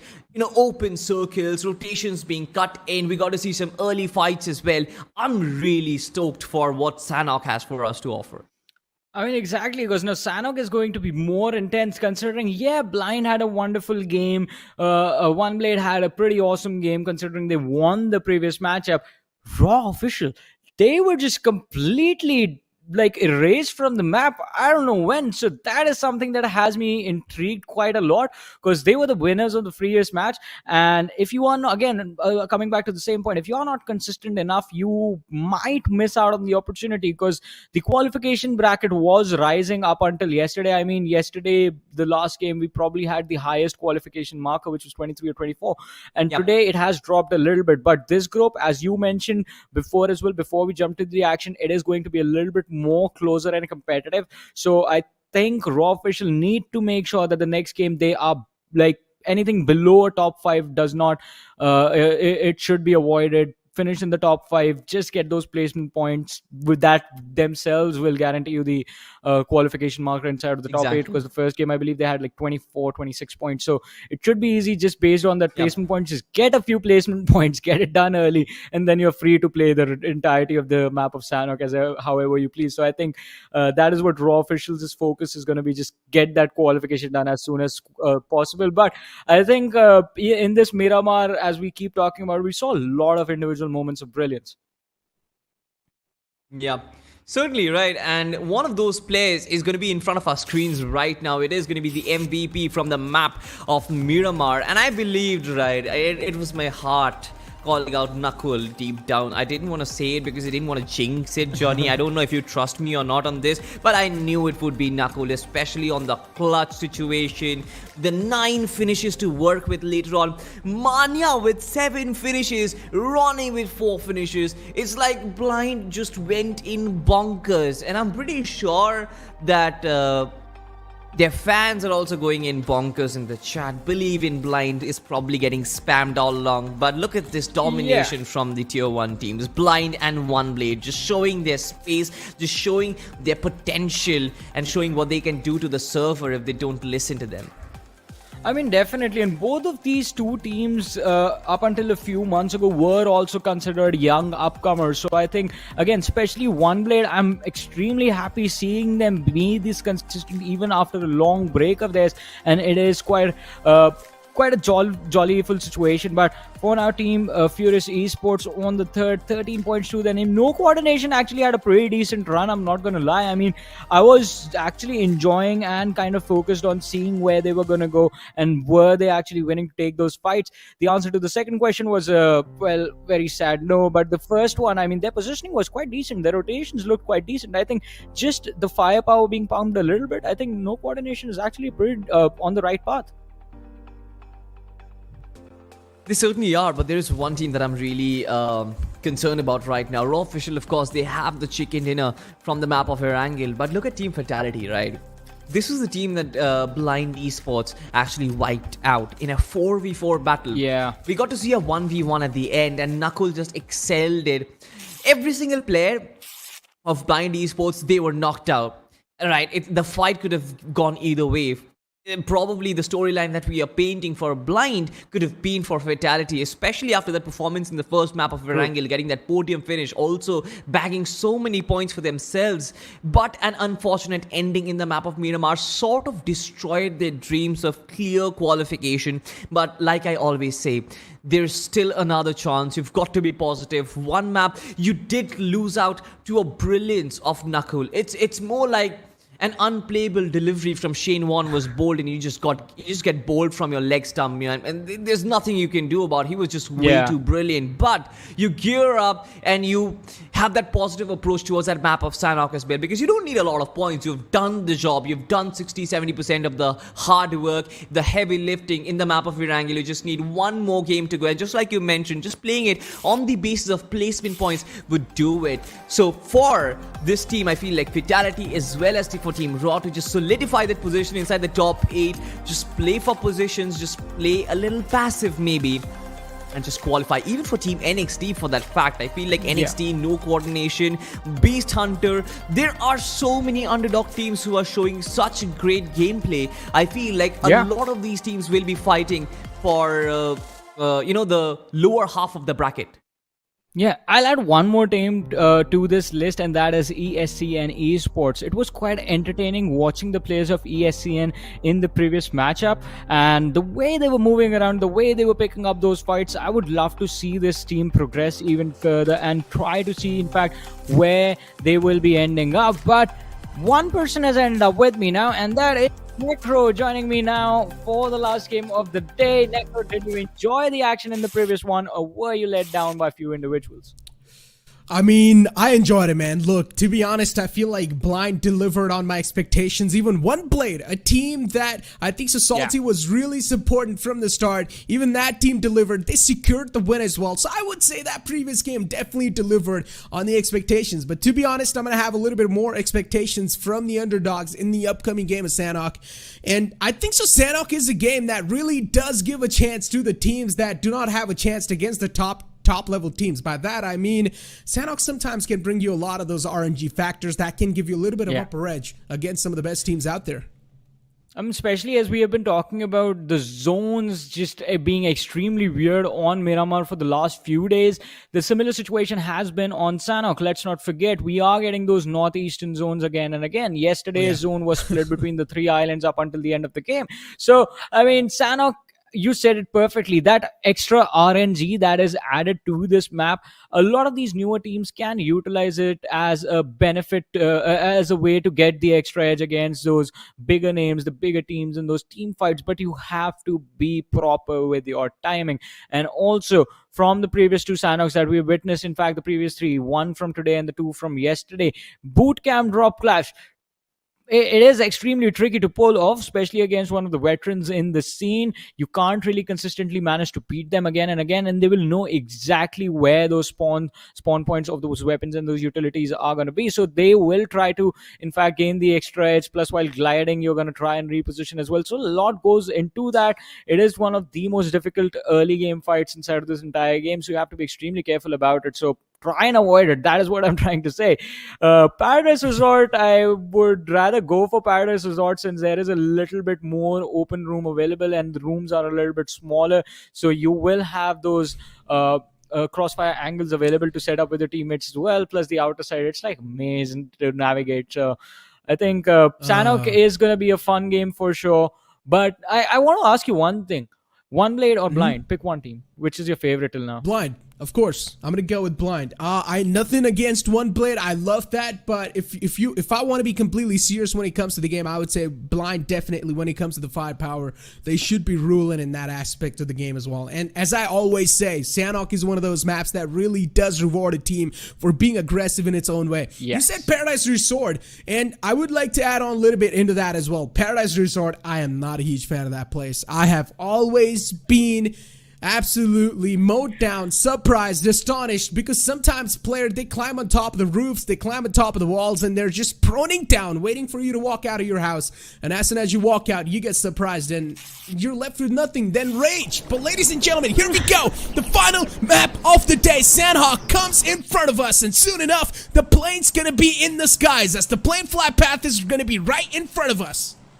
And this one is going to be super fun to witness, as well as in the previous Sanhoks, we have seen the flight path leaning towards either of these position, either the eastern edge or the western edge, but this one is quite close to the center, going from the eastern side, from Lakavi, all the way through Painan, through Ruins, towards the western edge, between the Camp Alpha and the Ruins Island. So this game is going to be a pretty easy, it should be providing an easy start for a lot of these teams, unless the drop clashes that we talked about, those are going to happen. And as of now, I see Blind heading towards that bootcamp position along with the squad of Galactic Gamers, and they have one more team heading in the similar direction. I hope there's no early bootcamp clash, and well, it has been avoided. Well, I mean, there's going to be a lot of hopes, Johnny, and I also hope that we're going to be seeing that early clash. That's what I want.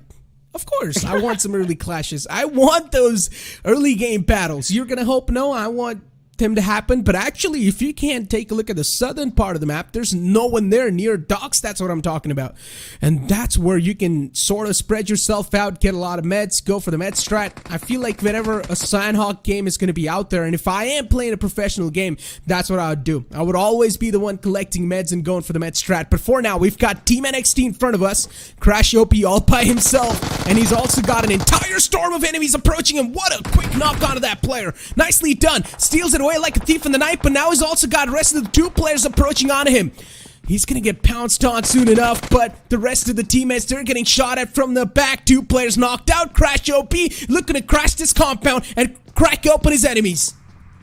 Well, he's still not stopping. He has his teammates from the rear, and they are here as well. NXT Esports, I was worried about them, but no, Crash has turned the situation completely around. What? And well, NXT, they succeed in wiping out the opposition, but before they can think about celebrating, the third party is here as one of the lads from the side of NXT, and the man, in fact, who is responsible for dealing with the pressure of the oncoming team is the man who has been knocked out. It is Cash OP. The revive should be an easy one. He's been brought back, but NXT, are they going to be able to reset and re-engage on the other side, or will they just reset and just be on their merry way instantly? I don't think so. That was a third party. I think so. That was maybe a teammate or the guy who got taken. Yeah, that was. Oh yeah, it was a teammate. I think so, or maybe the enemy threw that nade. But yeah, that was not a third party. So we're good to go. But Johnny, as I said, I love early collisions. That's what I'm here for. I love action in general, and you've known me. Come on, why are you saying that you don't want to see early game actions? I want the teams, I mean, this is the last game of round 1, week 1. So I want everyone to be in a comfortable position when they actually decide to fight. And no one really just taking a fight, just reacting to the other side's decision or basically the move that they've made. But I mean, Johnny, again, you know it's the last game. That means teams need to go berserk. They need to have a nuclear performance. The only way they can have that, go aggressive, right off the bat, engage in some fights. So that's why I want some early fights, but weren't you just talking about collecting first aids a few moments ago? Yeah, I mean, I would be doing that if I was playing, though. I mean, I would be scared. Come on, what are you talking about? These are pro players. If I'm inside a professional lobby, I'd be scared, dude. I'd be collecting first aids on the shorelines. Oh, that would be the exact same thing. And now we've got Team NXT once again, Johnny, engaging in a duel. In this one, it looks like NXT, they've started off quite strong, managing to secure the first knock. But Galactic Gamers, they also have the opportunity to reset, as the revive is not going to be a difficult one for them. Indeed, it won't be. Galactic Gamers just spraying down in the front. The AKM in the hands of Exam. They know this is not a storm you can take lightly. And now both these teams have got each other in a massive deadlock. You can say it's a stalemate situation. And this stalemate needs to be broken somehow. At least someone needs to get out of here, or one team needs to get eliminated from here. NXT, they've lost out on one of the players, if I'm not wrong, or maybe that one player separated out from the pack. Before Galactic Gamers, they're in quite a decent spot. They can't challenge this fight without a doubt. Yeah, they definitely do not have an opening right now. They will have to find one or create one as soon as possible if they want to wrap it up quickly, because on Sanhok, you know, players and teams are moving all around you constantly. Anyone hears the gunshots in the late stages, their focus is going to shift onto those compounds. If the teams are not there with 100% firepower available to deal with the push, then they might be the next ones getting taken out. Blind Esports on the other side, just climbing the hill. Knuckle, the MVP from the previous game. The only man inside of this buggy, not giving a ride to his teammates as well. Is that a good thing, Necro? Yeah. I mean, maybe he's worried for his teammates. Because when you're going to have 2 players in a buggy, and if you get sprayed down, then 2 players will go down at the same time. So he's like, no. If that unfortunate circumstance maybe does occur, I only want myself to go down. I don't want the second player to be in trouble. Look at it that way, Johnny. Yeah, makes sense. But does this make sense? The approach that Blind has for this push, Knuckle just takes the buggy, goes all alone. His teammates do follow up eventually, and now the entirety of Blind Esports is here. My god, they've got no clue that there are crocodiles over here. There's some alligators just lying around in these houses, and they're looking to munch some players away at Blind Esports. They might just walk into a set trap. Love and Gunjack, these 2 players in their own designated houses. Love inside a little shack. As soon as 7 decides to walk into that shack, problems are going to start to brew up, and that's what happens. Love peeks out once again, but gets taken down because of the pre-fire. Gunjack is well inside the house, but he's taking a bit too much damage. Both the players from TSD, they're softened up way too low. A really good flashbang, though. Yeah, really good stun coming in front of Manya. He was blinded for a few seconds, but TSD, there is no reset for Team Furious Esports.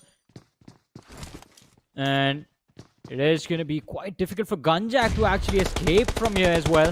He has his teammates in the backlines, but that is not going to change anything, as Gunjack is going to be knocked out with a nade from Mane as well. No recoil, Bhishma in the backlines has the M4 and the DBS to work with, but with his teammates getting taken out, he can't really do much. And look at what Mane is trying to do. He's cutting off the escape options for the other remaining players of no recoil. They don't want to let any survivors leave. Oh my god, no wait, survivors, he didn't no see him. prisoners.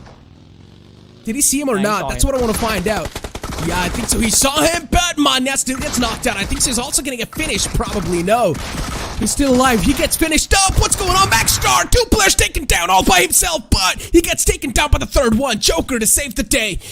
Not so Joker anymore. He's sort of now done the cosplay of the Batman. He's saving the Gotham City. Yeah, he definitely is the reason his teammates, he only loses 1 teammate over there. But Blind Esports, I don't think they're going to be happy with just that as well. Losing Manya in a situation where you know you have already wiped out a team, that should not have happened. But RCS Esports, on the other side, have managed to pick up 2 nice finishes for themselves, and they are looking forward to wiping out the players from Beast. It is not going to be an easy sight, as Max is a little too far away for them to finish off the entire team, but they can finish off the 3rd player, pick up those 3 points, and move and play the rest of the game from here on out. RCS Esports, Neo will go for the res on the fallen player. Should be quite easy. That's what he's going to do. But look at the replay, how it really just sort of started to break down.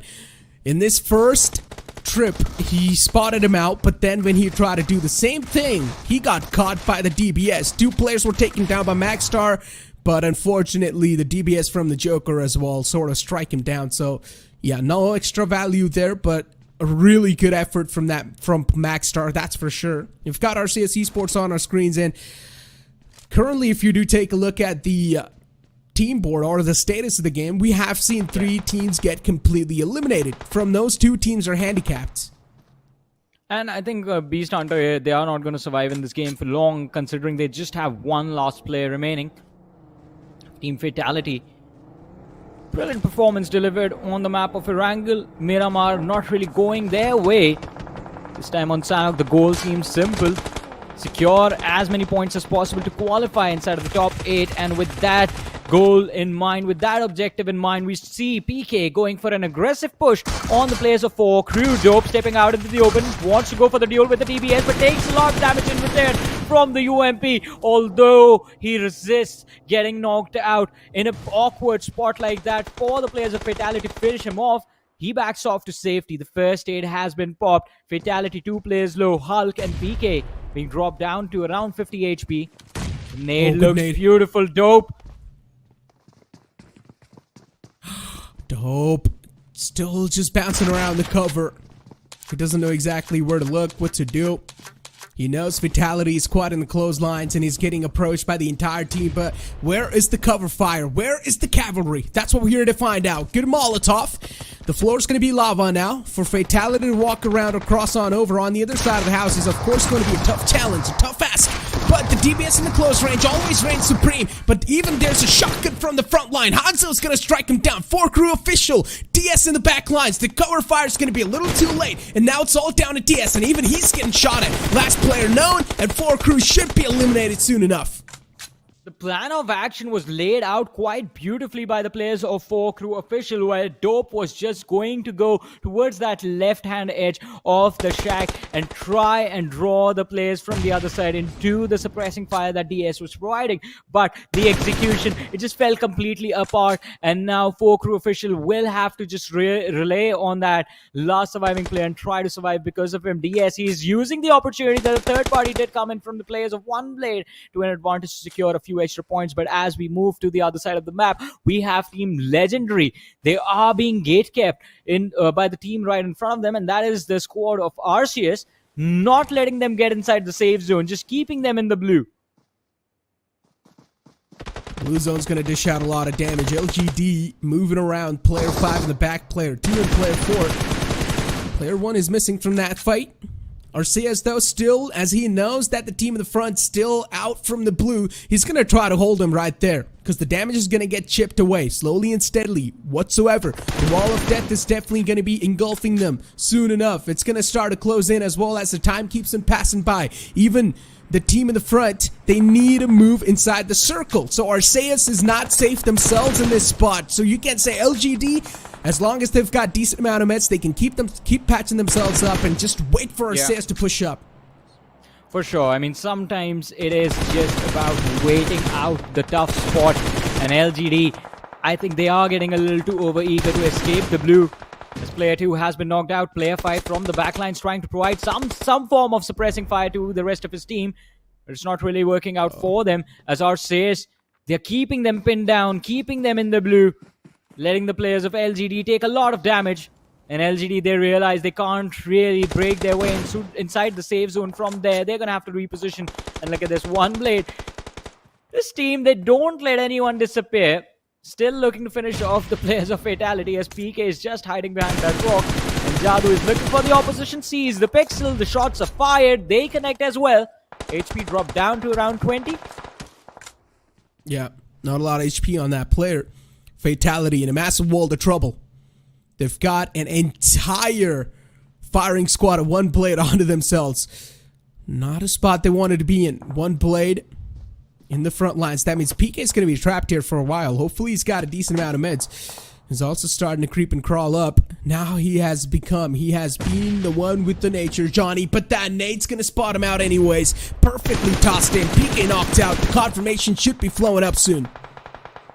Yeah, I mean, we are going to see the confirmations come in extremely soon. PK has been picked up by the players of OneBlade finally. And we're down to 12 teams, 39 players. Beast Hunter FatalitY, 2 teams surviving with just individual players left. And look at this, how it all began. FatalitY going up against the players of 4 crews first. And then the players of OneBlade just overpowering what was left of Team FatalitY over there. An open center, open zone just north of Query is going to make for a very exciting endgame with Galactic Gamers smack in the center, Raw Official just a little bit north towards Bahan INT, towards the northwestern side of the position of Galactic Gamers. So they are surrounded, but they have the only cover available over here. Galactic Gamers, they've got this entire compound secured in their hands. Another team in front of us, it's Raw. This team managed to secure the first ever chicken dinner, so you can't say this team is still in the safe zone. Look at the status of the game so far, Johnny. So many teams are handicapped. You can say 4 teams so far handicapped. Beast Hunter, now they're down to just a one-man squad. Unfortunate circumstance. Even FatalitY, a team that has been showcasing so much promising firepower, so much existence inside the game so far, but in this Sanhok game, they fall short a bit. They have fallen short, but moving forward, let's see what Blind Esports is going to be up to, as ESCN is moving in their direction, and Blind Esports right now just lay in wait. Knuckle turning himself into a snake, cooking up the nade, prepared for the assault of ESCN. This is going to be lobbed a little early, just as a precaution, and it does kind of connect to Storm. A little bit of chip damage on the opposition. Knuckle moving up a little bit, trying to land the nade on the other side of the rock. This one even closer. Now down to 50 HP. Storm backs off. Oh, Fatality Viper on our screens. Man's looting up. At this point, he's one of those players that is just looting up the scraps that's left over in the pack. Yeah. Anything that's left over, he needs it to survive. Hey man, Oh, man. heal battles. I guess, but he's only got 11 first aids, Shawnee. I don't think so he can successfully pull off a heal battle as well. These amount of meds are only enough for him to make it till inside the circle, but then too, it's not going to be enough to sustain a lot of firepower, or at least those firefights that are going to be on his way soon enough. Beast, the last player alive from this squad, Beast Hunter Max, he's also getting chipped up a lot of damage. He's only got 1 first aid left over, Johnny. Now the only thing that can save this man is God himself. Yeah. Or maybe, yeah, if God is going to provide him with a few first aid inside those bootcamp positions, then maybe he can survive for a few extra moments. But I think we're going to see Beast Hunters vanish from this game in the next few seconds. Team Fatality might follow up in a little while, because even Fatality is going to try to go looking for first aids. 11 are not enough, but maybe if you have around 15-16 first aids, you can survive and break into the top 4 one way or the other. On the other side, though, no coordination. Omen in the crosshairs of Radiator from the side of INTxFURIOUS. Spray not really connecting. And INT, they're going to have to reset themselves, as their position now has been compromised. And Blue Zone is going to close in. We're going to have the next shift of the circle. And this one is going to be a little bit on the northern side as well, leaving the southern teams just out in the open to scramble for position. Oh, look at Blind. They're actually approaching a compound too. Look at the map. So they're going to find themselves in a really good spot. Behind them is right ESCN. So that can't be a possible threat approaching for them. But INT, for them, they're in a really comfortable spot. They can chill out in the spot they found themselves in. Raw official. Teams are definitely in the front, or teams are going to be around you. Hopefully you're not going to get completely tunnel visioned on one of those teams, because that is where mistakes do tend to happen from the big names as well sometimes. Ronak OP driving around, trying to scout out the grounds around him. He did manage to spot one player, or at least knock out one player, and now he's also going to be able to see the second player too. Ronak catching a couple of bullets, but the cover fire is going to be on the point. Player 4 alive so far, going for the resurrection on the fallen player, but now is getting pushed up by the entire squad of Raw.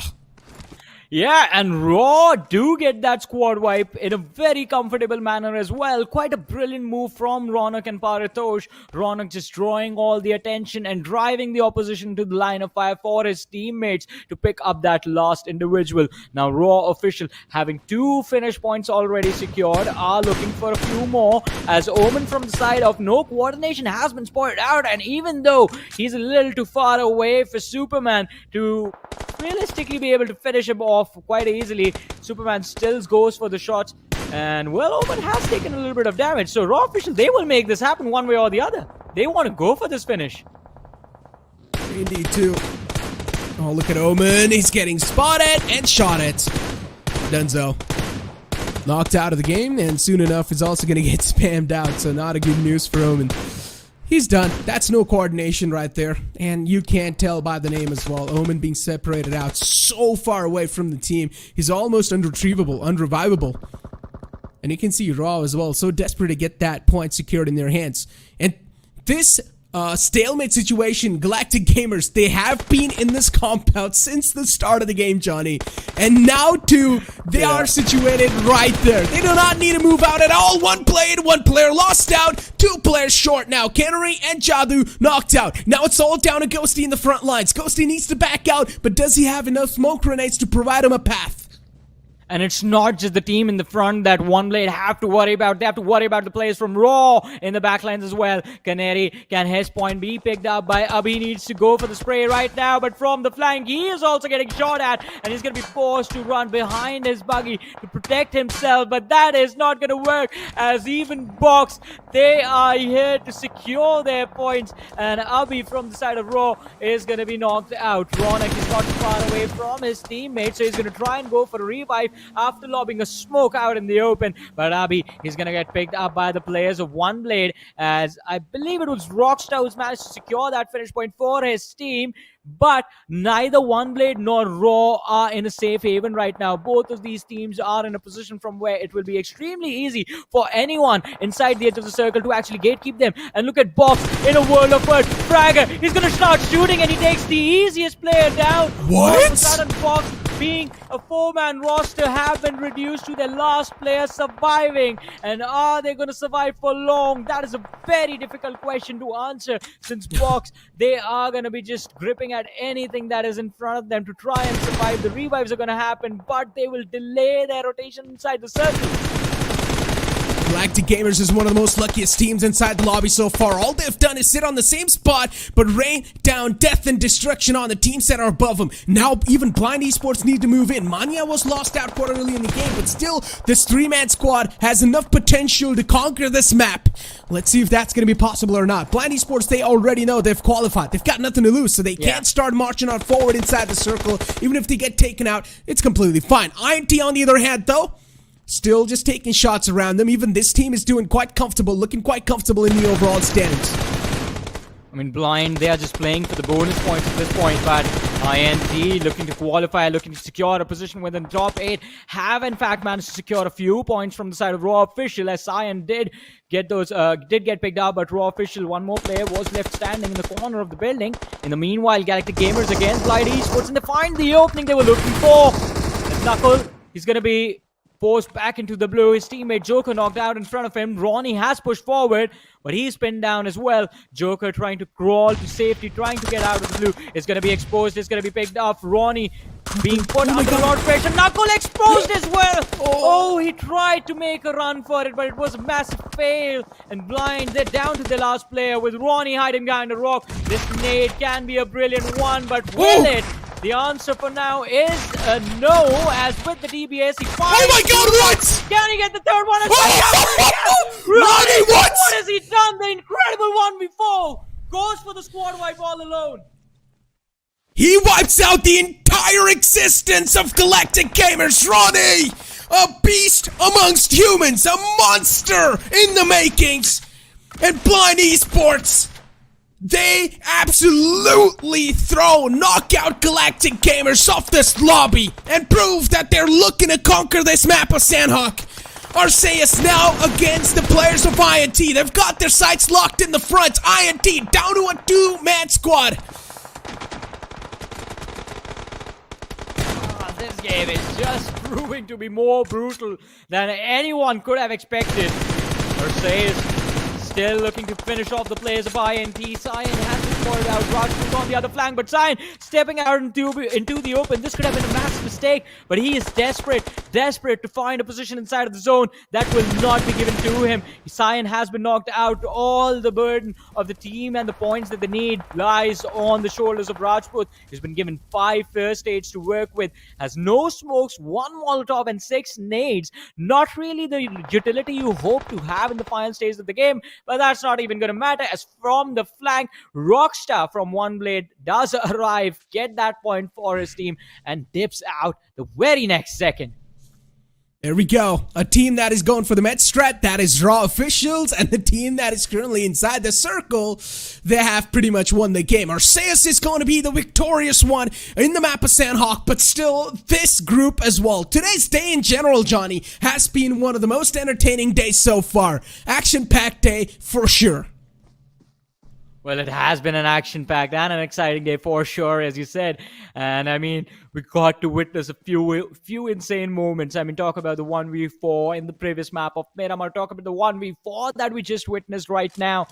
And I think the winners of this game. We know it is going to be RECOIL, but now all the attention of every single viewer that we have is going to be waiting to see what the overall leaderboard is going to look like. But ladies and gentlemen, the game of Sanhok does finally come to an end, and congratulations to RCS Esports having secured this win, having secured this chicken dinner, put their name on this game number 3 for this particular group. But again, the most important question, is this enough to keep them inside of the top 8? And I think the answer for this one is simple. Yes. Ooh, yeah, I think so. As I said, all you need is one chicken dinner, and that should be good to go to keep yourself in top 8. And I think so RCS also managed to secure a lot of elimination points, so add that on top of that, so it's going to be like a cherry on top of the cake, Johnny. RCS being in the top 10, or in the top 8, I would say. I really want to see how the top 8 is going to be looking like. But you know what? Before that, we also have got to take a look at the highlights as well. And in the highlights, we'll see that 1v4 clutch from the man himself. I mean, it was so incredible. I did not really see the first knock happen, but the other 3 point blank range, he was around, I think, 20-30 HP. Just, I mean, again, showcasing what the DBS can actually do. It can destroy an entire team in a matter of seconds, making a 1v3 look like the simplest thing inside of this game. But I guess it is time to look at the highlights, because apart from that 1v4, there was a lot of chaotic action in this last Sanhok. All you need is one pump and, well, that's it. Seal the deal. This is how the action really started to erupt in front of us. So Team NXT was the one actually who found themselves in the early issues, who found themselves taking the early fight. Then Blind Esports, they lost out on one of the players. That was Manya. He got confirmed right here against No Recoil. So even this team actually, No Recoil, I'm not going to lie. In the first 2 games, I still feel like this team is definitely quite promising. I want to see this team as well move on forward. Hopefully they are going to be in the top 8. But OneBlade, they were only able to win that Miramar game. Yeah, they are still going to be in the top 8, but the Sanhok game wasn't really of OneBlade. Yeah, I think OneBlade and Team Blind, they had pretty similar mindsets inside going into Sanhok. I think both of them were just looking to flex on the rest of the competition, because both the teams knew that they would be moving forward. Raw official also in similar shoes, but Raw still looking to be a little bit more consistent. Blind Esports, we know aggression is their name, and that is the only game that they play this time around as well. Looking for those finishes, were able to rack a lot of finishes up, and I think because of that, they are going to be sitting on the first position in the overall leaderboard. But then again, this was just round 1. As they progress in the tournament, will they keep this same mindset and the same game plan for the rest of the tournament, or are things going to change? No clue, Johnny. Look, no one's going to be able to predict the future, but we definitely will hope for the best, though. We want the best for every single team, but at the end of the day, always someone needs to get eliminated. For someone to create a better legacy, someone needs to get taken down. That's how the world works, that's how life works, and that's how these tournaments work as well. For someone to create a good space, that space needs to be reckoned first. Someone needs to get eliminated from that spot, and then you take that over. But ladies and gentlemen, as we saw, Blind Esports, OneBlade as well, decent showcasing from themselves. Today's day definitely once again was dominated by the top tier teams as usual. Dark Horses were there. We did see a couple of teams from the Dark Horses side. I would like to say one of those teams was FatalitY. Actually was able to do pretty decent. Yeah, in the game of Sanhok, unfortunately, they lost out on the early players. Actually, FatalitY went for that third party, but in the end, that third party sort of flipped against them when OneBlade third party them. So that was third party after third party. I mean, they had like, I think literally half a second to celebrate.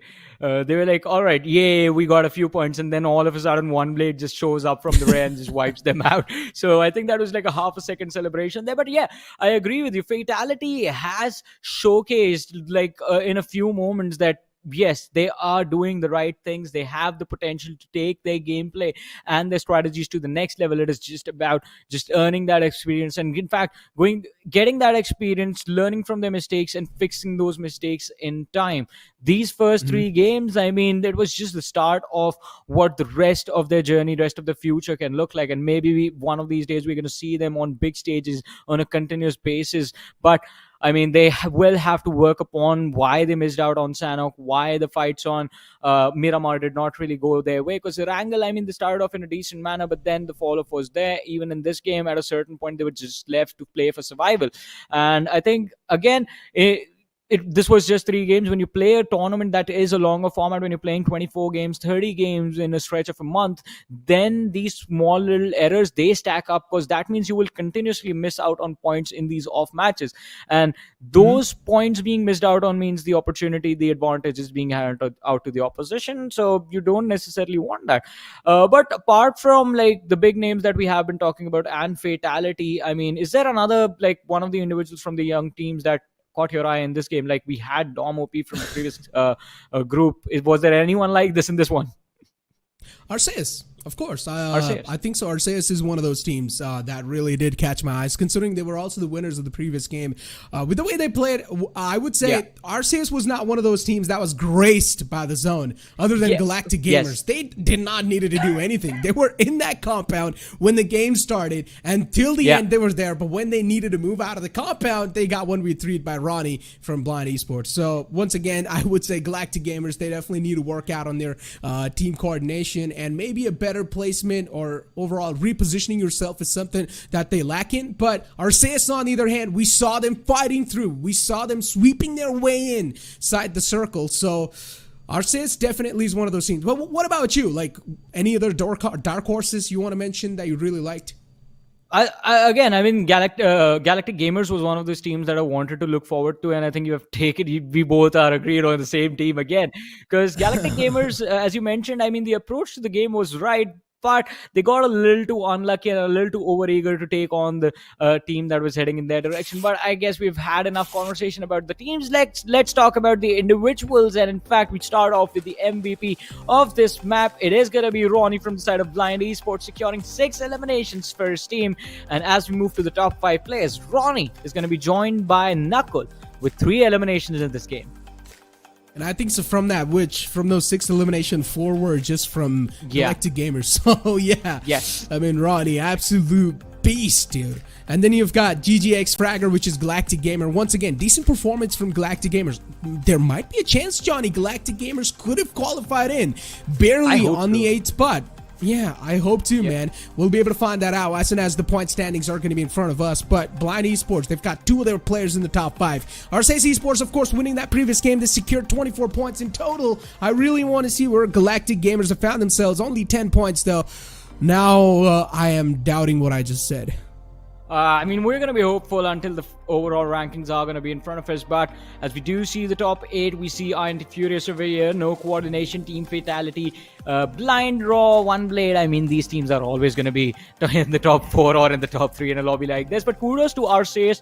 A brilliant win coming in for the side of ARCEUS Esports. And I think these 24 points do make sure that ARCEUS is going to finish in the top 8 and move to the next stage of the tournament. But let's have a look at the next page of the rankings of this game, because a few contenders that we thought were going to have a wonderful time on Sanhok Necro did not. 4 Crew Official being one of that team.